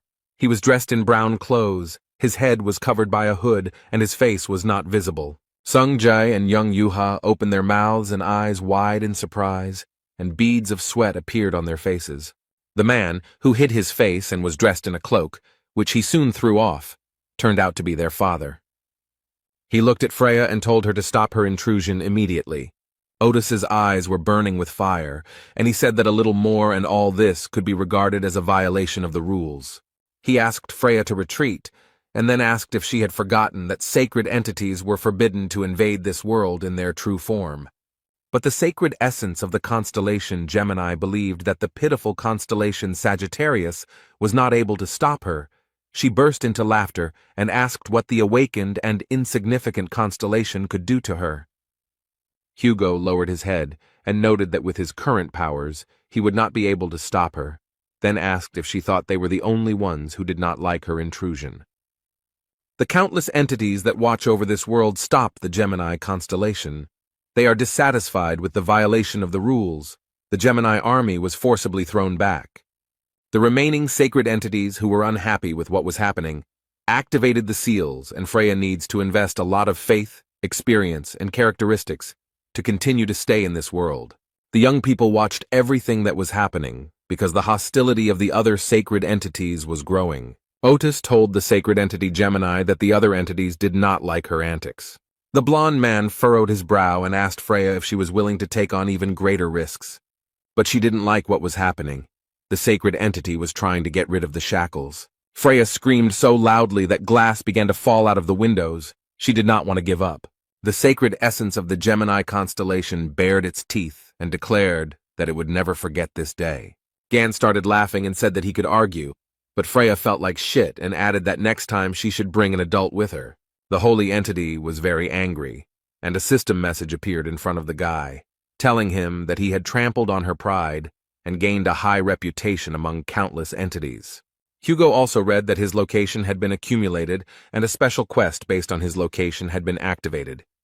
The young people sat on the floor among the trash and exhaled. Jiming felt very bad. Gan hugged Otis and told him he was doing well, and Otis noted that he still felt uneasy. The man gritted his teeth, thought about something, and then said that he couldn't believe that Freya had treated Songjae that way. He clenched his fist and said that even shooting an arrow at her head would not have been enough. Lee hugged his comrade, smiled, and told him to wait. He would see everything soon. And then he frowned, laughed, and said that he would definitely teach his friend's children. Hugo looked at the young man with gratitude and thanked him mentally. The fair-haired man informed Lee that he had taken the item from the yin-yang courtyard as he had requested. Gan was very happy, because this is the Registry of Souls, a certificate that records contracts with the avatars of the Gemini constellation.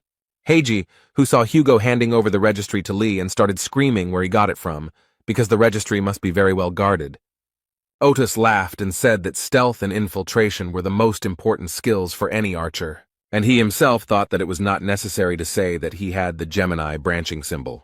Li Gang opened the soul registry and began to read it, while Haiji and Hugo began to quarrel with each other. A system message appeared in front of the young man, stating that he had opened the Registry of Souls, which records the list of avatars.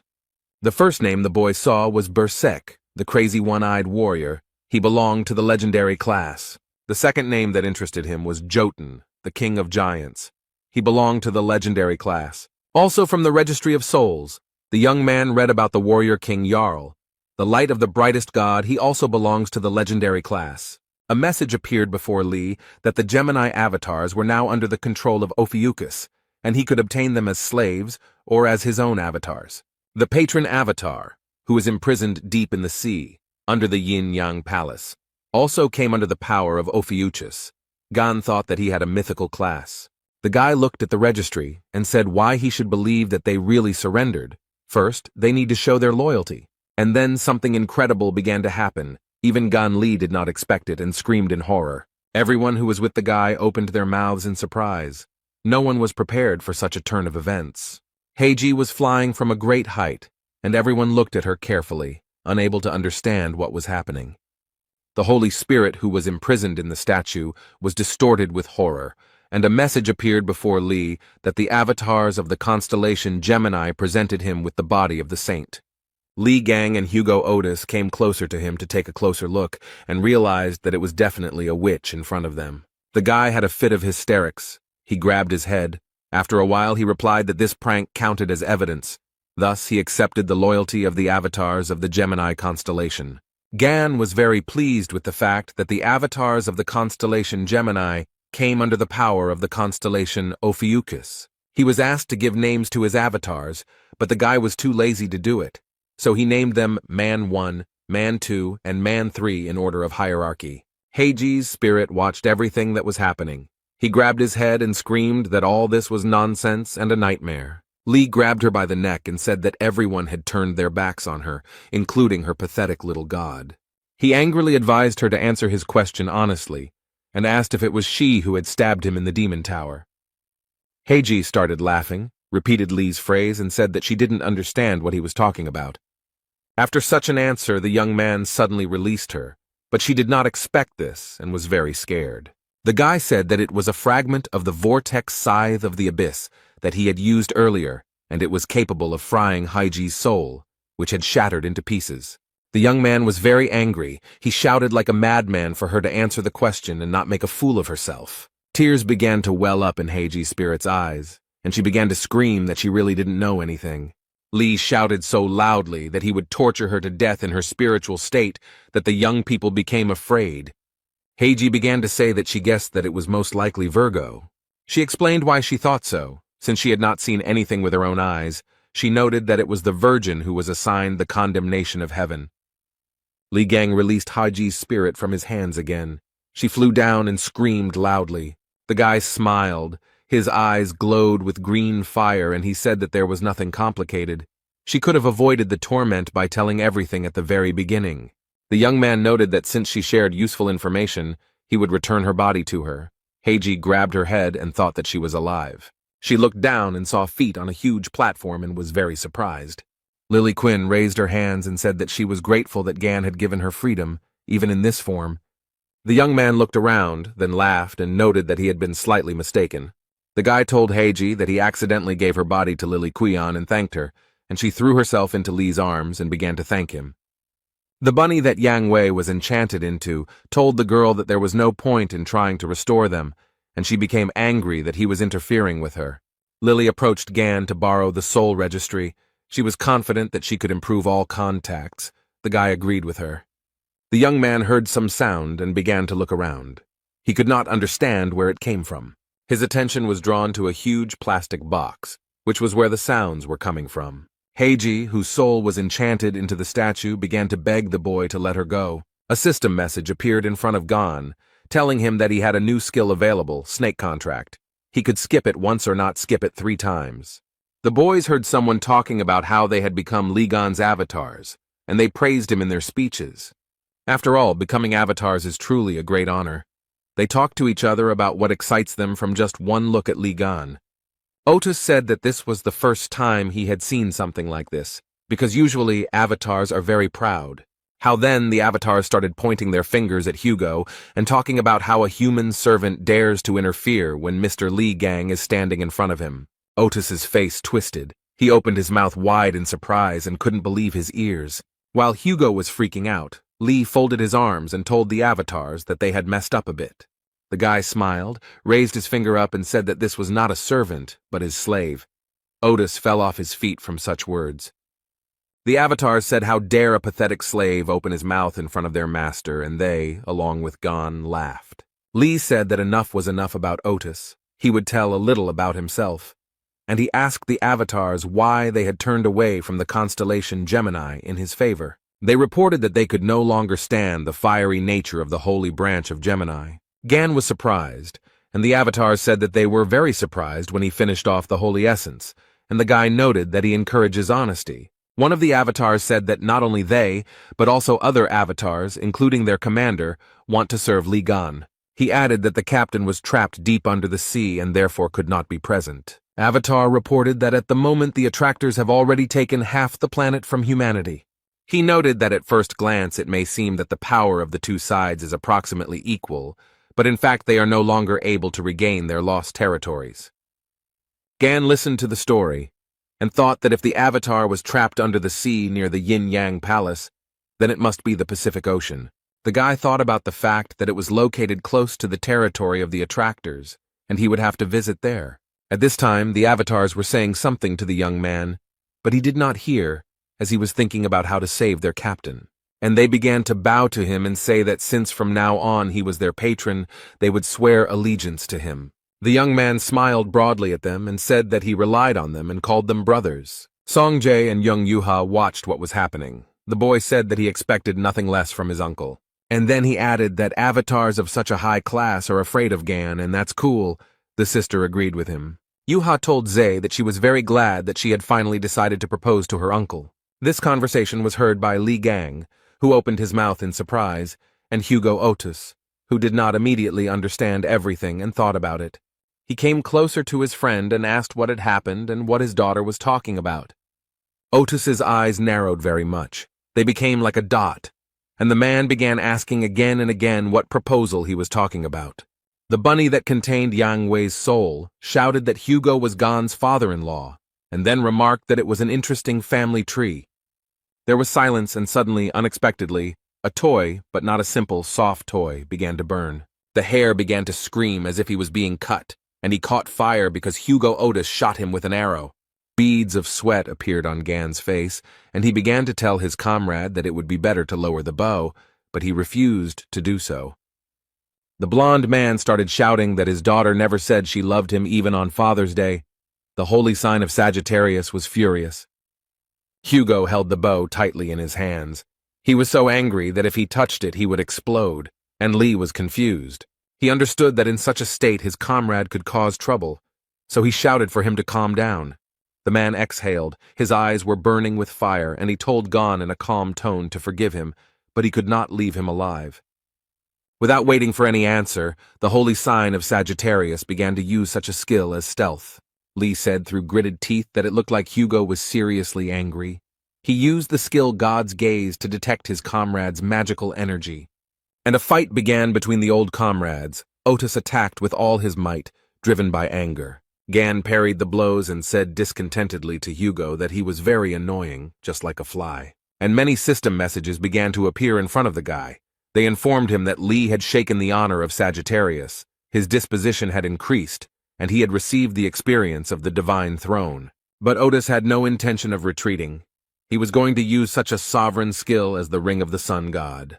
The guy, when he realized this, cursed and noted that this was, at the very least, too much. Hugo drew his bow, and system messages appeared in front of him, telling him that a sacred entity was speaking to him and reminding him that he was at home and had to pay off a loan. Lee realized who Otis reminded him of. Because that idiot didn't care about the destruction of his apartment, he remembered Song-ju, who was also furious. But the men forgot that they were now broke. Gan knew that Hugo needed to be stopped immediately, and the children also told their dad that he needed to calm down. Jung Yuha said that he shouldn't attack because he won't be able to defeat Uncle Lee. Ghana. Otis held onto the bowstring and took off, while his daughter screamed that he had no chance against Gan. Lee jumped out from above onto the bow. Thus, he wanted to stop his comrade. Hugo opened his eyes and there was a huge bump on his head, which had already been covered with a bandage. The man began to rise and saw Gan next to him, who folded his hands on his chest and asked him whether he had come to or not. The guy asked why he was so angry about a stupid, childish phrase. Did he look like a person who could seduce the children of a close friend? And added that he almost burned down the house. And then he added that Otis's children are embarrassed to express their thoughts in front of him, but they have very deep feelings for him, and even now they brought snacks to cheer him up. The brother and sister smiled. Yuha noted that Dad was awake, and Son noticed that they brought strawberry cake and his favorite coffee. The children handed the food to their father, and he looked at it, and tears appeared in his eyes. He became emotional, and a few seconds later, he rushed to the children to hug them, the fair-haired man sobbing loudly.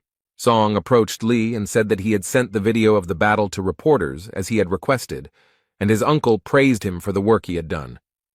The boy said that his uncle stroked his head and now he will not wash his hair. Hugo heard these words, turned and looked intently at the guys. Z also brought the cake to his uncle and told him to try it. The man asked why there were so many strawberries on it. and Otis looked at the piece of cake that was intended for him, and one detail surprised him greatly. He pointed at the cake and asked Yuha where the strawberries on his piece of cake had gone. The girl smiled cheerfully, winked, apologized to her father, and said that she gave it to her uncle. Otis seemed to break loose and started running towards Lee, who had a cake with lots of berries. Gan began to eat and did not suspect anything, when the man grabbed him and began to shake him. The roar was heard throughout the entire yard. Smoke was coming from the roof of Otis's house. He almost burned down his house again. Lily Quinn was sewing up a stuffed bunny, and it was talking about how Hugo didn't know anything about raising children. Yuha watched as her father demanded that Lee give him back the strawberry, but he replied that he ate it. Z asked her father not to take food from his uncle. The girl watched all this disgrace with a smile on her face. When her mobile phone made a sound, she received a message, which she was very surprised to see. Her pupils narrowed very much. Chan was scared because the message said that the Red Class Thousand Paw, which was bringing disaster, had appeared, and all Templars were to immediately respond to mobilization. Templars began to slowly gather along the coastline of Manila, Philippines. They armed themselves and began to talk about how they would have to fight the Red Class's attraction if they had a chance to defeat it. One of the men started shouting for people not to give in to fear, because hard times are another opportunity to prove themselves. He added that their boss had not yet shown up, so they had to defeat the Red Class Thousand-Pawed one themselves. The guy suggested showing how much the Leo branched out, and humanity would have another opportunity to make a leap towards a bright future. The men supported the speaker and began to shout. Yuka covered one ear and thought that she wants to go home because she misses her uncle. Everyone who gathered near the tent donned gas masks and helmets and were in a determined mood. There was an old man in the tent. He said that these uncouth barbarians made a noise for no reason, so they were most likely trying to suppress fear. He said that he didn't care about any of this. What was much more important was that the package had to be received. Near Otis's destroyed house stood a girl with a large suitcase. She rang the bell. The door opened and Hugo came out with a construction helmet on his head. He was glad to see the guest. It was his assistant, Yoon Yerin, who said that they hadn't seen the chief for a long time. The girl asked what happened to his house, because even the roof was gone. The man hid his face and told her that it was better not to ask, just to accept it as a fact. They entered the house, the TV was on, and the news was broadcast. Yoon asked if the eyes were watching the news about the Thousand Paw. Hugo said that he was watching and noted that Yuha also headed there. The man saw a box in the assistant's hands and asked what it was. The girl replied that it was lying by the door and asked if they were expecting a parcel. Yoon threw the box, and Hugo called out to Lee Gang so loudly that his construction helmet flew off his head. The tool broke, and the guy got a system message saying that due to the poor quality of the tool, the materials were destroyed. Lee stood over the table with a hammer in his hands and said that there had been another failure, and not the first time. The weapon was destroyed, and a system message informed him that he needed a higher class tool, and the man thought that this was the limit of the craft hammer. Lee thought that it was very annoying that he had lost his hammer of attainments, and now it would be difficult to find out where it could have disappeared to since 20 years had passed. The guy looked at the slime and thought that it was hard to make relics larger than average size with it, but before the battle with the maiden, one way or another, he needed to prepare better. A system message informed Gan that a follower of another constellation had infiltrated the domain of the great Ophiuchus and the pitiful Sagittarius. The box that Yoon brought into the house was opened, and a voice was heard from inside asking if it was Sagittarius Hugo Otis. The strange creature told the fair-haired man that they had not seen each other for a long time and said that his name was Sergeyevich. Otis frowned. He realized that it was Capricorn and told him that it was a ridiculous joke, and noted that such nastiness was more in the spirit of Yang Wei. Lee came out of the workshop with a huge hammer and said that he was curious about who had gotten in and recognized the old man. Sergeyevich said that he was glad to see Gan in good health, but Otis and his assistant were very scared. The monster that was in the box introduced itself, said that its name was Vladimirov Ivan Sergeyevich, and asked if the guy remembered it. Lee asked again if his name was Sebastian, and he replied that Ivan Sergeyevich, Hugo, and Aaron were standing behind, covered in sweat. Vladimirov Ivan Sergeyevich is a holy sign of Capricorn and specializes in crafting relics. After the disappearance of the strongest awakened, he had a hand in all combat relics. Capricorn was about to tell Ligan the reasons why he was actually looking for him. The guy started to take it out of the box. and he said that he would like to apologize for what happened earlier. Gan pulled Capricorn out of the box, threw him aside, and he continued to talk about how he wanted to build a new, mutually beneficial relationship. Hugo approached Gan and asked him if perhaps he should have listened to Sergeyevich first, and he replied that his friend should stop talking nonsense. Capricorn lay beaten in the middle of the room. Lee said that he would not want to share even a tiny detail with him, and he would never believe that he was looking for cooperation and suggested watching the news. Vladimirov Ivan Sergeyevich said that Gan still has the same bad temper, so there will definitely be a headache. A warrior entered his tent and said that it was time for them to move out, and he was surprised. The holy sign of Capricorn looked out from the tent and told those present that it was worth taking a look at what this thousand-pawed one looked like. The reporter said that they were in Manila, the capital of the Philippines, and they would be broadcasting a raid on the red-class monster, Thousand Paw. Thousand-fingered is a huge monster that was subjected to Ligang 20 years ago. It seems that it is a descendant of that terrifying attraction that appeared here, near Manila. Since this monster belongs to the red class, the forces of several branches have gathered here at once, the troops of the Lion branch, led by Vice Chief Chong Yuha and Bishop Oliver. The Pisces branch is the master of naval combat, specializing in transformation magic. The Taurus branch is the frontline troops with invincible defense. The Aquarius branch are the priests of the battlefield, who are capable of neutralizing even the nuclear threat with their magic. Capricorn branching are great experts in creating and improving all kinds of weapons. Many branches gathered in this location to eliminate the emerging threat, and the holy sign of Capricorn appeared here in person. Lee and Hugo exchanged glances, wondering what the old man was doing there. Most likely, the saint did not come there empty-handed. He wanted to show what he was capable of. Vladimirov Ivan Sergeyevich put his hand forward and began to be attracted to it, like a hammer to a magnet. The old man smiled triumphantly. He called upon the sovereign relic of Capricorn. It was the hammer of understanding. The boys' mouths dropped open in surprise, and Hugo asked Gan if it was his thing. And the warriors began to say that the holy sign of Capricorn is a great inventor. He improves relics right before the start of the battle, and the whole world knows about his incredible skill. Lee started screaming like crazy that it was his relic. The guy couldn't understand what was happening. Gan pointed his finger at the TV screen and said that Sergeyevich was an old goat, and added that he was fed up with the fact that his instrument had been stolen and that this cretin was still acting up. The guy called the old man a bastard and said that he would deal with him even before Virgo. He started running and told Hugo that they were moving out immediately to teach Capricorn a lesson. The men had not yet begun to gather when a reporter's voice came from the television saying that something had appeared, and Lee directed his gaze to the screen. The young man saw the waves swaying, and the journalist reported that it was coming out of the ocean. It was a terrible sight. The ocean was raging, and from its depths appeared a huge, terrible monster, the thousand-pawed. A huge number of eyes watched the appearance of the terrible monster.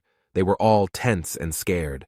Thousand Paws, a red danger-level monster, began to show its paws and gradually approached the shore. One of the warriors shouted very loudly for everyone to get ready. The second one got scared and replied, "There is no need to rush." The guy noticed that the monster was holding something on the end of its tentacle. It looked very much like a human silhouette. The man who was in the tentacle of the monster, although huge and pumped up, screamed loudly from pain and horror. The warriors who were watching all this opened their eyes and mouths wide. The man in the tentacle seemed very familiar to them. It was Stephen Marker, who screamed at the monster like a madman to give him his bone. It was this bone, not the man, that Thousand Paw was holding. The warriors began to talk about the fact that Marker was fighting the monster for his artifact, because huge amounts of money had been invested in it. So the guys understood Stephen's zeal. Bishop Lavovo was very angry. He thought that Marker was still possessed by this useless bone, and shouted for the head to return to them and pull himself together. The head of the Capricorn branch approached Oliver and asked what the young man was doing, and the guy got very angry. The old man said that the Holy Lion and the Thousand-Pawed had just appeared, and asked why his people were still standing rooted to the spot, and noted that even though he was a saint, the Lion's branch should take command. Sergeyevich said that if Oliver was afraid, he would gladly take on this role. The bishop thought that the old man was a slippery type, but he himself said that he was just about to give orders. The young man walked closer to his warriors and told them to take the potion that the Capricorn branch provided. Oliver then commanded the fish branch to cast a spell to move through water.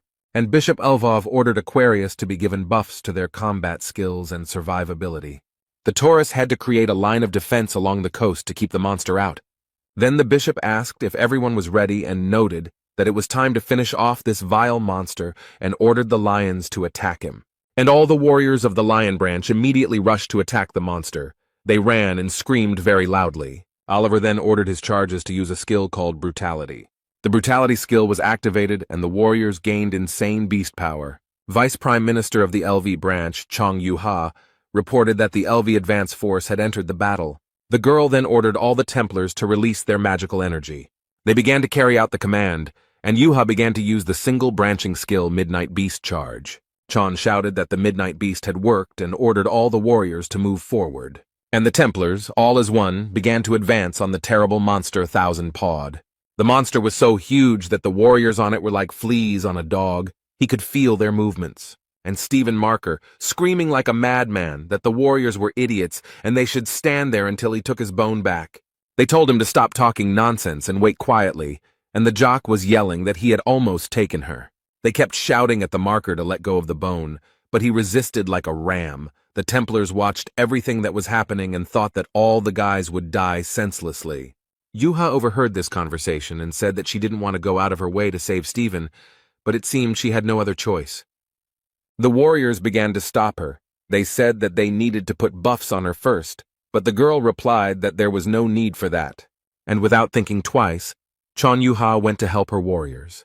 The beauty was in a great hurry. Vice Prime Minister of the branch, Lvov flew to help the head, who watched everything with clenched teeth. Something out of the ordinary happened. Stephen Marker and the bone began to fly in different directions. Yu-ha landed on the ground and announced that the rescue of the lion branch leader had been successful. A few minutes later, he landed right in the water, and his relic, which he couldn't tear himself away from, fell next to him. Stephen Marker emerged from the water and began spitting out the water that had gotten into his mouth.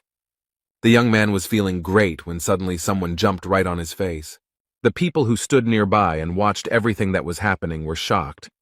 Chan quickly closed the distance and cut off the monster's tentacles with one swing, while Marker screamed at her to get off him.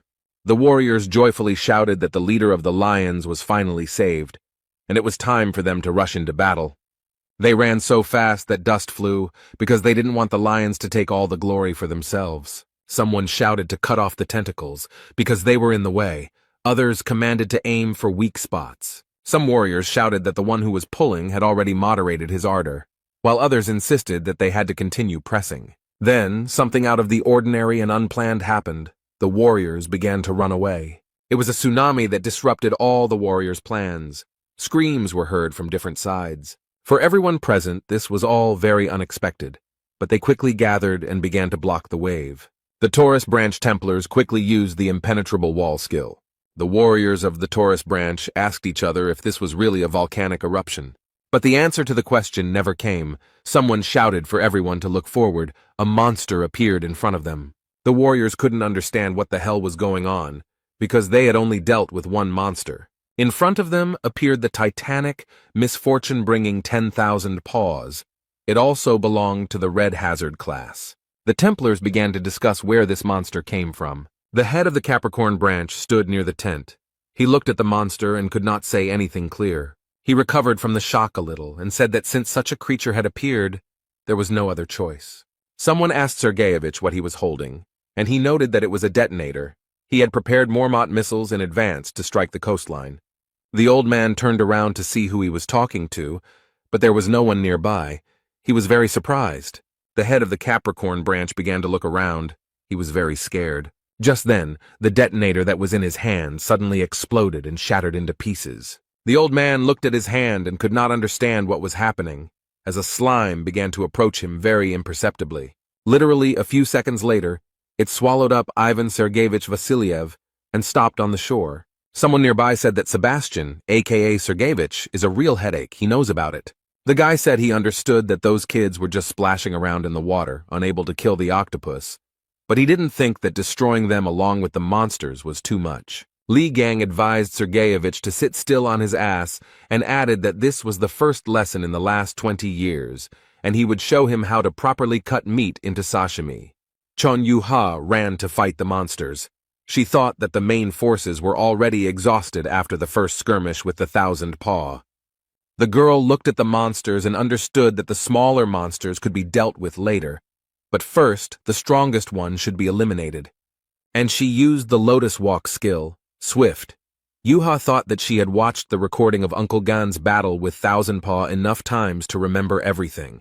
Chan thought that Lee had defeated a huge number of monsters in the past, and among the many recordings, one stood out, which everyone admired, including envious people and haters, and it was the raid on the Thousand Pawed. The girl remembered a scene from the video where Gan was breaking through the smaller tentacles as quickly as possible. Yuha did everything the same way as Lee did. The girl was calm and focused. Gan's next step in that fight was to cut through those tentacles that could not be dodged with one blow. And the beauty got down to business. She was so diligent that the tentacles flew in different directions. Literally a few minutes later, Deputy Prime Minister Lovov found herself on the body of the monster. The girl thought that immediately after successfully reducing the distance, she should plunge the weapon straight between the monster's eyes. Chon Yuha saw the monster's eyes. They were very close and began to swing her spear. But the monster saw the girl and pushed her so hard that the girl flew several meters up. Yuha got scared, screamed, then pulled herself together and used her Lotus Flash skill. This skill was effective, and the monster seemed to have been struck by several lightning bolts. What the girl saw shocked her. She certainly didn't expect such a turn of events. The monster's tentacle held her spear, and Yuha thought about how he had blocked it so easily. Chan tried to free her weapon from the tentacle of the monster, but she couldn't do anything. The girl only became exhausted. Yuka began to gradually sink under the water. Her strength left her. She was not ready to fight such a strong monster. But on the shore, they were watching the girl, and so one of the guys rushed to her aid. It was the head of the Lvov branch. He pulled the girl out of the water, and she began to gasp for air. The monster was very angry and began to beat on the surface of the water to destroy its enemies. The young men held on with all their might, gritting their teeth as the monster dealt powerful blows. The warriors who were also fighting the monsters saw everything that was happening to the chief and vice chief. They were very scared. Some were cursing, while others were shouting for the Templars to continue fighting and not to retreat under any circumstances. The fight was very difficult, so people called for help here and there, and at that time, Yuka thought about what her uncle would do in her place. Chan realized that Li Gang would have flown upward with a two-handed sword, and this guess made the girl very happy. The girl raised her head, and what she saw shocked the beauty. She opened her eyes and mouth wide in surprise. There in the distance, she saw Uncle Li Gan, who was not going to leave her in trouble. The guy was rushing towards adventure. He was armed and dangerous, but at the same time there was a sly smile on his face. The young man didn't think for long. He immediately used a skill called Mountain Crusher. Li Gang understood very well that he couldn't hesitate under any circumstances because the monster was very angry. The guy immediately attacked the monster, and it flew away several meters. After a couple of minutes, there was no trace of it. They watched what was happening, and were shocked by what they saw. They could not understand how Gan was able to destroy the thousand-pawed one in an instant. What was left of the monster was washed away from the shore by the waves, and the monster no longer posed any danger. The warriors looked at its carcass and thought that this was truly incredible. The Templars discussed among themselves how Li managed to jump to the monster from the very shore. Those who did not see it said that the other warriors were joking. Gan appeared behind the warriors and said that he thought he had overdone it a bit. The Templars did not expect him to appear, so they screamed in fear. The man asked the warriors why they were staring at him, and then noted that the Templars themselves could not do anything, so he was forced to teach them a lesson. One of the warriors told Li to shut up, so how he appeared out of nowhere and simply finished off the monster. The second supported his friend and said that they themselves dealt with that temptation. The monster captured Gan with its tentacles. He could not understand what was happening, and the warriors who had just argued with him were shocked. Li looked at them and understood perfectly well that they would not come to his aid under any circumstances. And the monster held Yuhi's weapon in one tentacle, and the guy in the other. It was a terrifying sight. Chan began to look into the distance and realized that her uncle had been captured. She screamed very loudly. Beads of sweat appeared on her face from worry. The warriors were also able to see this picture. They began to stutter and ask each other what they should do. The Templars couldn't imagine how they would even fight something like this. The monster had no intention of retreating. His eyes were burning with red fire, and he was clicking his huge teeth. How everything suddenly brightened up. One of the warriors used the Lotus of Disaster skill. The warriors opened their mouths and began to talk among themselves about how this was the vice chief's ultimate technique. The Templars' voices trembled with fear. They opened their mouths in surprise, and someone even said that this could not be. Li Gang emerged from the water, holding a weapon in his hands and shouting very loudly. The man was very angry, and he began to attack the monster with all his might, which began to scream very loudly. But Gan continued to attack. He couldn't stop. The young man was very angry. After a few minutes, he decided to use a skill called Dark Baptism. The warriors who were watching all this opened their mouths in surprise, and their pupils narrowed very much. And Gan stood on the monster and said that he loved huge enemies because they could be chopped into small pieces. The guy smiled through his teeth and said, "Even if these monsters had 1,000 or 10,000 legs, they are still the same pathetic octopuses." Li was tired but pleased with himself. He said he had cut them into perfect bite-sized pieces and added that dinner was served. The beaten monster was floating in the water and no longer posed any danger to anyone. The Templars were talking among themselves about how Li had actually been able to kill that monster, and that the stories about his exploits were not fiction. A systemic message appeared before Gan that people were looking at him with awe and respect. They were beginning to revere him. The reporter fell to the ground and stuttered as she said that the audience had seen everything for themselves, and added that an event had taken place that would soon become the main topic of discussion throughout the world. People were standing under a huge building, on the screen of which the news was broadcast, which reported that the returning hero Li Gang had destroyed the one who was attracting 10,000 paws. This news made everyone happy without exception. They began to laugh, jump, and dance. Messages appeared before Gan informing him that people began to respect and honor him after his exciting stories and memorable feats. The Ophiuchus Bible was created, and the exploits will be recorded in it. The man said that the book wants him to increase his influence by making his Templars read it. The guy was distracted from his thoughts by some shout. He looked ahead, and on the other bank they were waving their hands and calling to him. It was Yuka. She was very happy to see her uncle and smiled at him. The man also greeted the girl. Literally a few minutes later, Li was next to Chan and immediately asked her if the beauty was hurt. She replied that everything was fine. The man looked at his niece in surprise and asked in surprise what she was hiding behind her back. Li began to ask Yuha if she had decided to take the domino for herself, and she replied that she did not understand what her uncle was talking about. Gan asked if the girl also had a bone fetish, and all Leos were obsessed with them. She replied that it was just a trophy. The guy handed her a piece of something. He extended his hand to her and said that it was her spear, but it had broken during the battle, and then promised that he would soon make a replacement for it. The girl's jaw dropped when she realized that her uncle was forging a weapon for her. She was incredibly happy. Stephen Marker ran up to them, his eyes wide and wild, and shouted that it sounded wonderful. Li asked the jock if he was crazy. Why was he suddenly yelling so much? He looked at his fist and said that it was great news. Stephen said that he was the head of the Lev branch, and Yuka was his direct subordinate. And just when Gan suggested that she forge a new weapon, the girl covered her ears with her hands. And Marker's eyes widened, and he said that this meant that Li would do something for him too, and then he said how could he not be happy about the new weapon. The head of the Lvov branch said that 20 years ago, it was Gan who was responsible for making equipment for all the saints. Marker said that Li destroyed the relic he bought, which is why he is entitled to something as compensation. These words made Gan very angry, and Stephen continued to speak. He told Yuha that he forgives her for landing on his head and even throwing away the bone. The young man could no longer control himself, so he called the head of the Lvov branch a thick-headed sack of shit. Suddenly there was a very strong explosion, after which it became very quiet, but not for long. Stephen said in surprise that it was very surprising that Li could cause explosions with his screams, and the young man replied that it was not him. The warriors began to scream after they came to their senses a little. Many of the Templars needed help. One of the soldiers noted that the explosion covered everyone who stood on the front line. The warrior looked ahead, saw a toothy monster with huge claws, and asked what was going on. The man was very scared. The wolf's eyes were glowing with a mad fire. He was grimacing, and drooling was dripping from his mouth. It is unclear for what reason the people of the Leo branch began to go crazy. It was a terrifying sight. Chan said that the Lion Strike Force suddenly attacked the Taurus branch. She couldn't understand what it was. A voice was heard saying that it was a flare from Mormouth that he had planted, but due to its small size, the explosion was not that big.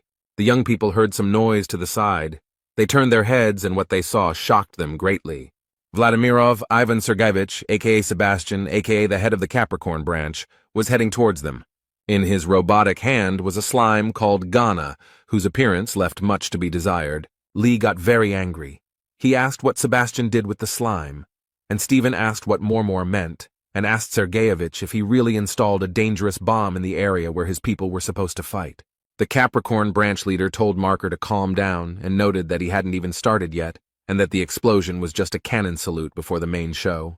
Lee asked the old man if the madness of the people on the front lines was also his doing. Stephen was surprised when he heard this question. Sebastian laughed and replied that Lee Gang, as expected, was very quick to grasp everything, and decided to show them something more interesting. The old man took out some kind of tube and blew into it, but what happened next was amazing. A breeze blew and a bright greenish glow appeared behind the elderly man. It attracted the attention of some warriors. They looked at it with fascination, and then they began to attack representatives of other branches with increased aggression. They could not understand what was really going on. The warriors who stood on the shore were very frightened.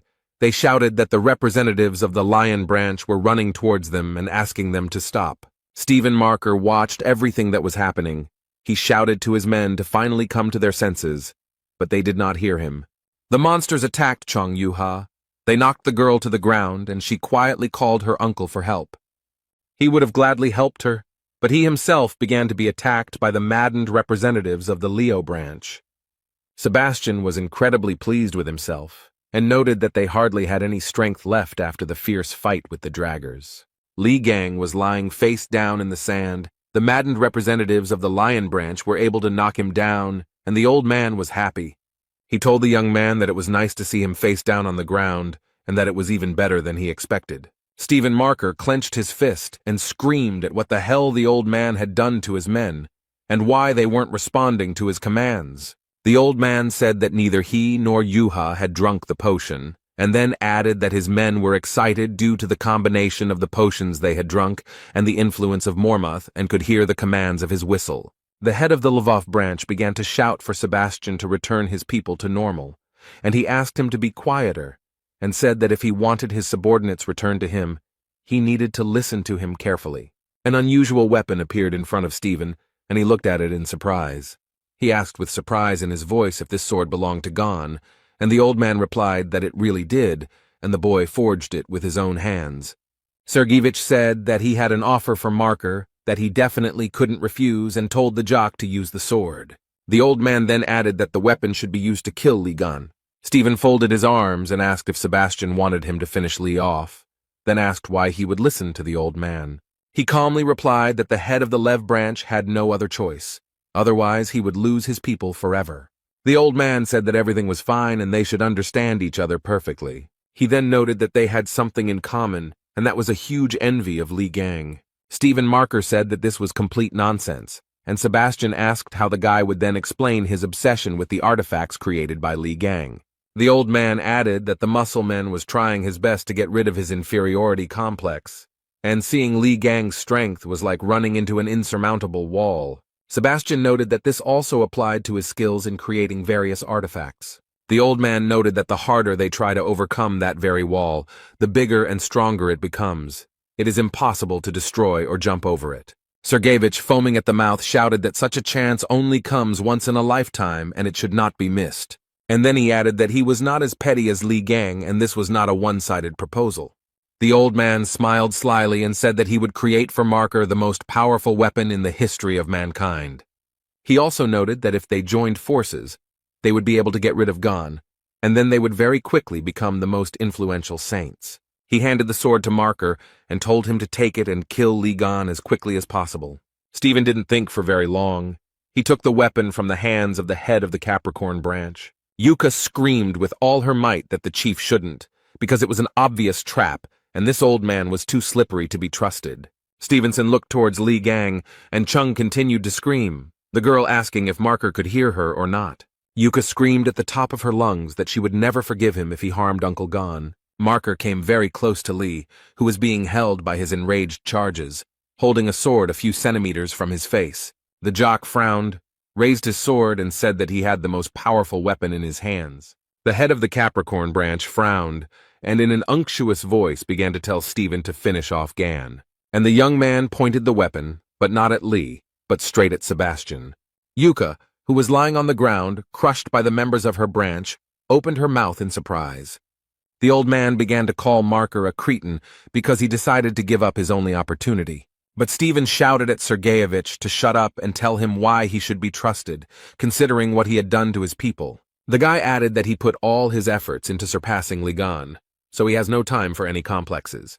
Marker screamed that he would not kill Gan in such a cowardly way. He was very angry. The guy continued to lie on the sand.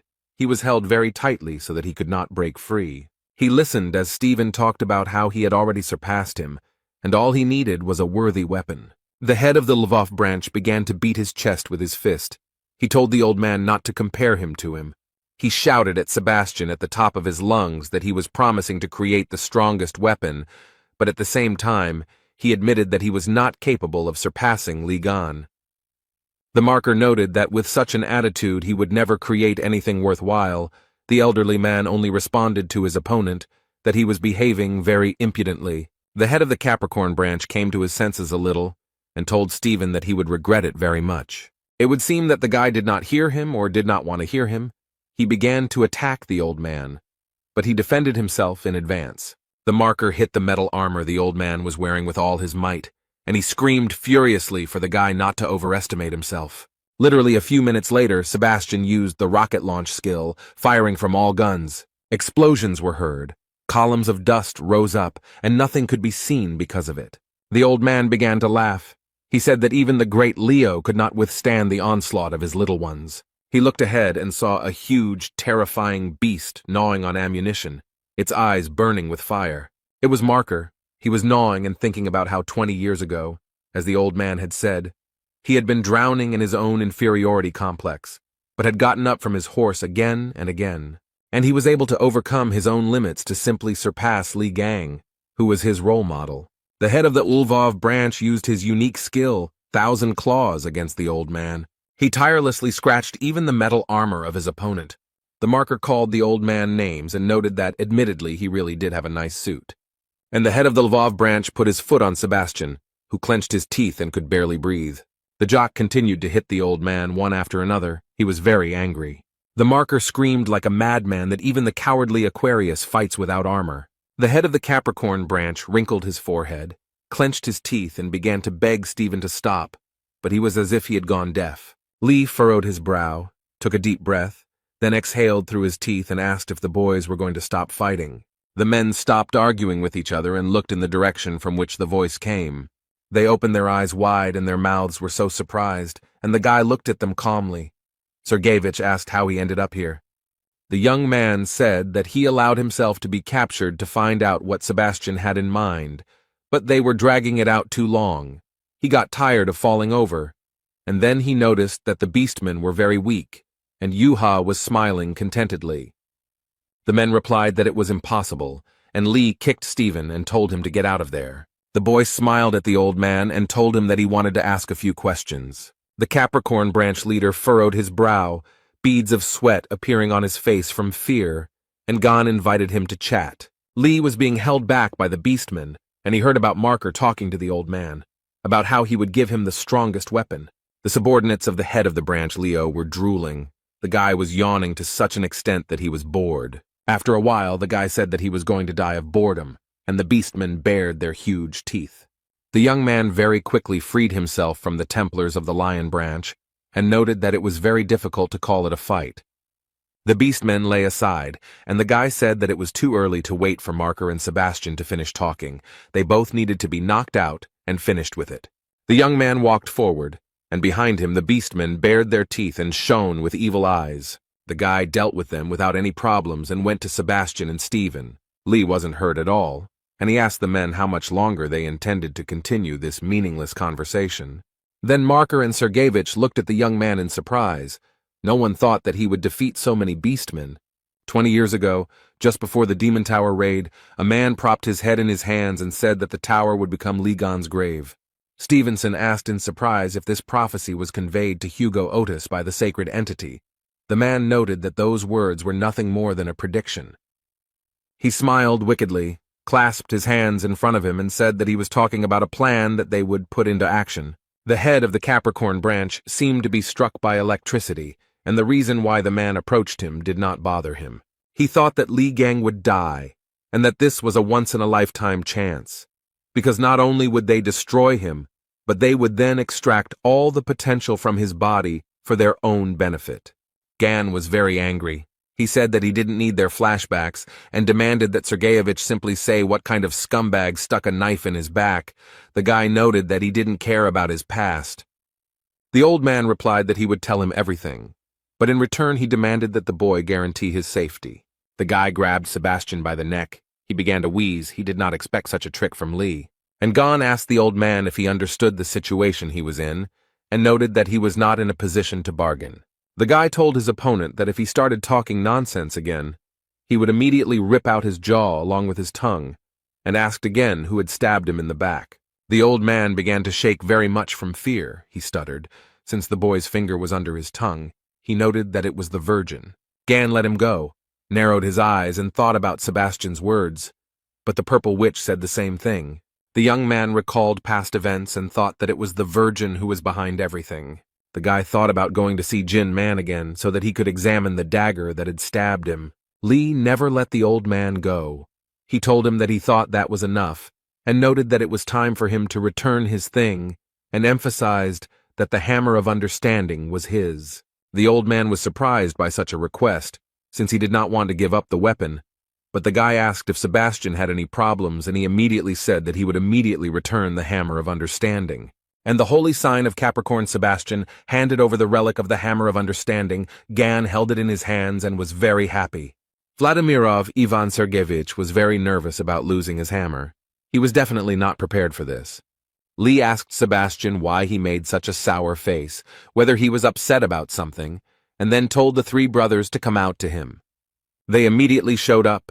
Jan ordered them to take the old man to their world, and if he resisted, to break a couple of his limbs. The brothers agreed, and Sebastian asked the guy in surprise if the avatars really served him. The old man shouted that the young man had become not a saint, but the god of a new constellation. Gan told him to think about his behavior, and then noted that this did not mean that he would forgive him later. The beastmen slowly began to come to their senses. They could not understand what had happened earlier. Many complained that they had headaches, and they also could not understand how they ended up there. Yuha was pleased to note that the members of the Lev branch were beginning to come to their senses, and Stephen was also pleased. Members of other branches said that the lions would no longer attack them. The members of the Capricorn branch asked what they should do, since the leader had been taken away from here by force, and the bishop replied that everything was obvious. The man was very angry. He opened some device and began to change the settings. Members of other branches began to fall. They could not understand what was happening to their armor, and the bishop was incredibly happy. He asked the Templars if they had forgotten that their branch had conjured up the equipment, and then noted that these explosions would send them straight to hell. One of the branch members advised not to provoke them, and the bishop ordered the Mormouth shells to be launched. The warrior immediately carried out the order, and the missile flew a few centimeters above Ligan's head. The guy noticed that everyone was scaring him with another toy called Mormouth, and then he said that he could show his own, and began to use the hammer relic. Achievements. Gan smiled and began to select a target. A system message notified that he could improve or modify the target if the conditions were met. The young man decided that the hammer's target attainments will Mormouth. He successfully modified his target, and the Mormouth projectile was modified into the Mormouth firework. The Bishop of Capricorn widened his eyes and said that Lee had turned the projectile into a firework and called him a crazy bastard. But their ardor was quickly curbed. The beastmen told them that they were the only madmen here. The Leo branch members came closer and asked how they dared to take advantage of their trust. The Capricorn Templars were surprised that they were all safe. Stephen Marker gritted his teeth, widened his eyes, and replied that they, the animals, were not so easy to take. They did not have a scratch from such a small explosion. The members of the Capricorn branch began to run away somewhere, and Stephen Marker shouted at them to wait until he finished. He told Gan that they couldn't just let them escape and asked if he had anything fancy, big, and strong, and he asked why Stephen was asking him again. The head of the Lvov branch was very angry, and Lee thought that it was big, strong, impressive, and easy to swing. He smiled slyly and remarked that he had something, and Marker stuttered and asked why he was looking at him like that. Stephen calmed down a little and said that if the guy had such an item, then let him give it to him. But before he could even finish his sentence, something happened, and the huge man began to scream in a voice that wasn't his own. Gan grabbed Marker by the leg and dragged him somewhere. There was a crazy smile on the young man's face. Without thinking twice, Lee swung with all his might and threw the Marker after the dying members of the Capricorn branch. He watched as the warriors began to scatter in different directions and said that it would be nice to go bowling later. The young man took Stephen by the leg and asked him what he had to say about it. The Marker was so shocked that he couldn't even say a word. The guy dragged him a few more meters, and then he let go of the leg and said that it was uncomfortable for him to hold it, and he would not do it anymore. The action takes place under the protective dome of a European nation. This is the Red Zone. Jane, captain of the Virgo branch search party, thought that the stench was unbearable and that the lures could attack at any moment, so she needed to be prepared. The warriors asked each other if they had heard the news that Lee Gang had killed a huge monster in the Philippines. The girl said she watched the video and noticed that the monster didn't have a chance, while the second noted that the official raiding parties were unnecessary baggage. Someone said that the big losses were also caused by the fact that the Leo branching intertwined with the Capricorn branching. The guy replied that it was to their advantage, because the weaker the opponent, the better. Captain, she ordered everyone to be quiet and asked since when protocol allowed whispering during a mission, and the girls asked her for forgiveness. Jane said that they were not here for fun and advised them not to forget that they were tasked with finding their man, who had disappeared into the outskirts of the dome. The captain noted that the search was already problematic due to the fog, so there was no need to complicate the task. Jane wanted to say something else, but she heard a scream from the side. Someone was calling for help. The girls stopped, but the cry for help did not stop. The captain of the search party noticed that the man was ahead. Jane said she would lead and ordered her branch members to keep up. And there in the distance, someone was begging for help. A man was shouting if there was anyone there, and a search party went forward. Jane wondered if the screams sounded like they were echoing throughout the city, and if her ears were deceiving her.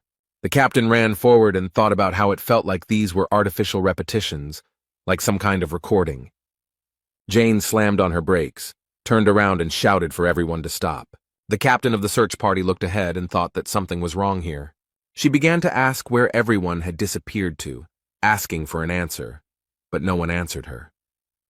The girl found herself in a place unknown to her, and now she asked to be saved.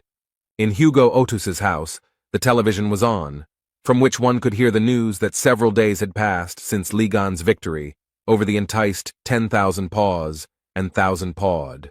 The young man read a book about his achievements while sipping a cold drink, and the reporter continued to talk about how they were in the Philippines and how they were trying to move the bodies of those bringing misfortune with the help of a huge crane. Gan looked up from his book at the TV screen, where they were talking about how amazing he was for single-handedly dealing with the threat, making the combined mission seem pointless. The guy said that wherever you look, you see the same news, and he didn't understand why everyone was so surprised by the cutting up of a couple of octopuses.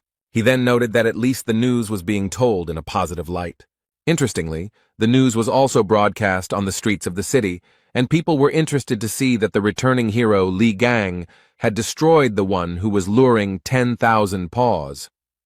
The guy looked at the screen and read in the Bible that the main point of it is to perform actions that can attract attention. After a few minutes, he closed it, thinking that was enough and would deal with the to-do list later. Lee Gang received a new notification. He was asked to check the trials or upgraded skills. He noticed that it was stressing him out. The guy chose the tests. He was interested in looking there first. Several messages appeared in front of him. He thought that this semblance of a quest appeared after his battle with the sacred essence of the twins. The young man regretted that he would not be able to resort to his fighting instinct. But if he met a sacred entity or a huge attractor, then it would not be critical, because this was his specialty. And Lee's two quests seemed quite problematic, because he needed a registrar, and to find his own Templar he decided to deal with them later. He decided to check out the improved skills, and a message informed him that God's gaze had been improved and new additional functionality was available to him. Hugo's assistant was holding a stuffed bunny, which was screaming furiously for her to let it go because it was clean. Gan stood up from his seat and shouted very loudly for them all to freeze in place. He used a skill to test the person's loyalty level. Yoon Yerin, holding the toy in her hands, froze in place with the yellow bunny in her hands, and Lee could see their level of devotion. From the system message, he was able to understand that the Templar's loyalty should be the 100th. If it is less, then the branching power will weaken. The guy understood that he needs to be careful. He thought about Otis, Jung Yuha, and Song Jae and was confident that they would become his followers without any problem. The guy asked Yoon Yerin where Hugo and his children were, because he wanted to take on this case while he was here, but the assistant replied that they left early in the morning. Lee sighed heavily and said that he would have to try it later. Erin was very surprised. She could not understand what he was talking about. The young man's mobile phone rang. It was Jin Man. The guy was very happy about this call. Something unimaginable was happening. Someone was screaming that they didn't want to die. Others were asking for help because they were trapped under the rubble. The woman asked Song Jae to listen to her carefully. She said that the boy should hide and wait for her in the car until his father arrived. The child was very scared. Tears were rolling down his face. And the woman said that they were just playing hide and seek. Son had to hide well so that he wouldn't be found, and Dad would show up and deal with the monster. She smiled and asked her son to promise that he would be brave and obedient. The red-haired guy opened his mouth and eyes wide. Their pupils narrowed very much, and beads of sweat appeared on his face. The now grown-up young man sat in the car and could not understand where he was and what was happening. Yuha took her brother by the hand and told him that everything was fine. He just had a bad dream. The guy rubbed his forehead with his hand and said that he was probably overexcited, since this was the first time he had met his mother in a long time. Jong said that these could be side effects of the holy punishment, so he should be careful about himself. Song replied that everything was fine. He was just a little tired. The girl started looking for something in the bag. She said that she forgot something, but since her brother woke up, she wanted to give him something. Yuka handed her brother a small thing. He looked at it with surprise and said that it was a birthday present. The girl said that she was able to get the thing that her brother asked for, and he was very surprised. Chan said that she remembered how her brother needed a relic to store the magical power of the twins, and noted that she received it from her father, and then asked if such a gift was enough. Sun noted that with this he could fill the deposit points, and his sister was glad that he was pleased and once again congratulated her brother on his birthday. The guy was very happy. He thanked his sister, including for looking after him. Otis told Z that his mother would be upset if he walked around with a sour expression on his birthday, and recommended that he greet her with a smile. After some time, the family drove up to a huge white building. It was a hospital. They entered the building and very soon found themselves near the 808th ward, which was where Cheon-ji-woo was located.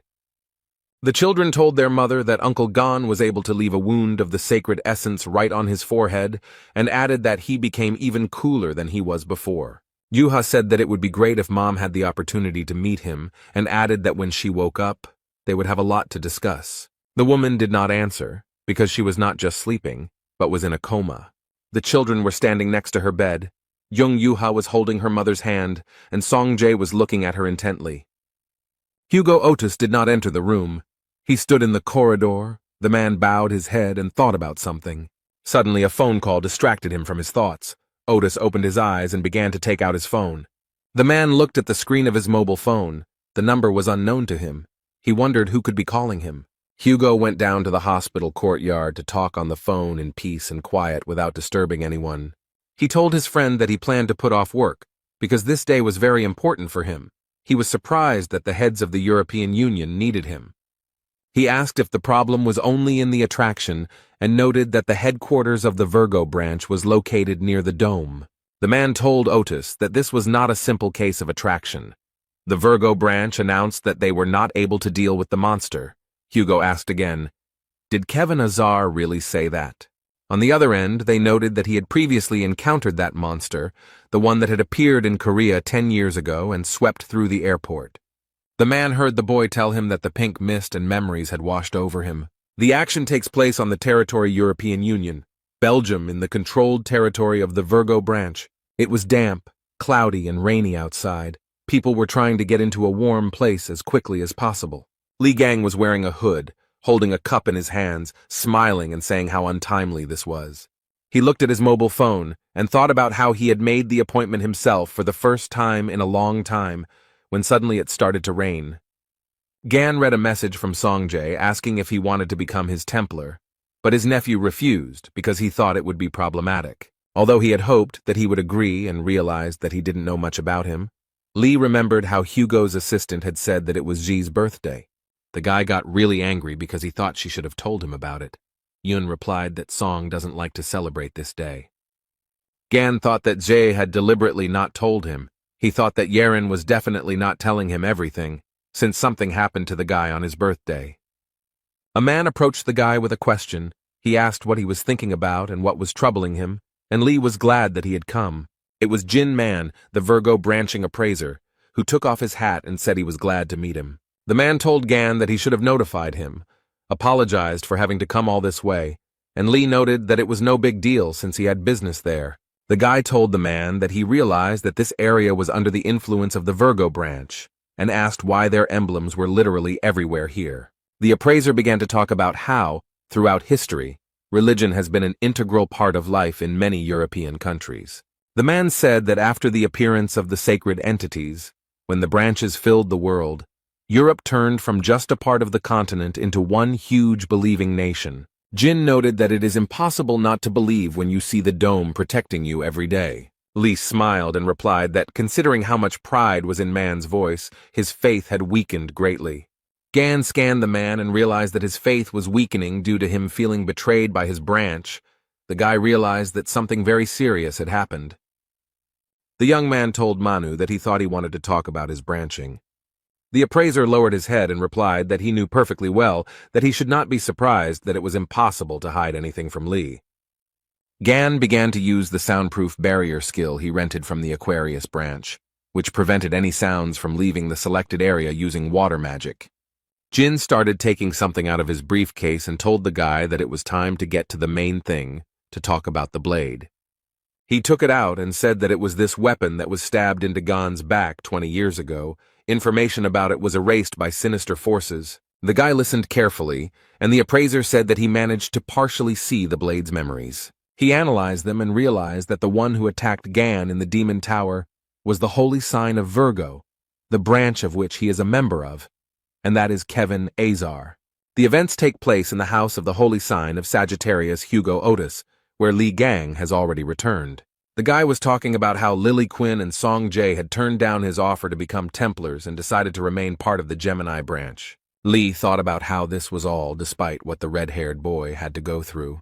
The man began to understand that all this was not just like that and that there was some reason behind it. Yi Gang gave Lily a task to find out why Song Jae joined the Gemini branch, and also find out everything about his past. He noted that he needs any information. The girl decided to ask Yang Wei or Heiji about the registrar position later, and started writing a message to Jie. Suddenly, the guy came to Lily and said that he had a request for her. She was very surprised. Quinn smiled and thought that she was lucky.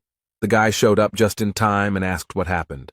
Sun asked Lily to get into the secret archive of the magical library of the Gemini branch. The girl was very surprised. The Gemini branch magic library contained books on magic, collected from all over the world, including the Gemini branch territories. Deep within the building, there is a secret archive containing forbidden books, which only high-ranking Templars have access to. Sun said that he had thrown away his badge, so he couldn't even enter the library, not to mention that with his rank, he couldn't get into the secret archive. He bowed to Quinn and said that he needed to get there. The girl looked at him in surprise. Lily used her skills and told the boy that sending him to the magic library wasn't that difficult. The young man frowned and watched everything that was happening. He didn't think that everything was so easy for Quinn. The girl told him that the secret archive was full of secret, dangerous, and forbidden magic, and asked what the guy needed there. Sun was silent for a moment, and then said that he wanted to find a skill with which he could summon a creature from another world. Soul call. Gan sat on the bench, his head down, thinking about the words the appraiser had told him. After all, he had looked through the records of the last few years. The man realized that several blades similar to that one had been sold at auctions. They were personally assessed by his predecessor, and it seems that he also sensed the ominous energy that emanated from the weapons. He tried to track down the original, and it turned out to be the Virgo's forking blade. Jin showed Lee the screen of his mobile phone and said that the blade was from the Virgo branch weapon storage, and it also contained a large number of weapons with similar energy. The appraiser said the guns were not put up for auction because they were gradually being scrapped. Gan asked the man if his predecessor had told him anything. Man replied that no, he never heard anything from him, since he was killed while he was investigating. Ironically, it was done by the very blade he was looking for. Jin pointed his finger at the weapon and pointed out the place where there were signs of interference, and noticed that the blade was emanating an ominous energy. Someone had hidden all possible traces. The appraiser added that the blade was cursed with a powerful curse that he had not encountered before, and Lee noted that he thought that this curse was manas. Tried to neutralize. The guy noticed that a strong, sinister creature had intervened here. Everything was not so simple. Gan thought that that creature could harm not only the holy sign, but also the sacred essence. The young man understood that curses were Moran's specialty, but his curses did not work on sacred entities. This sinister energy definitely doesn't belong to any of the gods. Even the energy of cancer is nothing compared to this blade's energy, Lee thought. He came to the conclusion that whoever attacked him must be closely connected with the mysterious civilization. The guy grabbed his head and realized that he needed to first deal with the test, because it had a time limit. Li Gang understood that only after this would it be possible to return to the questions concerning the Virgin. The young man was delighted because he heard the announcer announce that his train was arriving at the station. A few minutes later, a train arrived on the platform, which it announced with a long whistle. The doors opened and passengers gradually began to leave their carriages. There were a lot of them. Gan continued to sit on the bench. A smile appeared on the guy's face. He was glad that they were already here. He was delighted by the arrival of the elite squad of the holy archer Hugo Otis. There were a lot of warriors. They arrived very quickly, as it was necessary to resolve an important issue as quickly as possible. One of the warriors said that it was necessary to get rid of the attractions in this area today. The warrior approached the vines that were on the ground, touched them with his foot and asked what they were because they were getting in the way. Gan said it was a coincidence. He didn't think they had any business in the Virgo branch territory, and asked what brought them here. The young man frowned and reported that the Sagittarius branch had received an order. He noticed that their branch had a special squad that was engaged in the extermination of the attractors. They were something like mercenaries who solved problems. The guy told Lee that their leader had gone to clarify all the details with members of the European Union. Gan asked in surprise if they had really taken up the job without really knowing anything, and the warrior replied that the chief had accepted the order anyway. He said that the purpose of this task is to bring misfortune, which has some history associated with it. And the guy asked Li Gan if he had heard about the monster that strives for the power of the gods, the Bloody Mist. The action takes place in the European Union Parliament, where a headquarters for the extermination of those who bring misfortune has gathered. The man said that the blood mist is a monster that releases mist, which is why it is named that way. It sucks out the soul and life force of nearby creatures. He added that the attractor had appeared about 10 days ago.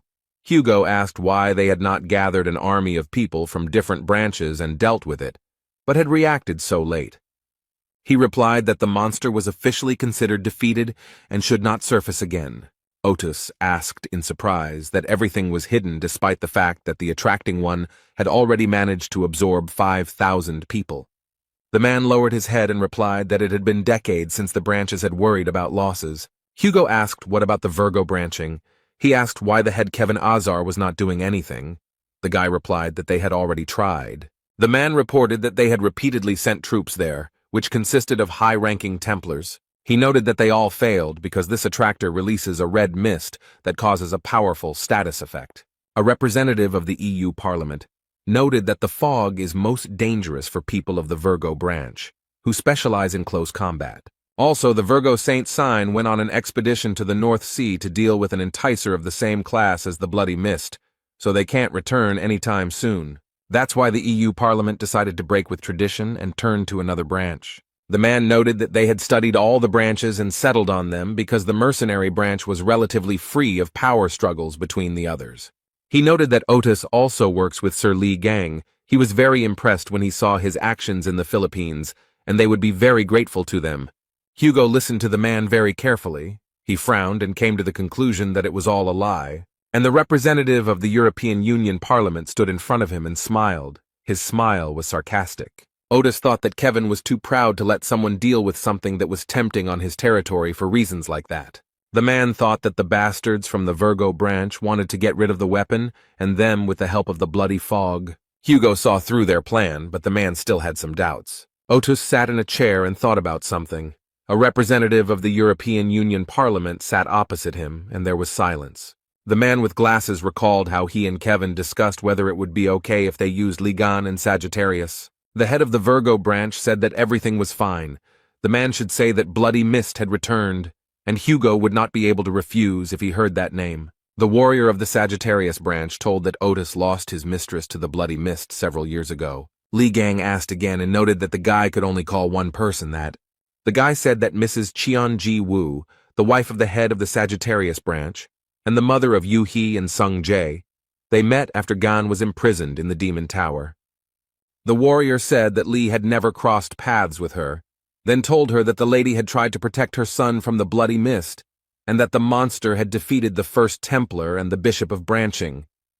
Gan clarified that it was not Lee Jae-won by chance, and the warrior clarified whether the man knew him.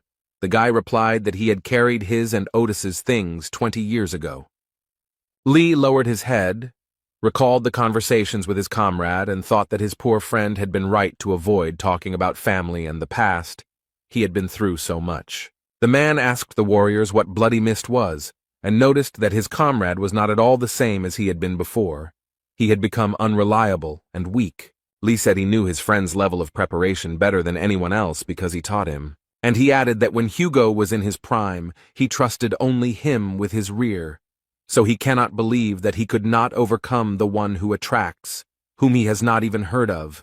Gan thought that in the past, his friend was one of the strongest among all the saints. That's why Lee turned to the warriors and asked them to explain to him what the hell had happened to him. One of the warriors replied that it was a rather difficult story, but since Li Gang was asking about it, he would tell it. The guy said that this horrific event happened 10 years ago on Song Jae's 7th birthday. The boy sat sleepily, and his mother spoke on the phone about how she had already landed, since 2 years had passed since her last visit. She said that she needed to work on the prototypes of the anti-giant attractor weapon, all thanks to Li Gan's data and the weapon that Hugo got for her.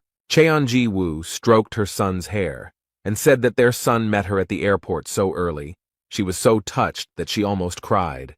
And Otis asked how he got to the airport. Ji said that Jae-won worked hard. The guy laughed and noted that Song Jae himself really wanted to see his mother. The boy began to yawn, and then said that he was hungry, and Bishop Sagittarius looked at him with fear. Ji asked if Song was hungry, asked him about hamburgers, and Jae-won asked the woman to stay with the young master. He would buy everything himself. Cheon thanked him for his help. The guy sat in the chair and heard the men in front arguing. One told the other why he let him out, since he told him to keep him with him, and the second made excuses that he didn't know that something like this could happen. One of the men noted that they needed to think about how to get out of here, otherwise they would die. Song looked at the men running away in confusion. His mother came up and said that Uncle Jae-won would buy them burgers and suggested that they wait. Suddenly the lights went out at the airport, and it became very dark in the waiting room. The boy was very scared. People who were at the airport could not understand what was happening, and how they could turn off the lights if it was so dark outside. Son asked his mother why the lights went out, but the woman herself did not have an answer to this question. Jae-won bought burgers and was walking back. He thought about why the lights went out so suddenly. The guy saw something. He frowned. His mouth opened in fear and beads of sweat appeared on his face. Cheon-ji Woo covered her son's eyes with her hand, and Wan-woo told him that they had problems. Woo-ji's bag of food fell from his hands and fell to the floor, scattering all over the airport floor. The monster attacked the woman and child, and the bishop of the Scorpion branch immediately rushed to their aid. Cheon-ji Woo was very scared, her son too, because he broke free and saw the monster, and Jae-won began to push them away from the epicenter of the incident. The monster opened its mouth wide, and the young man was drawn to it as if by a magnet. The woman and child were very frightened. They were crying in horror, and the boy was calling for Uncle Vaughn. The guy stood in the monster's mouth. He smiled cheerfully and raised the fingers of both hands up. Chan covered her son's eyes with her hand. He was crying in horror and told him not to look. The monster closed its mouth, from which several streams of saliva began to flow. People who were at the airport started shouting that it was a bad luck charm and that it had just eaten a person. One of the airport security guards ordered another to contact the branch immediately. The woman hugged her son and told him not to let go of her hand, no matter what happened. And she began to run forward as fast as she could, and here and there cries for help could be heard. People were screaming that they didn't want to die. Someone was begging for help because he was crushed under debris. Chan went outside. She told her son to listen to her carefully. He needed to hide in the car and sit there until his dad came. The child was very scared, but she told him to imagine that it was hide and seek, and he needed to hide better than anyone else so that the monster would not find him, and his dad would easily deal with him. She smiled and asked her son to promise her that he would be brave and strong. The boy was left alone in the car. He was very scared and he called his mother very loudly. But he so wanted to see his mother early, so that they could gather for the first time in a long time. He so wanted to tell them so many things. Songjay was sobbing, smearing tears, snot and drool across his face with his fists, and whispering that it was all because of him. The baby was asking for forgiveness. Meanwhile, the monster's tentacles were slowly approaching the car in which the boy was located. Suddenly something flashed and illuminated everything around with an orange-yellow glow. She hit the tentacles that were getting closer and closer to the car. Everything was on fire. Hugo Otis stood next to the car and asked his son if he was okay. The boy looked out the window and saw his father. He called him very loudly. He was very scared. The man turned his head towards his tearful son and asked if he was hurt. Songjay could only say the name of the Episcopal branch of Sagittarius J1 and shout Mama. The man began to guess what might have happened, so his whole body began to shake. Otis put his hand on the car and said he understood what had happened here. The man stood in a circle of fire, and the monster stretched out its long, vile tentacles towards him. The head of the Sagittarius branch was very angry. He gritted his teeth and began to scream, "How dare the monster do such a thing?" He began to look at the monster and thought that the people he had captured were entwined with the branches of a huge tree on his back. The man began to look closely and saw that his wife was also entwined with branches. He called her by name. Otis took a deep breath, then exhaled and thought that he needed to calm down, because he had to save her, and thought about ripping her out of there by force. Qianji Wu watched from above what her husband was doing down there, and he had some kind of plan. He began to push the monster's branches aside with his hands and told his wife that he would save her. She just needed to wait another second. The monster understood perfectly well that something was happening. He froze, and his eyes became bloodshot with anger. The young man gritted his teeth and tried with all his might to remove the branches. It was very difficult for him. Hugo frowned. The pupils of his eyes became like dots, and he began to shout very loudly so that they would not disturb him. Other people who were captured by the monster saw him saving the woman and also began to pray for help. He began to look with pity at the people who were asking to be saved. He felt very sorry for them. This was the young man's huge mistake. The monster began to attack the guy. A few minutes later, the young man was tied hand and foot, and the monster, baring his teeth, said that he had the power of a god and that this power was delicious. The monster tormented Hugo and happily said that it would eat him very soon. The boy, who continued to sit in the car, began to sob loudly and call for his dad. And the monster walked forward, opened its huge mouth very wide, and made heart-rending sounds. After some time, Hugo Otis managed to free himself from the monster's shackles, and they let him go. Some people also managed to escape the clutches of the monster. They were in protective capsules. Songjay saw his father standing above the car and heard a voice saying that it was a pitiful sight. The girl said that she pulled out everyone who was entangled in branches with the help of a protective spell. After some time, she said that it was time to deal with the attraction. Otis woke up. He was lying on the ground, shaking either from fear or from pain, and asked in surprise if they were really here. Haley, the Scorpio saint sign, asked if Hugo Otis was okay. He was surprised that she was there too, and like the other saint signs, she came to help. The girl helped the guy get up and said that she called everyone she could as soon as she heard about the occurrence of a strong attraction, and they decided to help. After all, none of the holy signs want such a monster to appear on their territory. The holy signs decided not to delay, but to finish off the monster with one blow. They all gathered, and Stephen Marker gritted his teeth and happily replied that he liked the plan. All the holy signs went on the attack against the monster, shouting that they needed to show him all their power. The three of them got together and began to use their powers, but something extraordinary happened. Stephen Marker gritted his teeth, his eyes burning with hatred. He said that the monster simply went and devoured their powers. The holy signs also began to observe how the monster began to heal its wounds very quickly. They looked at the monster, who was very angry, his eyes burning with hatred. He wanted to attack the holy signs. As Marker shouted for Haiji to put up a barrier, the girl replied that she knew everything herself. She immediately began to use her unique skill called Magic Curtain. The monster was very angry. His eyes were burning with red fire. He opened his huge mouth wide and stretched out his branch tentacles. The holy sign of Gemini looked very tired and exhausted. She understood perfectly well that the barrier would not last long. That is why another sacred sign decided to use her special skill called the Golden Rule Vine. The girl asked the other sacred signs what they were doing now, because they were holy. She said not to let things like that confuse them.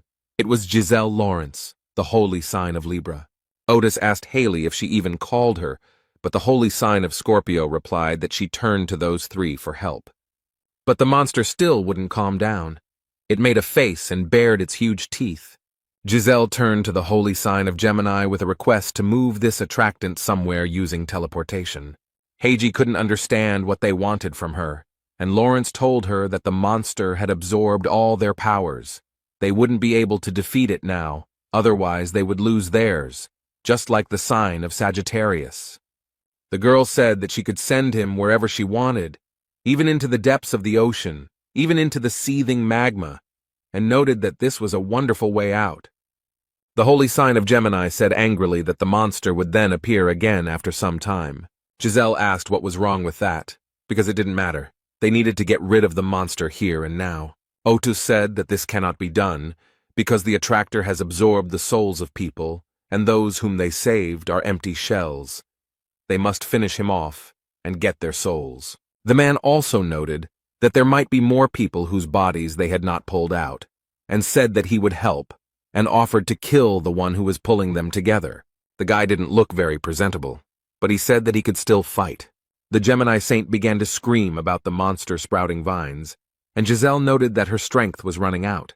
Lawrence screamed that they didn't have any more time and asked Haiji to quickly teleport the monster away. And the monster continued to look at everyone gathered with hatred and open its mouth wide.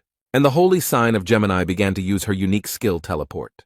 Hugo Otis saw this and shouted very loudly for the girl not to do this and to stop.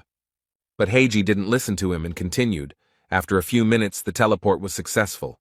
Sun recalled that on that day, everyone did nothing but criticize his father while praising the saints who sent the one who was dragging him away to God knows where. On television, they were talking about new information about the incident related to the bloody fog. The journalist reported that early in the morning, the saints stopped the enticement that was raging at the airport. She noted that many people died before the saints had time to arrive at the scene. Giselle Lawrence, the saint of the Libra sign, gave an interview to journalists. She said that it was their duty, and she only regretted that they could not prevent the deaths of people. At this time, the public expressed their dissatisfaction with the holy sign of Sagittarius, the protector of Korea. People wanted to know that if, due to a weak response to the actions of the attractor, more people died. People told reporters that they heard that Otis lost, unable to even protect his family. He is unreliable. How can he be trusted at all? After a public apology this morning, Sagittarius St. Hugo Otis attended the victim's joint funeral. But during the funeral, the man faced a furious public backlash. People were shouting that they trusted him with their lives. They were asking what he was doing until other saints showed up. They shouted that their family died because of him. They wanted to attack, but the guards held them back. The enraged people shouted how the holy sign of Sagittarius dared to show itself here and demanded that he return their loved ones. The guy said he couldn't watch it anymore, so he turned off the TV. A man approached Leo and asked why he turned it off, since he was watching the news. The marker asked if this bullying was really necessary. The holy sign of Gemini noticed that Stephen was right and noted that this was too much. Yang Wei said that it was unfortunate, but someone had to take responsibility for the dead and suggested thinking about it from another angle. Otis would lose influence, and they would be able to get to Korea. The man walking up the stairs laughed and said that before he didn't really care about people, But now Stephen's conscience had awakened. Ivan Kruger, the holy sign of Taurus, said that Hugo was completely helpless.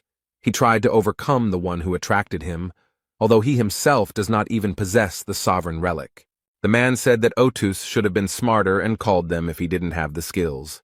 The man in the sweater folded his arms across his chest, smiled, and said that the holy sign of Taurus was wrong. He noticed that Hugo was now doubly helpless, since Bloodmist had stolen half of the powers he already had. Ivan Kruger laughed heartily and said that the man was right, but he was wrong. Stephen Market grabbed Haiji, pulled her aside, and told her he felt disgusting. She asked the holy sign of Leo if he thought Hugo would be okay, and he replied that they would live and see. Stephen asked the girl if she wasn't jealous of Ji Woo, and then added that he was surprised by her reaction. Heiji replied that she never liked her, but this was not the outcome she wanted. She paused for a moment, then added that Hugo was one thing, but she felt very sorry for his children. It was raining heavily. Hugo Otis walked forward with paparazzi on both sides, not bothered by the bad weather. They immediately began asking the man what he could say, and then noted that the public was outraged, and the journalists were also interested in whether Otusu had the shawl of the dead. One of the journalists, who was being held back by security, asked when the funeral would be held for his family members. Reporters also said that the redirection of the wounded to the Scorpio hospital was an act of ostentatious generosity, and asked Hugo to comment on this. Otus's assistant said that the head had already given all possible comments at today's press conference, and he needed to meet with patients, so he asked journalists to calm down. When the journalists were left behind, the holy sign of Sagittarius asked his assistant what was wrong with Jae-won. She reported that the bishop's body was found and moved to the hospital. The monster vomited it out of itself, since it could not swallow it. This happened before Hugo encountered the monster. The girl noted that this happened because Vaughn had been fighting in the stomach of the attracting one until the very end. Otis asked to send the bishop to the intensive care unit when he was here. The man was also grateful to Haley for her generosity in allowing him to use her hospital, and the assistant listened to these words and frowned. She screamed that Otis should not take responsibility for all this, because he lost his family and fought. The assistant noted that it was not too late to tell the world the truth. The man replied that people could have been saved if the bloody mist had actually been destroyed. The souls would have returned. This was a way to save them. Hugo knew that he couldn't tell the victims' families that their loved ones were dead because they had lost their souls, which they could get back if they defeated the puller. The assistant replied that it would give them false hope for something that would probably never happen. The man was thinking about something. He remembered how the monster had taken him captive and realized that he had lost most of his powers then. Because the other saints were unable to deal with the monster, they had to move it to an unknown location. Otis asked which of the saints in such a situation would want to risk their lives and strength to return the souls of people, and even if they managed to find him, would they be able to win? The assistant screamed that now everyone hated him, even though he had done nothing wrong. She asked why this was happening, but the man firmly said that it was his fault. Otis said that he was unable to protect them because his strength was insufficient, and he failed to keep his promise to Gon, even though he trusted him with the safety of Korea. He said that he deserved all of this, both condemnation and accusations. Hugo understood that the situation was unpleasant, but it was his burden and he had to bear it, and he thanked Erin for her concern. The girl replied that she would go check on Ji Woo. She was worried because Sung Jae and Yu Ha were alone there. The vice chief approached the girl and told her that the reason the chief decided to redirect the victims to the hospital rather than allow a funeral was because he believed that they could be helped to wake up. The man noted that this is not possible now, but the leader will never give up. The vice chief noted that if Otis renounced them, then he would renounce both his wife and the bishop. The head of the Sagittarius branch approached the chamber on which there was a sign with the number 808. His wife was there. He reached for the door handle and heard his son Song Jae talking to his mother, asking her for forgiveness. The boy sat on the chair, his face buried in his knees, and said that he shouldn't have whined that he was hungry. He recalled the events at the airport and said that they should have left there earlier. Son noted that in such a situation, everything would have been different, and his mother and Mr. Jae-won would have been fine. The child added that Dad would have defeated the one who was pulling, and everyone would have been safe. The child cried loudly, asked for forgiveness, and said that it was all his fault, that he was so sorry that everything happened this way. Hugo Otis stood outside the door of the room, heard everything his son said, and sobbed silently. The man should have gone in and told Song Jae that it wasn't his fault, but he couldn't let his son see him in that state. Li Gang listened attentively to his comrade. The people nearby were crying, and Otis said that the son would then blame himself for the fact that his father was in a disadvantageous position. Gan said that he shouldn't have asked about all this, and Hugo said that sooner or later he would have to tell about everything. Otis said he was surprised his friend made him tell all this as soon as they arrived, and Lee said got on his nerves. He couldn't stop crying while he was telling it. Hugo noted that the blood mist had been found and needed to be dealt with once and for all. The blonde man said that he would finish off the monster no matter what. The monster thought that the remaining forces of the sun god were coming to him of their own free will, also with the power of the snake god. The monster was very angry, because he understood perfectly well why they were going to him, and said that he would eat them all. Otis ordered his subordinates to catch and burn all the bird-like lures, because they cannot be left, as they can place in the future. The young man handed him a can of drink and told him to drink it while he worked. The man thanked the warrior. Otis began to drink the drink as other people began to call him.